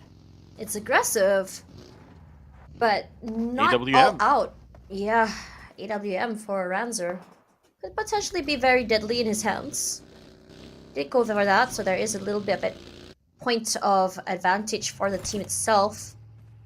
Meanwhile, on this side, it's going to be Yellow Galacticos who's looking to gatekeep GE. And these two teams have been butting horns for quite some time now. Every single map, their rotations seem to be running into each other. Cute Loki takes a lot of damage. Huge headshot. His vest and his helmet has already been completely chunked down. West is sharp on that.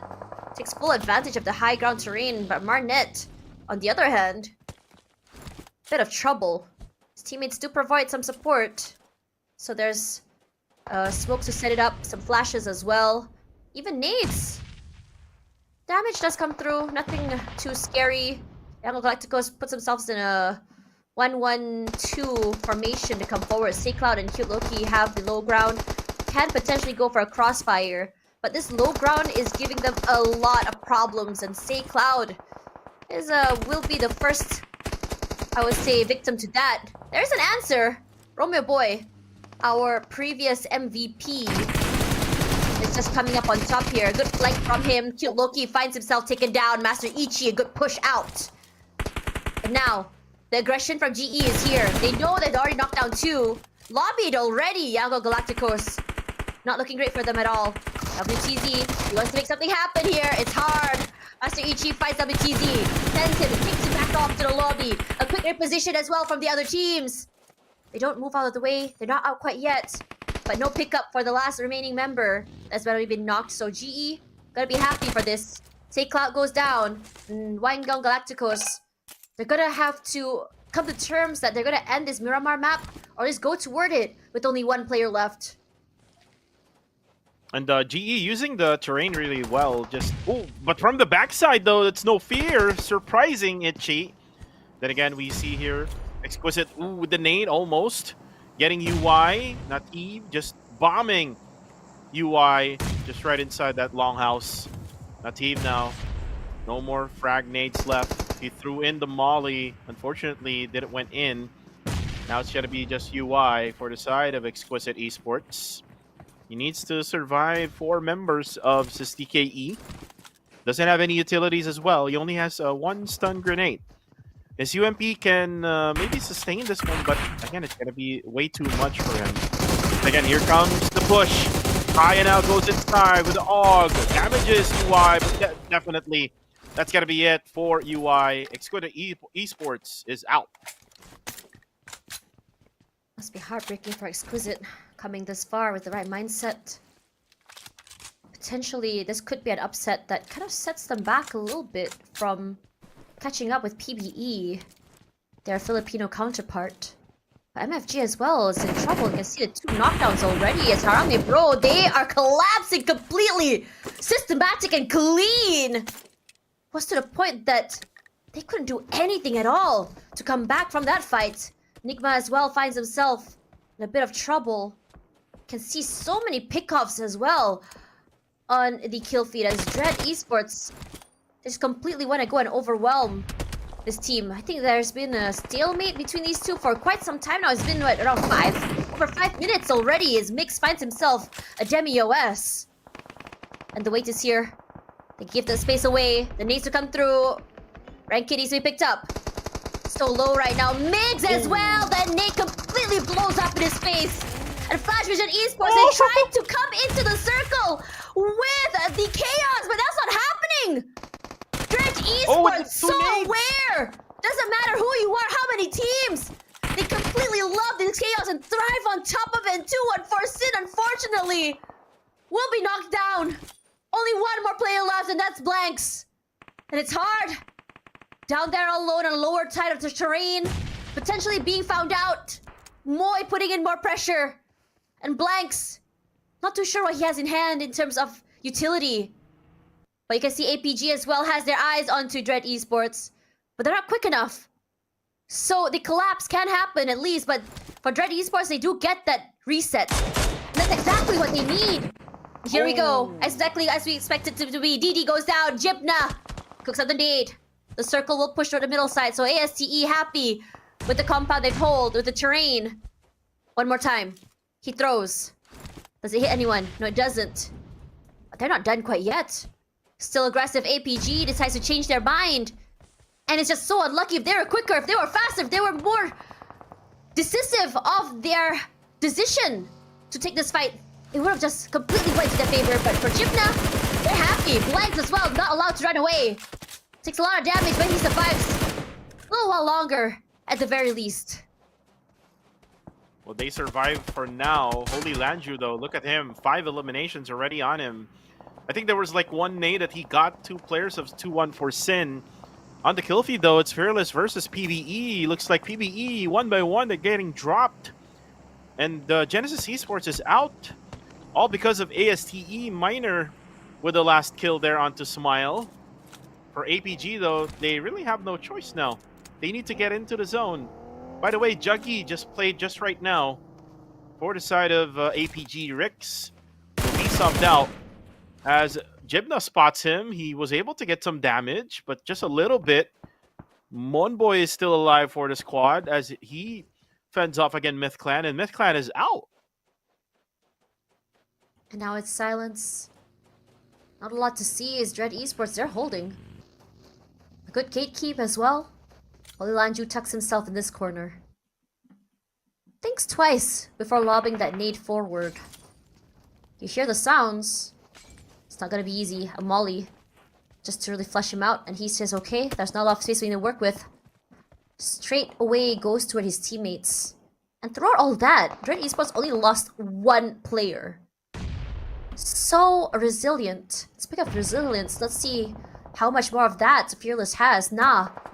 Forced in a position where he has to put himself out in the open to pick up his teammate. And Playbook Esports, they are going to be playing and repositioning. They lost 2, but it doesn't mean they stopped the aggression. Nades to come out. Go straight. Chips, Ranzer, and Nah. Fearless before, they had a little bit of value in terms of the airdrop, but they're not being able to use it. Ooh. That nade lands so perfectly. Nah as well is in trouble. He's so low. And here comes the other member of PBE. They rush forward and they spray through the smokes. A lot of respect given. Be careful not to get isolated.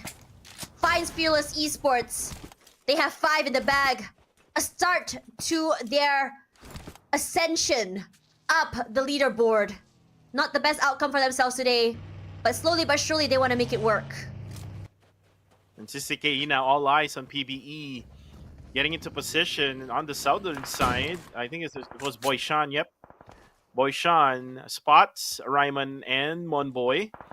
The other half of CCKE is on the other side of this circle, down on south. Circle will also close down. Arame Bro right at the middle. There's still some engagement right up north with APG and Dread Esports. Now the circle updates. Not really much of any shift. Arame Bro still is in the middle.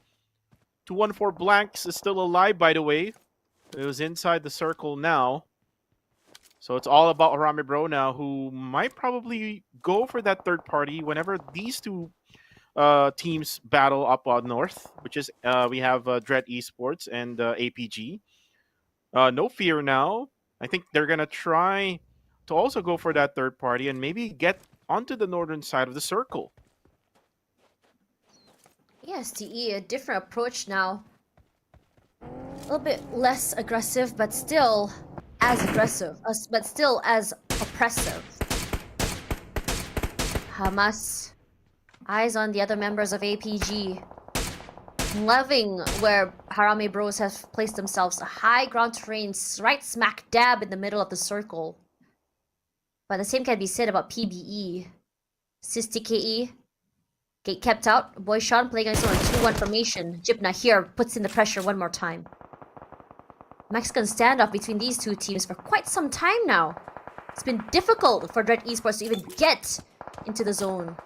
But throughout all those fights, they come up on top. In fact, bagging 6 for themselves. Spoke too soon, Holanju. Knockdown. Needs to be saved. It's not gonna be easy. Jibna thinks twice about using his vehicle forward. Leaves it just in the nick of time, so he does not get blown up. You can see the amount of bullets peppered toward him. Forced to hide. It's gonna be difficult to get that pickup, and I don't think they're gonna go for the pickup. Nope, that's not gonna happen as Federalis. Good hold on one end, catches Jibna off guard. Jappy as well to confirm that pickoff. Red Esports, despite the good start, is not gonna be great for them right now. The circle and zone not in their favor. A bit too late to take space onto this terraneous open area. Yes, TE, they make it into the zone. A lot of control on the northern side, but the same could be said about STKE. STKE just waiting for the right time to go aggressive on PBE. Raimon spots them out, marks him. A lot of fights happening left, right, and center. And it's hard to figure out who's attacking who. Natiev, sustaining enough damage, can't move up forward anymore. That Molotov has cut off his path. Rush forward is here for Red Esports. They get that reset, they get that revive again. Red in trouble, boy. Knocked down, lobbied. It's all down to Holy Lanju. The impact fragger, the player with the most amount of kills for this particular map. Can he at least get one more? DOS is quite low. APG is close by. He rushes forward. Safe for now. The smokes are here. The blue zone chunks him down, but he has nothing. No utility, no smokes, no heals. He's waiting. Horlanju is there. No fear sees him. Better scope, thread forward. The shots are sharp. They hit him. They take him down. Jappy nearly fights No Fear, but it's enough for him. He gets one more. And right now it's SysTKE also trying to pressure Romeo Boy. Now the circle again went straight to where Harame Bro is at. All they need to do now is just hold on at that very compound.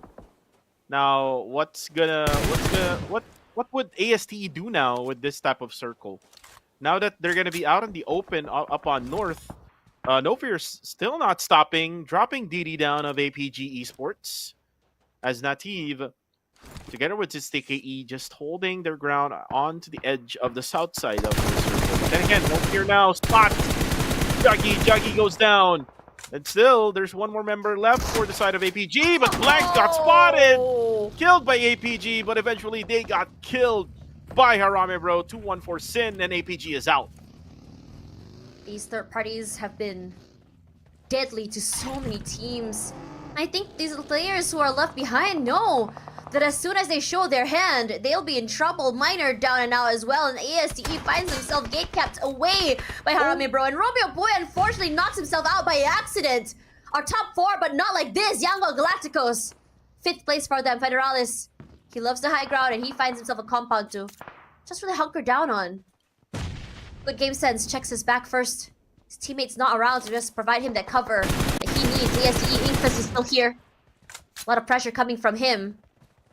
It's a little bit more quiet for ASTE this game, but still enough for them to get 8 eliminations. 3 from Miner and 5 from No Fear himself, all just pickoffs. Adept at finding the most amount of chaos, just being so opportunistic. Look at the headbox out here. Harame Bro has been punishing. And this is what you want to do when you have the prime position. Miner gets knocked out. Jaffe knows there's one more there. Has to move away. Bullets as well peppered toward him. Anytime someone just comes out, they're in trouble. No Fear. A little bit too aggressive, I fear. As one boy punishes him for that aggression. Good for the heals, good for the reset, good for the plays. PBE still keeps the dream alive.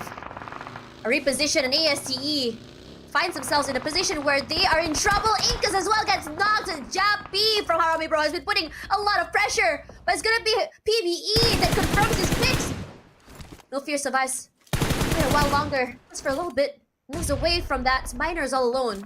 Eventually moving out of the way, they find him. A good spray to the buggy. Just to blow it up. Incus hiding. He is the bush. Spots out Miner. Incus surviving just a little while longer. His heart in his throat, most likely. But Miner can't do much here. He's gonna have to be forced to just bleed out to death. Just be happy that he's gotten some time, some space.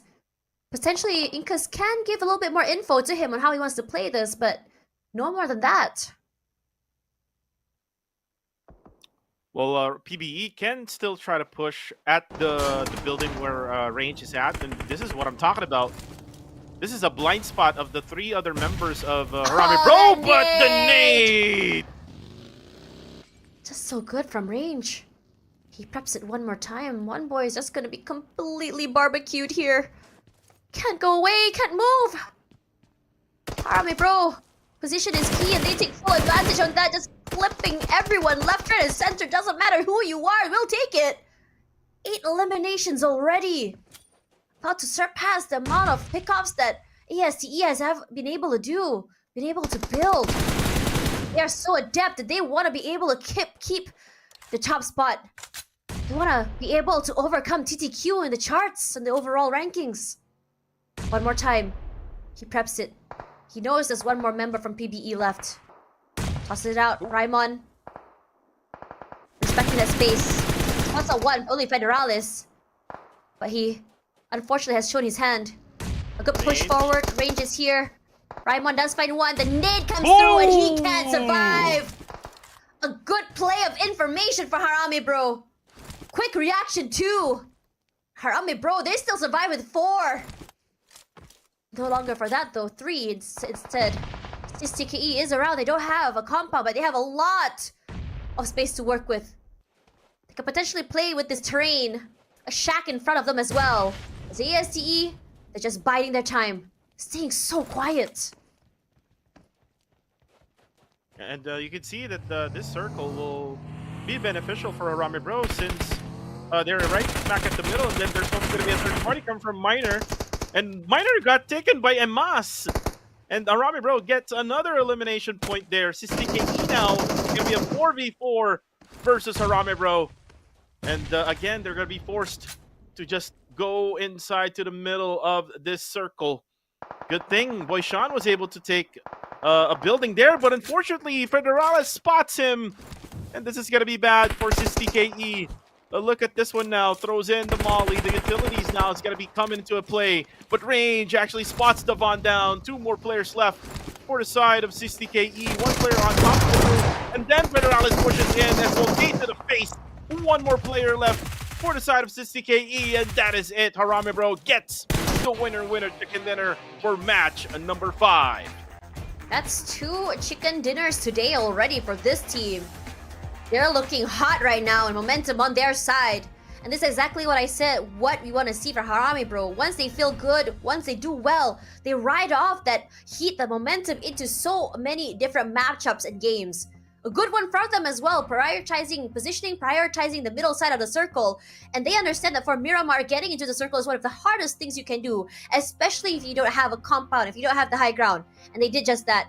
Good on them, because I don't think they've moved since circle number 4 or 5, because they were so quick and just placed us all right smack dab in the middle of that circle. SysTKE was good for that weight, but they were not able to capitalize on it. So that the end of the game. And that is the second winner chicken dinner of Harame Bro for today. They won in match number 3 in the map of Erangel. So Harame Bro doing a really good job on securing the top number 2 spot here, just wanting to take that 19 points in the weekly rankings for week number 2. But then again, here is the aggressiveness coming from Harame Bro. They were able to eliminate MFG Esports, and right after that, they just were able to get the middle portion of the circle, and then they just waited for all of the other teams to just close into them. The rest were just trying to just hide at the edges, right at the ridges, using the terrain of Miramar. And again, information gameplay is the key here for Harame Bro as well. They were able to spot Ryman, who can be a poison to them right at the end of the game. Eventually, the utilities come into a play, the aim, and also the aggressiveness of Federales right at the end, able to get that winner chicken dinner. The MVP, though, is going to be No Fear from ASTE, with 5 total eliminations, with 4 knockouts, 3 assists, 931 damage, 255 heals, and 25-24 survival time. And No Fear has been a big impact for the team. Just how Federales is the big impact maker and the tide changer for Harame Bro, the same could be said for No Fear. But it's a little bit more, I would say, controlled compared to Federales, where he plays in a more dominant and aggressive fashion. No Fear, he plays in a way that kind of capitalizes off these third-party situations, capitalizes off the distractions that have been set up by his teammates. Now, we want to see what exactly has been brought to the table by Harame Bros here. I mean, we saw their rotations, we saw their plays. It was incredible, in fact.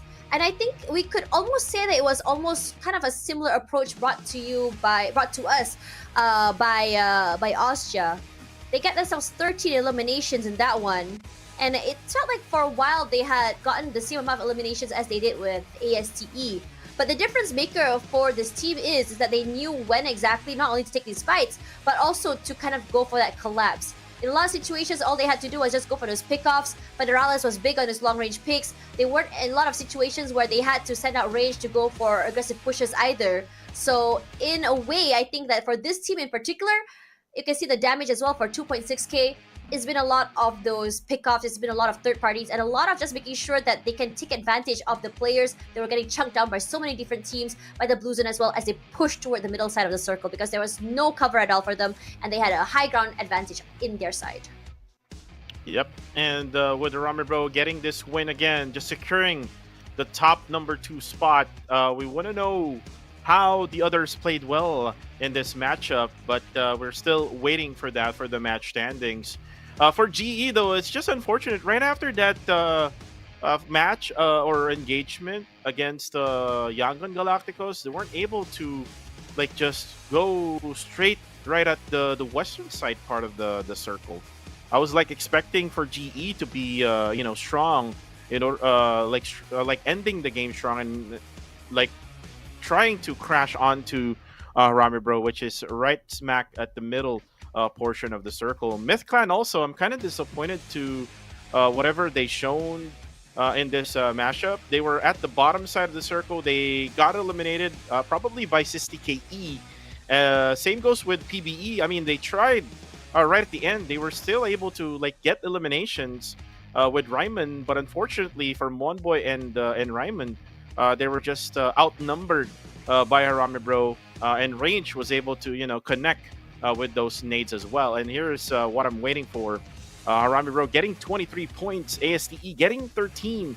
And even though that PBE had that hard time going into the circle, they still managed to get 11 points. So this is kind of like a good sign for PBE, knowing that we still have match number 6. PBE potentially might be a bit late, but better late than never, as they say. We want to see a strong comeback from these boys. One of the Pinoy prides, as they say. And I'm really excited looking into the rest of the teams as well. It's just so unlucky that FVE, Myth, as well as MFG were knocked out too early. The same could be said about Exquisite and Enigma as well. And honestly, I don't blame them. This map was just it was bonkers, if to say the least. There were too many fights happening around from beginning to end. Slower pace, but definitely a fight, still a fight. There were so many teams that were already inside of the circle early, many prioritizing that position. But teams that are already inside the circle, the biggest problem right there is that they're not rotating, they're not taking fights. And when they're holding, their compound gets taken. So it didn't really allow them a lot of space to collect as many points as they want. This time around though, Harame Bro, they're already at 244. There's only one map left, so it's gonna be almost impossible, I'm gonna say, for them to catch up to Austria unless they're able to land over 40 points in a single map. And let's be real here, that's not gonna happen. I think the most we've ever seen is a 32 pointer, and that's one of the rare moments where we have a team actually sneaking around the arena and being able to do that. But if Harame Bro wants to challenge me on that, take up the challenge, feel free. I will be very happy to see that happen. What if? What if, right? Yeah, that would be kind of dope. And I think that peak Harame Bro form would be the best. And I think now would be the time. They've been looking good. They're looking hot. So imagine they get 30 is a bit much though. 30 eliminations. 30 eliminations plus chicken dinner. That's insane. No, that's not possible. No, that's not possible. If you notice as well, for week number 1, day number 5, a lot of Filipino teams won in that day. Same goes with what's happening right now in week number 2, day number 5. Mm-hmm. So they're kind of like a pattern now for Filipino teams that they needed a lot of games in order for them to be hot. I mean, right until the end, they are the ones who was gonna take all of those spots in the overall rankings. Mm-hmm. Or it's the other way around. We're in I mean, it's the same thing as week number 1, where Group A was the group of death. Group A again for week number 2 is the group of death. They have top number 1 for Austria, and then even before this day started, top number 2 is TTQ. So it's probably because of that why the others are actually doing a great job.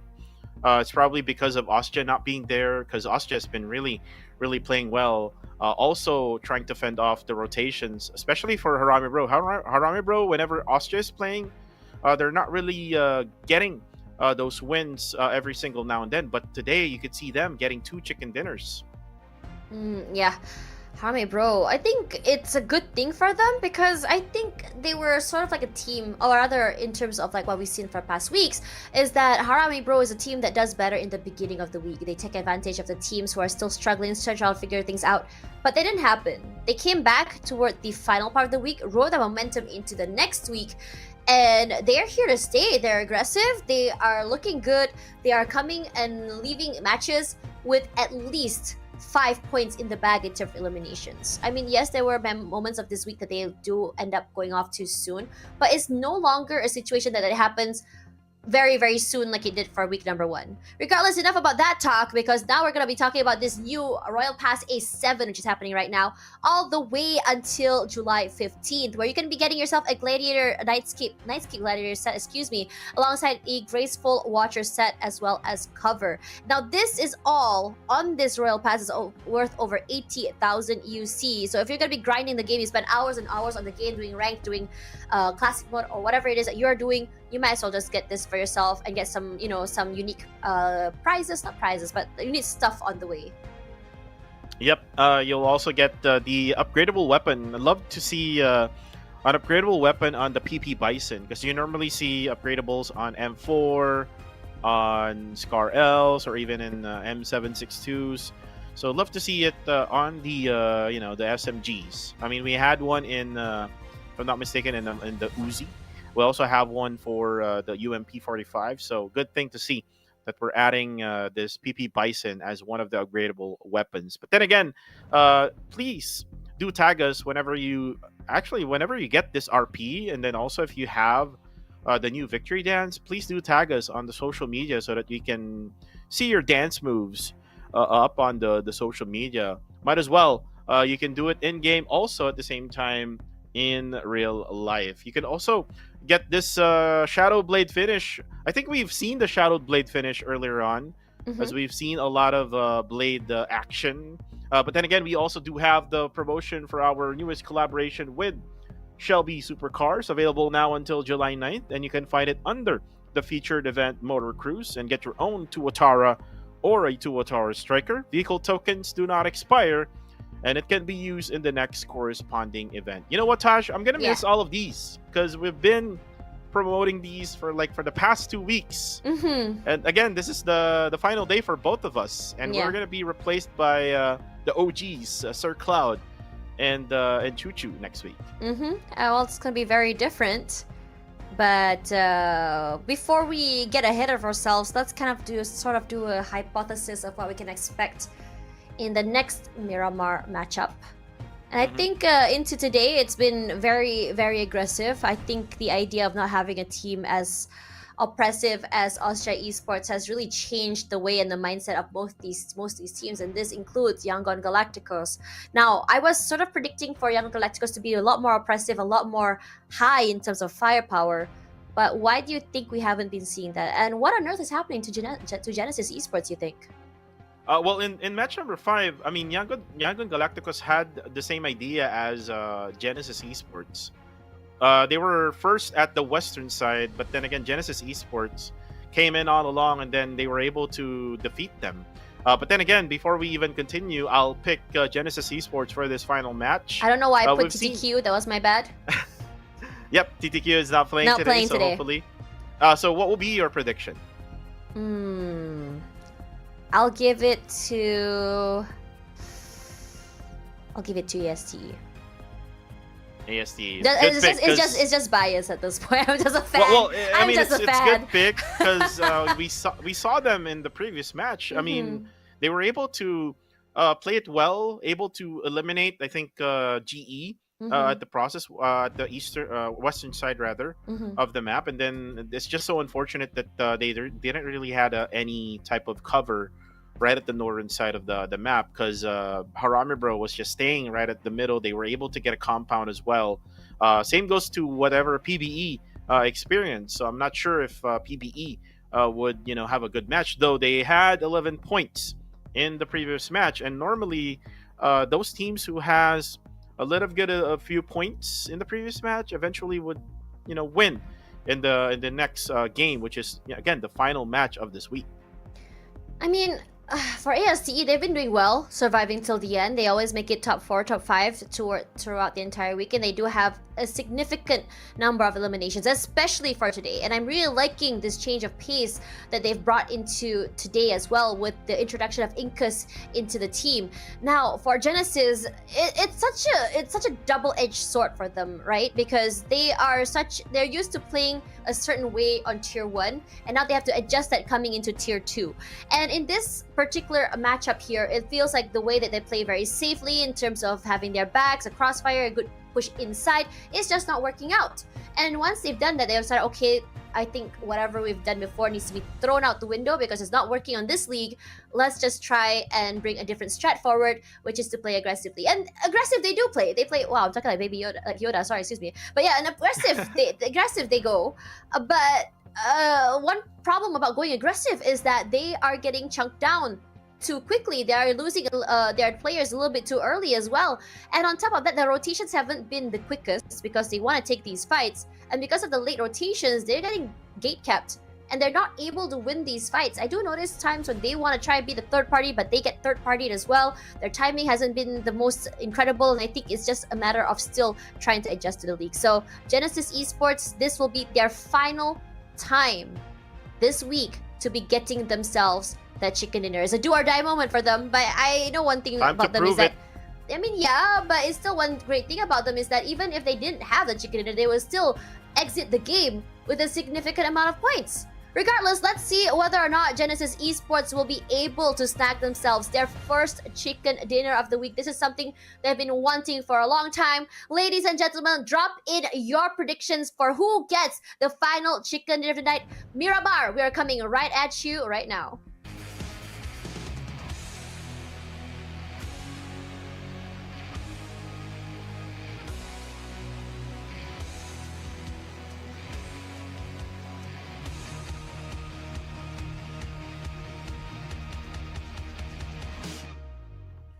And it is time for the main event of week number 2. Match number 6. Flight path starts from the bottom, going to the Oasis area of Miramar. And let me just tell you this, Taj. It's been a pleasure working with you for the past 2 weeks. Because, we might not have time for later on to, say thanks to everyone. But definitely it's been a pleasure. But then again, with this type of flight path, everyone can, go easy with each other. I hope that there's no hot drops this time around. You can see APG going to their spot at Partona rather, and then MFG will most likely go to Valle del Mar, which is where they usually go to. I'm kind of missing the hot drop of Sisti KE and God of Death 7. God of Death 7 is a team that is included in Group A, which is not playing today. And by the way, yes, TTQ was the prediction of Tash Bunny, but again, she changed it to ASTE. So for the circle, you can now see it going to Truck Stop and Minas General. It's the same circle, just copy and paste, but put it right more to the right a little bit more. Right where, like, to the bottom more, because earlier it was. The first circle was way over higher. to Torre Ahumada, right? Yeah. So yeah, this is for PBE. I think this is for PBE now. You really think so? Yeah, since they drop in Impala, so this is gonna be an easy rotation for them. Most likely they will get into the middle portion straight away. Didn't they drop Impala as well just now? Yep. Sorry, that silence was just me trying to think. I mean, they usually drop an Impala. I mean, I know. Flight path. I mean, like, what I'm trying to say is that wouldn't they have a good rotation as well earlier? Or am I tripping? They went on a late rotation. Oh, that's right probably at the southeastern side. They had only like 2 players left eventually, but they were able to survive like around the top 4, if I'm not mistaken. So it's good that PBE is able to survive, but this time around, most likely they will survive with 4 members strong with Mitchie and Jarrell together. Because earlier it was only Monboy and Ryman, right? Yeah, I wanted to say I love this the cinematic cam that the observers have been giving us. It's so nice. Yeah, I don't know why, because I've never dropped at Partona before. And yeah, me too. So I didn't even know this place exists. I didn't know there was this sriracha bottle here. I need to drop here. We would love to see also the areas of Truck Stop. Oh yeah. So I mean, these are the two new areas in Miramar, by the way. It was just added last season. Yeah, that's why. I mean, for me, it's always gonna be a Los Leones drop because it's just the easiest for me. I know there's a lot of people, but it's easiest. You just pick up something and then you just run around and hope you get a shotgun and you just shotgun people in the face. That's just me. But the fact that these cinematic cams are just showing us these newer areas just really show us, well, everyone that plays PUBG Mobile, that you guys should go into a custom, just walk around. Well, maybe we could see Truck Stop now. Cool. I mean, we're looking at El Pozo as of the very moment. This is where YG is dropping. This is now Valle del Mar, just underneath the bridge. is the view right now where Unknown and XZ9K is looting. I have a question. Oh yeah. Does jail actually have jails? Are you talking about prison? Yeah, prison. Yeah, it does have. I mean, have you played Miramar? I have, but I never dropped there. I never No, I dropped mean, there. the spawn area is in prison. Did you know that? Oh, real? That is where we spawn in? Right. Oh my gosh. I do not know the lore. I'm embarrassed. It's kind of like you're watching Prison Break. You know Prison Break, right? Yeah, I know Prison Break. Yeah. Yeah, I It's mean, kind of like that. I but, thought it was an area outside of the map for some reason. I didn't think it was in Oh Miramar no, itself. no. The spawn area is like at the basketball court. It's kind of like a court area Yeah. in prison, Yeah. but you can get inside prison and you can see the jails inside. Oh my gosh. Okay, I need to play later. I don't want to play. Oh man, it's like whenever I load up, when I have time to play PUBG Mobile, load it up, right? It's like I don't want to play customs or the arcade stuff or TDM or whatever. I just want to actually play, and that's the problem because when I play, you don't have time to go around and smell the flowers and look at things. You know what I'm saying? Mm-hmm. Well, if I am playing, I make sure that my squad wins all the time, See, a whole different mindset. right? I just want to troll. I mean, I'm trying to enjoy as well, especially if winning is I enjoyable. play with the ladies. Winning is enjoyable. And, Oh, but then again, yeah, Caps that's what I said. eliminates Flash Enigma Vision is gonna Esports enjoy that Cowboy. one. Enigma enjoyed that 1 point. I'm so unlucky for Flash Vision Esports. You know, I wanted to see a Flash Vision ending. Oh, look, What are we looking at? Macbeth doesn't have any items until now. What happened there? Maybe some connection issues. And again, you know the Philippines, right? You have friends here. I mean, sometimes there's connection issues.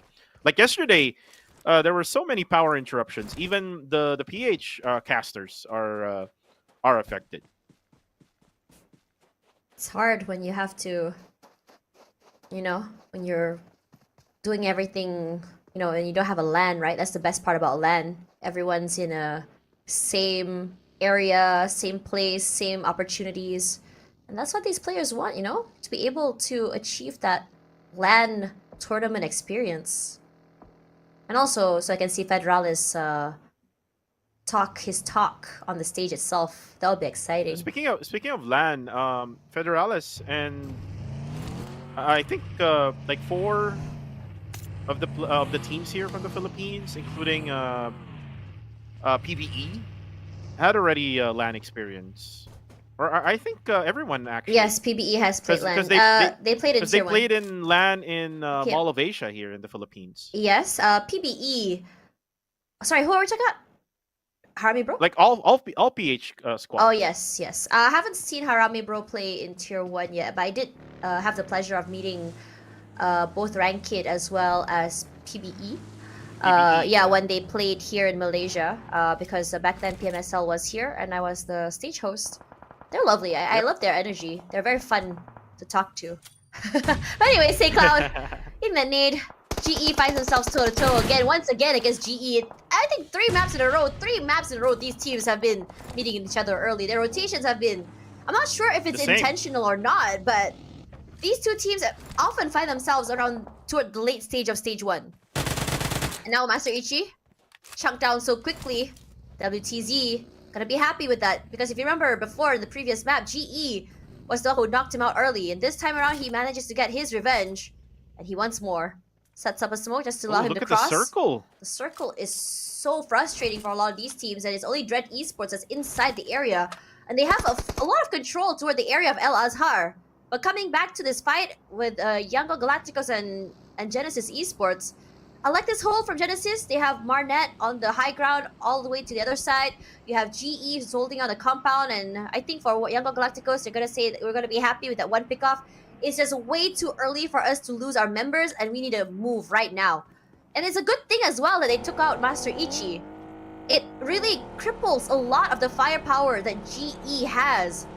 And it's heartbreaking for them because this was supposed to be their big shot at getting the chicken dinner for this week. And it doesn't matter if they didn't. But I'm sure if they could, they would, you know? Mm-hmm. And TQ now, Fern and the top just crossing each other. Chris goes for the spray. But again, it's all about rotation. If you notice the circle earlier, it was only Dread Esports who was in the circle. So a lot of them are on the bottom left side of the circle. So that's why you're seeing just all rotations coming in from all of the teams, all of the other remaining teams. Myth Clan already got into the circle, just right at the edge of the southwestern side part of the circle. Right, works on a monster truck. They're actually getting sprayed by 214 Sin from afar, and 214 Sin is right smack at the bottom side of the zone. They're kind of like on a 1-2-1 split right now, as Migs is on the high ground advantage, right just above. Oh, they're actually on a duo split. If you try to see that, Blanks and Migs together. And then we have, I think, Ranked and Wako as Migs goes down, and then Super Pickles now. He's going to go for a third party here with Myth Clan. Joseph is currently down. He will throw a molly. He will be burned alive there. There you go. Super Pickles. Nice play coming from him. And look at how spread Exquisite Esports is at right now. Look at the minimap. Exquisite. This is a very interesting style of play from them. But the biggest thing I'm concerned about right now from them is that if one were to get knocked down, it's going to be a whole problem in itself to get that pickup. So that's why we're seeing a lot more of a safer style play from them. It's just more about marking the areas and figuring out where exactly they can get this picked off safely. And speaking of safe, DZ definitely does not have that. Makes it into the circle at the very least, or at least the end of it. Gets a heal, hides behind this monster truck. Potentially this is a good thing as well. He can pick up this monster truck to get a bit more cover. And it's easier to move around the terrain with that. Oh, spoke too soon! MM, once he puts in the pressure, he doesn't let go. For quite some time now, he's been holding on to him. And now for the other members of Myth, finds himself in the blue zone. Ranzer. Find a way into the circle. Ranzer, quick push up as well. The high ground in his favor, but nearly loses it. Wasn't able to get the strafe properly, but his teammates are here. Juggies is quick. He knows he might not survive this. Tries his best to get the pick off. Joss does it for him. As Nak comes back, answers. Juggies pushes out. A quick back and forth as well, just to buy time to give him and teammate Terry's quick to find that answer back. So it's a trade 1-for-1. Can see PBE as well is hovering around. And you know they want every single moment that they can to be able to third party and oppress. They're the one taking care of these two teams and denying them access into the zone. Rami bro. Rami bro. Able to eliminate actually on the kill feed if you see that. 2 players of 214 Sin. And right now, looks like 214 Sin won't be able to get that revive on the other knock that Rami bro did. It's Federalis and then now it's Pozo who's going to be pushing in towards APG. But then again, the rotation will happen because the circle shifted away from all the teams right on the southeastern side of the map. But then again, Pozo will now get sprayed. Monboy with the aim. Good shot coming from him. Then again, the players of Fearless goes down. Oh my goodness, what's happening to them? Now also follows up, and that is it. Wait is here. 16th place for Fearless.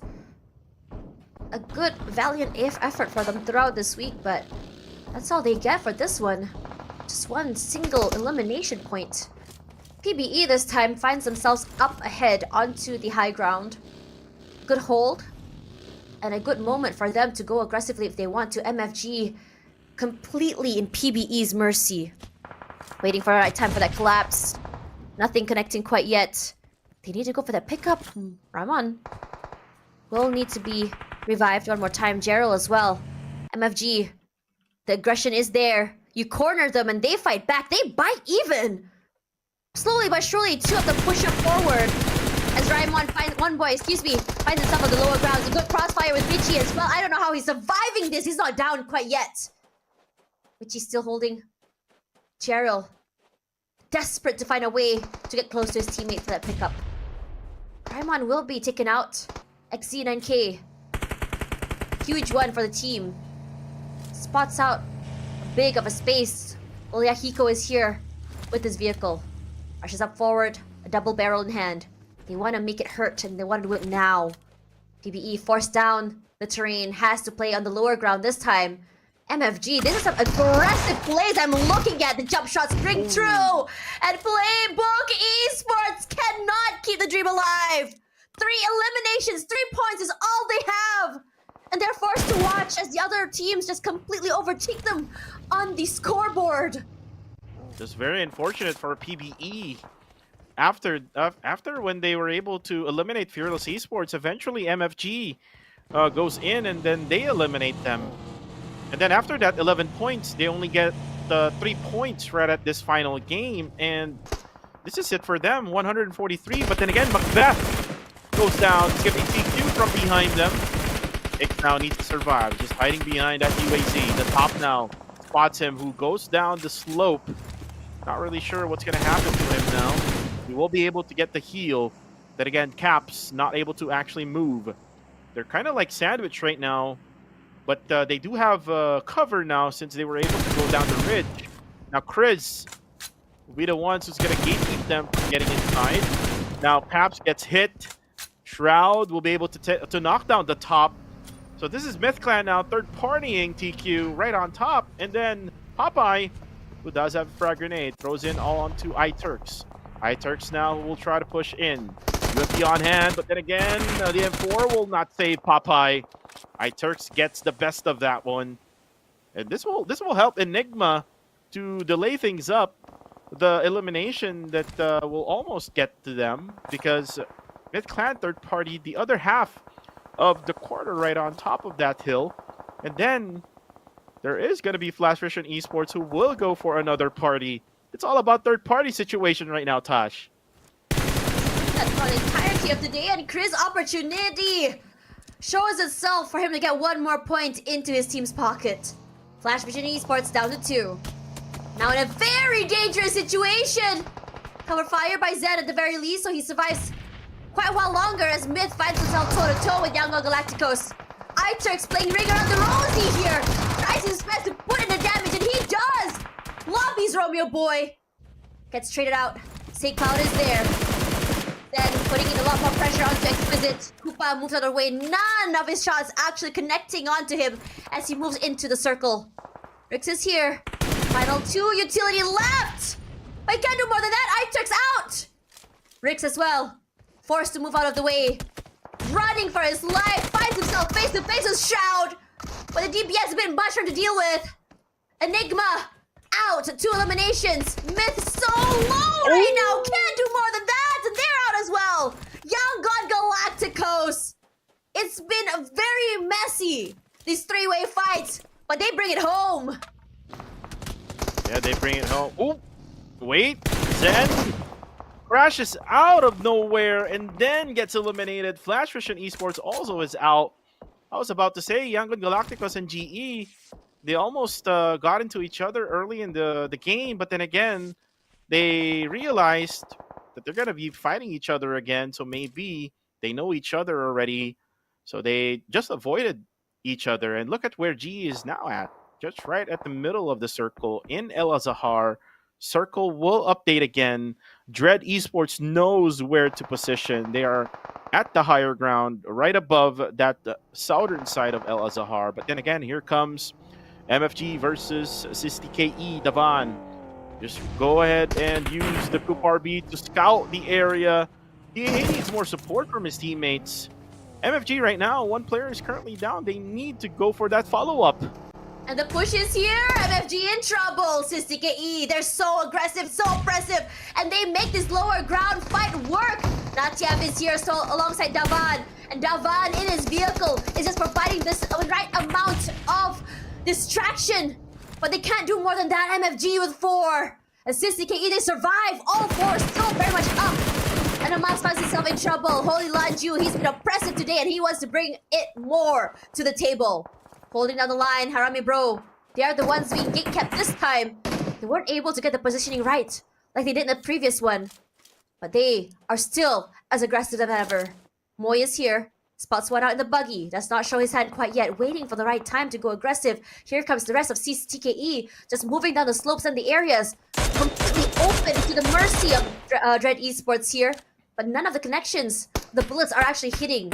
The bullet drop a bit more much. Avan providing a lot of cover fire for his team. He's all alone. The blue zone slowly chunking toward him and he has to move out of the way. But CTKE, they make it down slope. And his teammates are the one he's entrusting to provide the amount of distraction for him to be able to just shuffle around the area. WOS, also for Dread Esports, they also put in the pressure to the members of Harame Bro. This team might be just biting up more than they can chew. And that's exactly it as one gets knocked down. Two, in fact. It's not looking good. Federal is good for one. And so is CTKE. They rush up forward. And one by one, the other members of Dread Esports go down. And we question, what were they trying to do playing this aggressively? And this is just so bad for Dread Esports. They got sandwiched by CTKE and Aramiro. Now the push is real. Aramiro Federales goes in for the push. Not afraid. Eliminates Dread Esports. And Dread not able to get at least one elimination in this game. Federales, he puts on the smokes and he's going aggressive. CTKE, he's still here. Gets a reset. Very vulnerable on that buggy.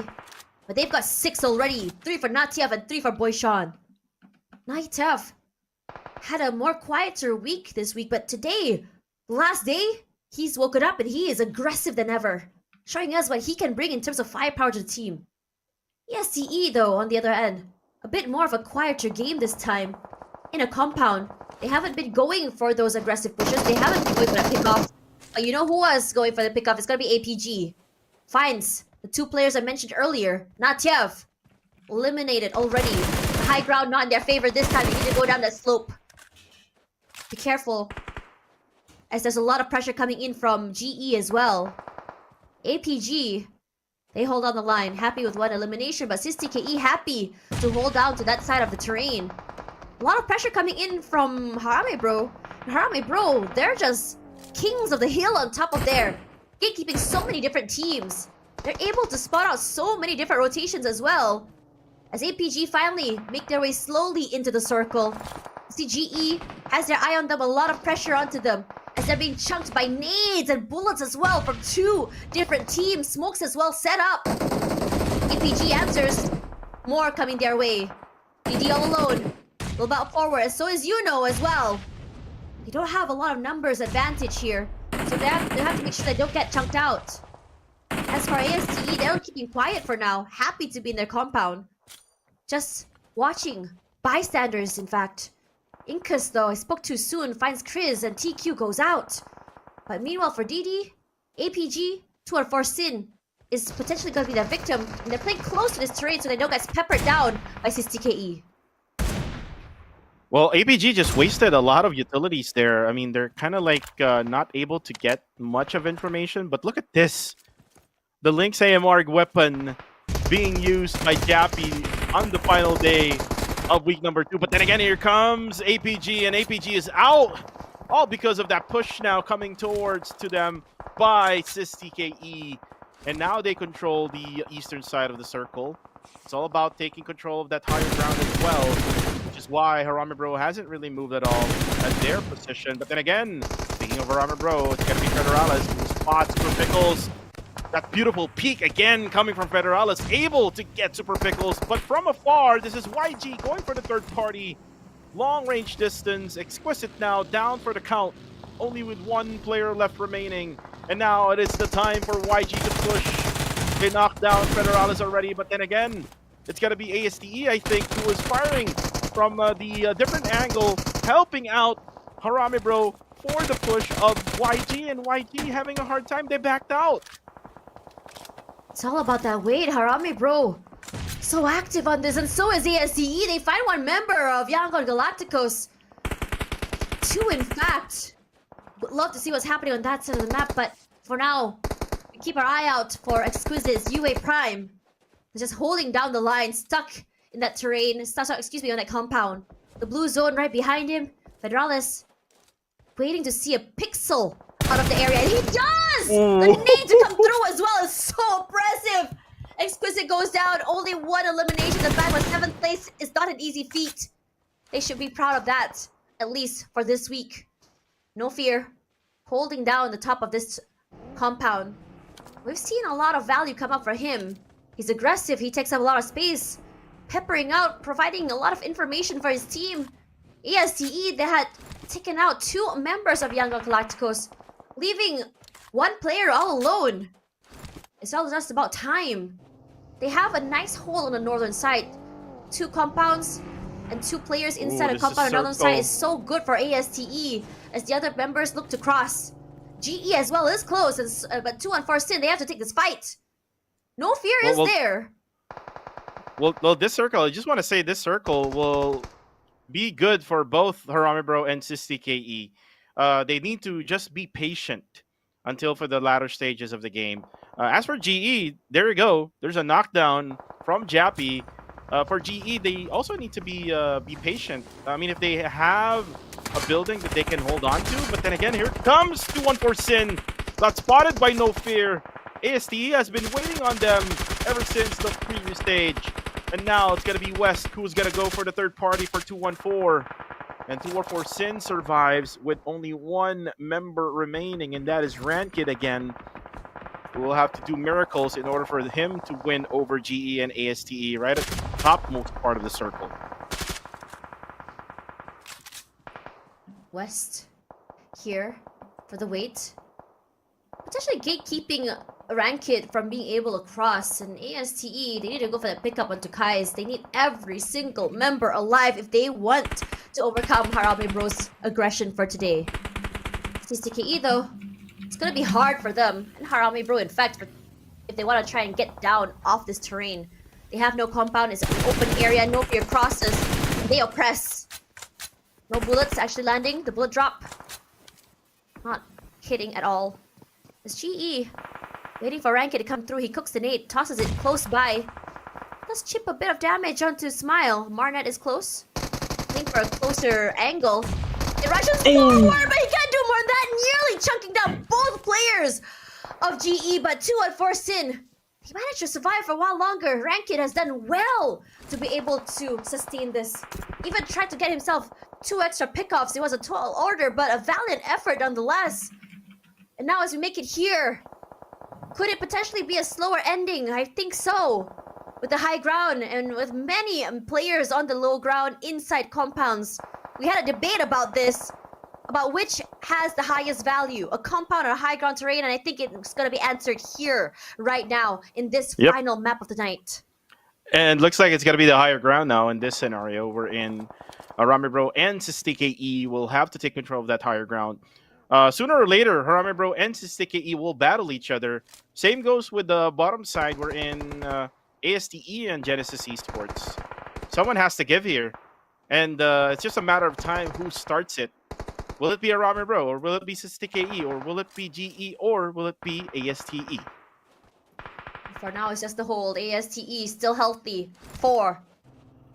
No one has control of the circle, but high ground still in the favor of Harame Bro. Potentially also GE, SistiKE, and ASTE in the low ground.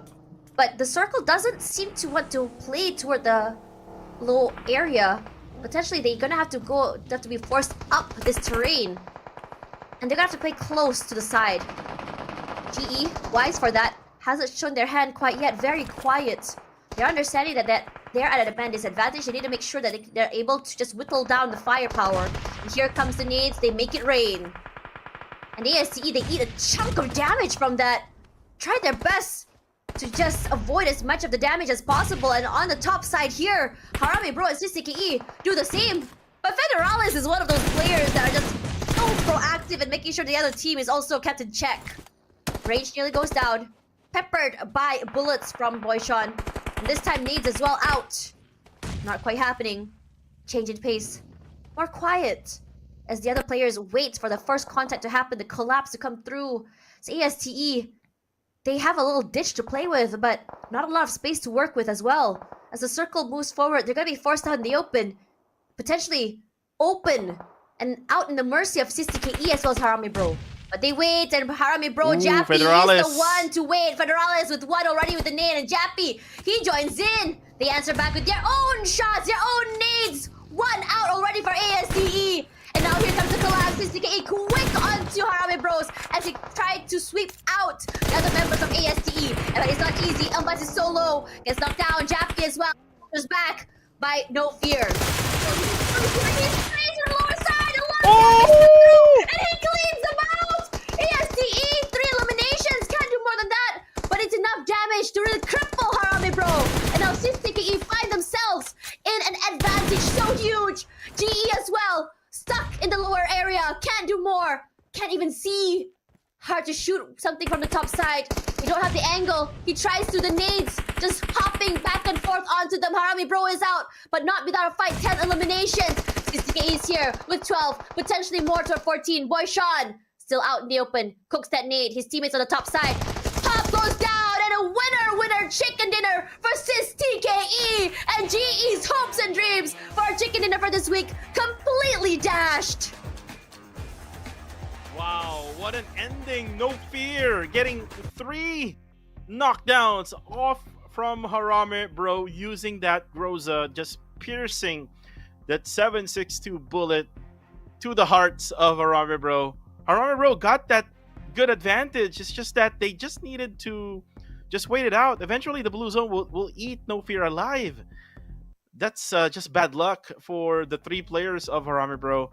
But then again, SysTKE, this is what I wanted in the first place. SysTKE, they needed this day for them to bounce back from that lackluster play during day number 2 and day number 3. So with this win, they will add more scores to their overall rankings, and hopefully that they will have a much better scoreline that can give them a much better weekly point for week number 2. That was exciting. That that terrain ending was very difficult for every single team, regardless if they were on the low ground or the high ground. But essentially, it does show us that high ground is king compared to the compound. So we got our answer there. But in this one, a lot of the fights were on the terraneous areas, and I don't blame it because the circle was just a little bit more difficult to deal with. No one could really tell where exactly it was going to go. A bit of a heartbreak for PBE here. I think we saw their effort many times to make it to the end and survive. It's just that they're not able to rotate as efficiently as they could. They're meeting way too many teams all the way to the right side. And even with their safer rotations, they still need to be able to take these fights, need to be able to take pickoffs to be able to just climb themselves up the ladder. And even that, I mean, teams like Fearless as well were taken out early, and there was a lot of skirmishes. It was quiet, but toward the end of circle number 1, it felt like everyone was just rotating over. And because there were so many skirmishes out and such a terraneous area toward the right side of the map, it also resulted in a lot of third parties. Yep, especially on the western side part of the circle. There were so many third parties. It was like Flash Vision Esports, Myth Clan, Enigma, and then TQ. And then right at the end, it came to a point where they needed, or Harame Bro needed, to take that position of where Dread Esports was at. Same goes to SysTKE. Good thing they were able to take half of Dread Esports. The MVP of the match, though, is Federales of Harame Bro with 6 total eliminations. This guy is just not afraid to just peek, not afraid to just spray down on anybody.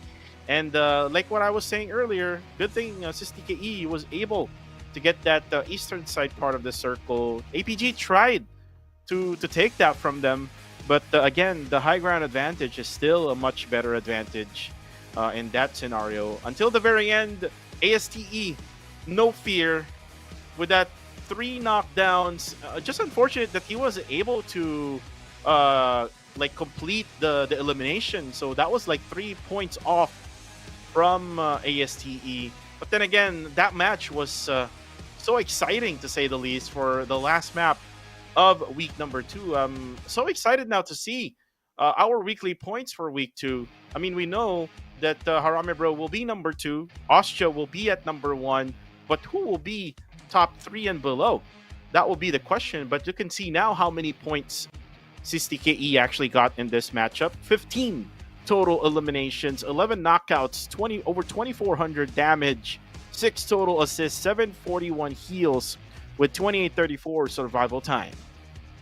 I think in this situation as well, it's really good for CSTKE to have played the way they did.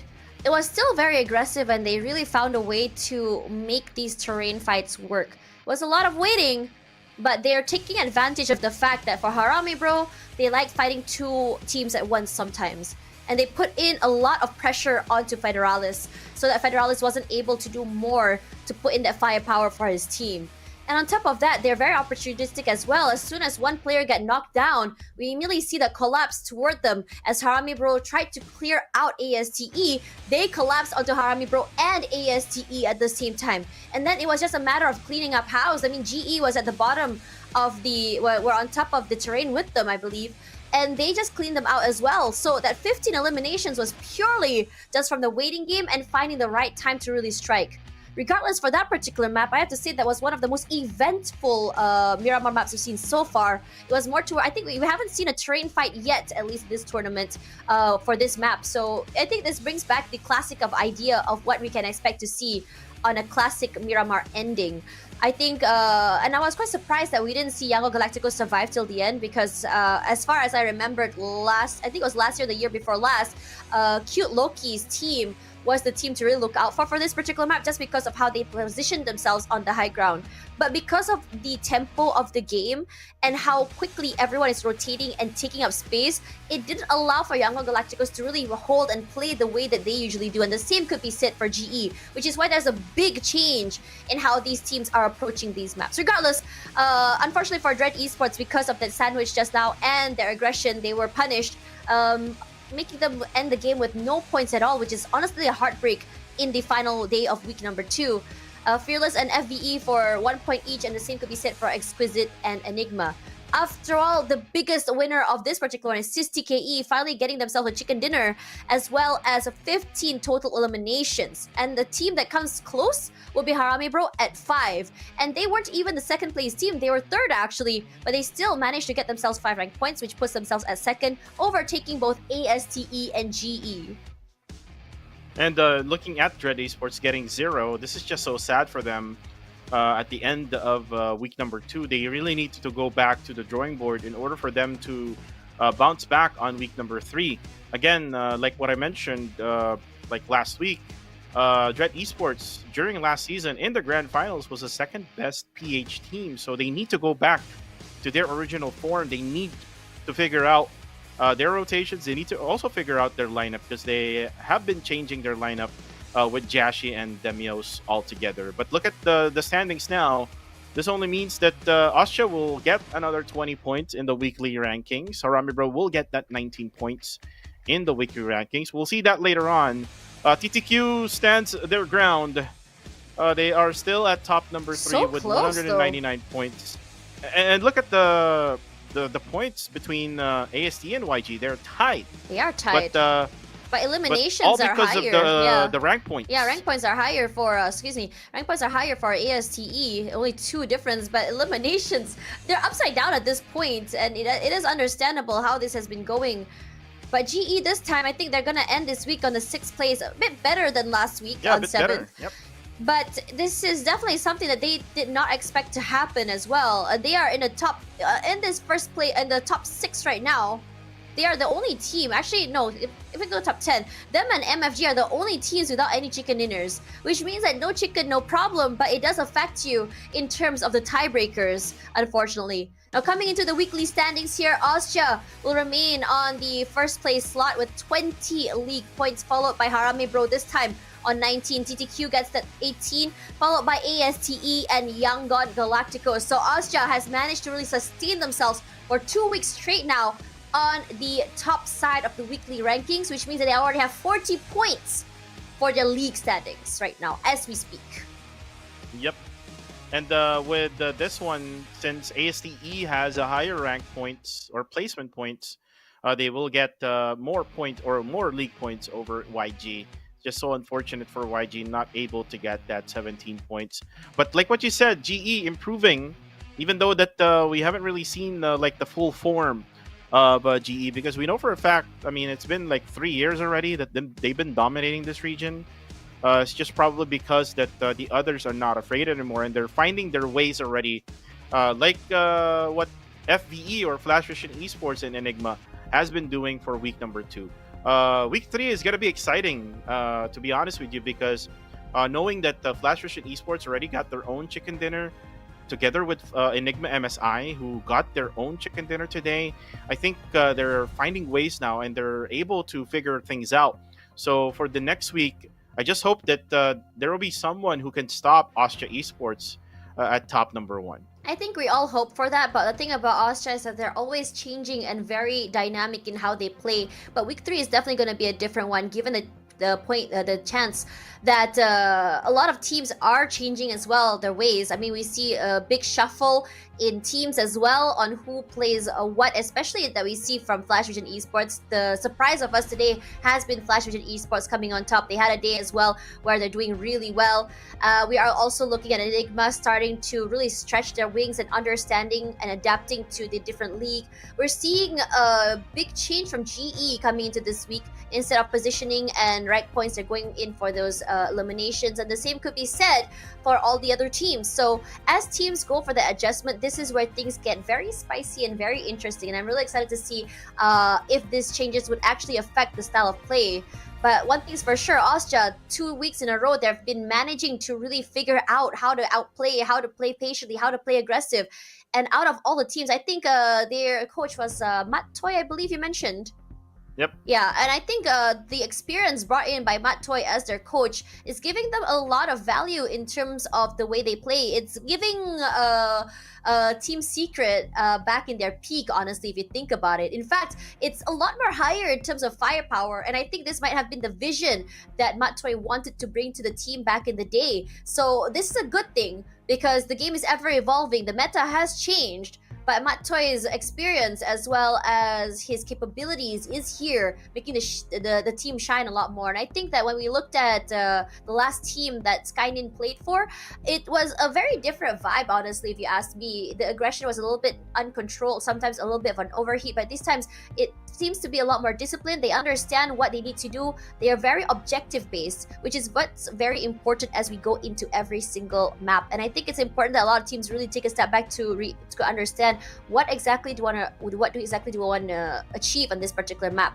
Is it going to be the chicken dinner, or is it going to be in terms of eliminations? How are we going to achieve the eliminations? What rotations are we going to be taking? And what teams do we potentially might or might not meet in the middle of our rotations? And I think that's something that a lot of teams will be looking forward to talking about and changing in the next 2 days, and that's going to be very exciting. Well, let's talk about the league standings now, since we know now the weekly rankings. So here's the updated league standings. Austria's still on top, like what we mentioned. YG and ASTE are together alongside Harame, bro. Wow. A three-way tie between all of these three teams. YG, ASTE, and Harame, bro, with 34. And then you have PBE, who dipped from second down to fifth with 31 points. Also a three-way tie here with TTQ, GE, and MFG. And then a three-way tie as well between RSG, SDKE, and Exquisite Esports. So a lot of ties right now in the league standings. That's why we had to really wait for our queue to check on these one. And also we have 214 Sin, who really dropped their performance from 13 points only to just 6 points this week, with total of 19. Myth goes at 14th for Fearless. TQ gets 15th place. Enigma and Dread, that's 17 and 16th. APG, FVE, and God of That 7 will be coming from 18th, 19th down to 20th. So a lot of ties for our league standings. This is going to be interesting now. If you think about it, coming in week number 3, a lot at stake for every single team, because they're going to be fighting for that prize pool as well, right? Of course, there's an $18,000 prize pool as well as a slot into the World Cup. So there is a lot at stake here for these teams, especially as these players, some of them are full-time esports players, full-time PUBG Mobile pro players, which means that this could be potentially their big break to go into the bigger stage. And I think every single pro player wants that. But coming into this week, Austria showing us what they're made of. They're up here, they're aggressive, and they are showing us that they can bring the firepower to go even further. And I am really excited to see how next week is going to go for them. They look so oppressive given the fact that they have such a head start on week 1 and week 2. 40 total league points as well. It's going to be very hard to overcome this, but looking at the other teams, I think especially for Erangel Galacticos, ASTE as well, as I believe it was MFG, I need to go back on that.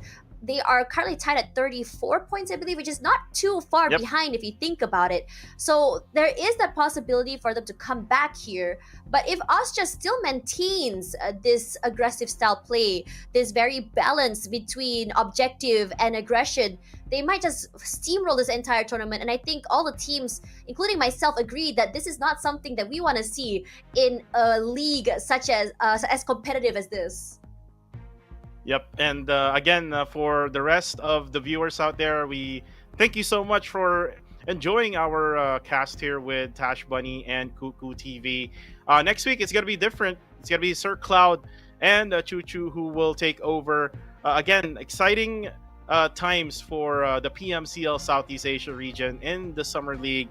Who will get that slot in the PMWC? After week number 3, it's going to be grand finals eventually. So who will be the top 16 teams that we will see in the grand finals as well? So again, a lot of stuff that we need to wait on. But again, for me, again, I bid you farewell together here with Tash Bunny. To all of the viewers out there, thank you very much again to all of the viewers from the Philippines, from Central and South Asia as well, who keeps on supporting ASTE together with all of the Filipino teams out here. Again, this is yours truly, Cuckoo TV, together with Tash Bunny. We are going to be out of here for the PUBG Mobile Challengers League Southeast Asia Summer. This is week number 2, day number 5. I hope that you've enjoyed every single moment of PUBG Mobile action that we've seen so far. Will Austria stay at number 1 in week number 3, or will it be another squad who will be taking it?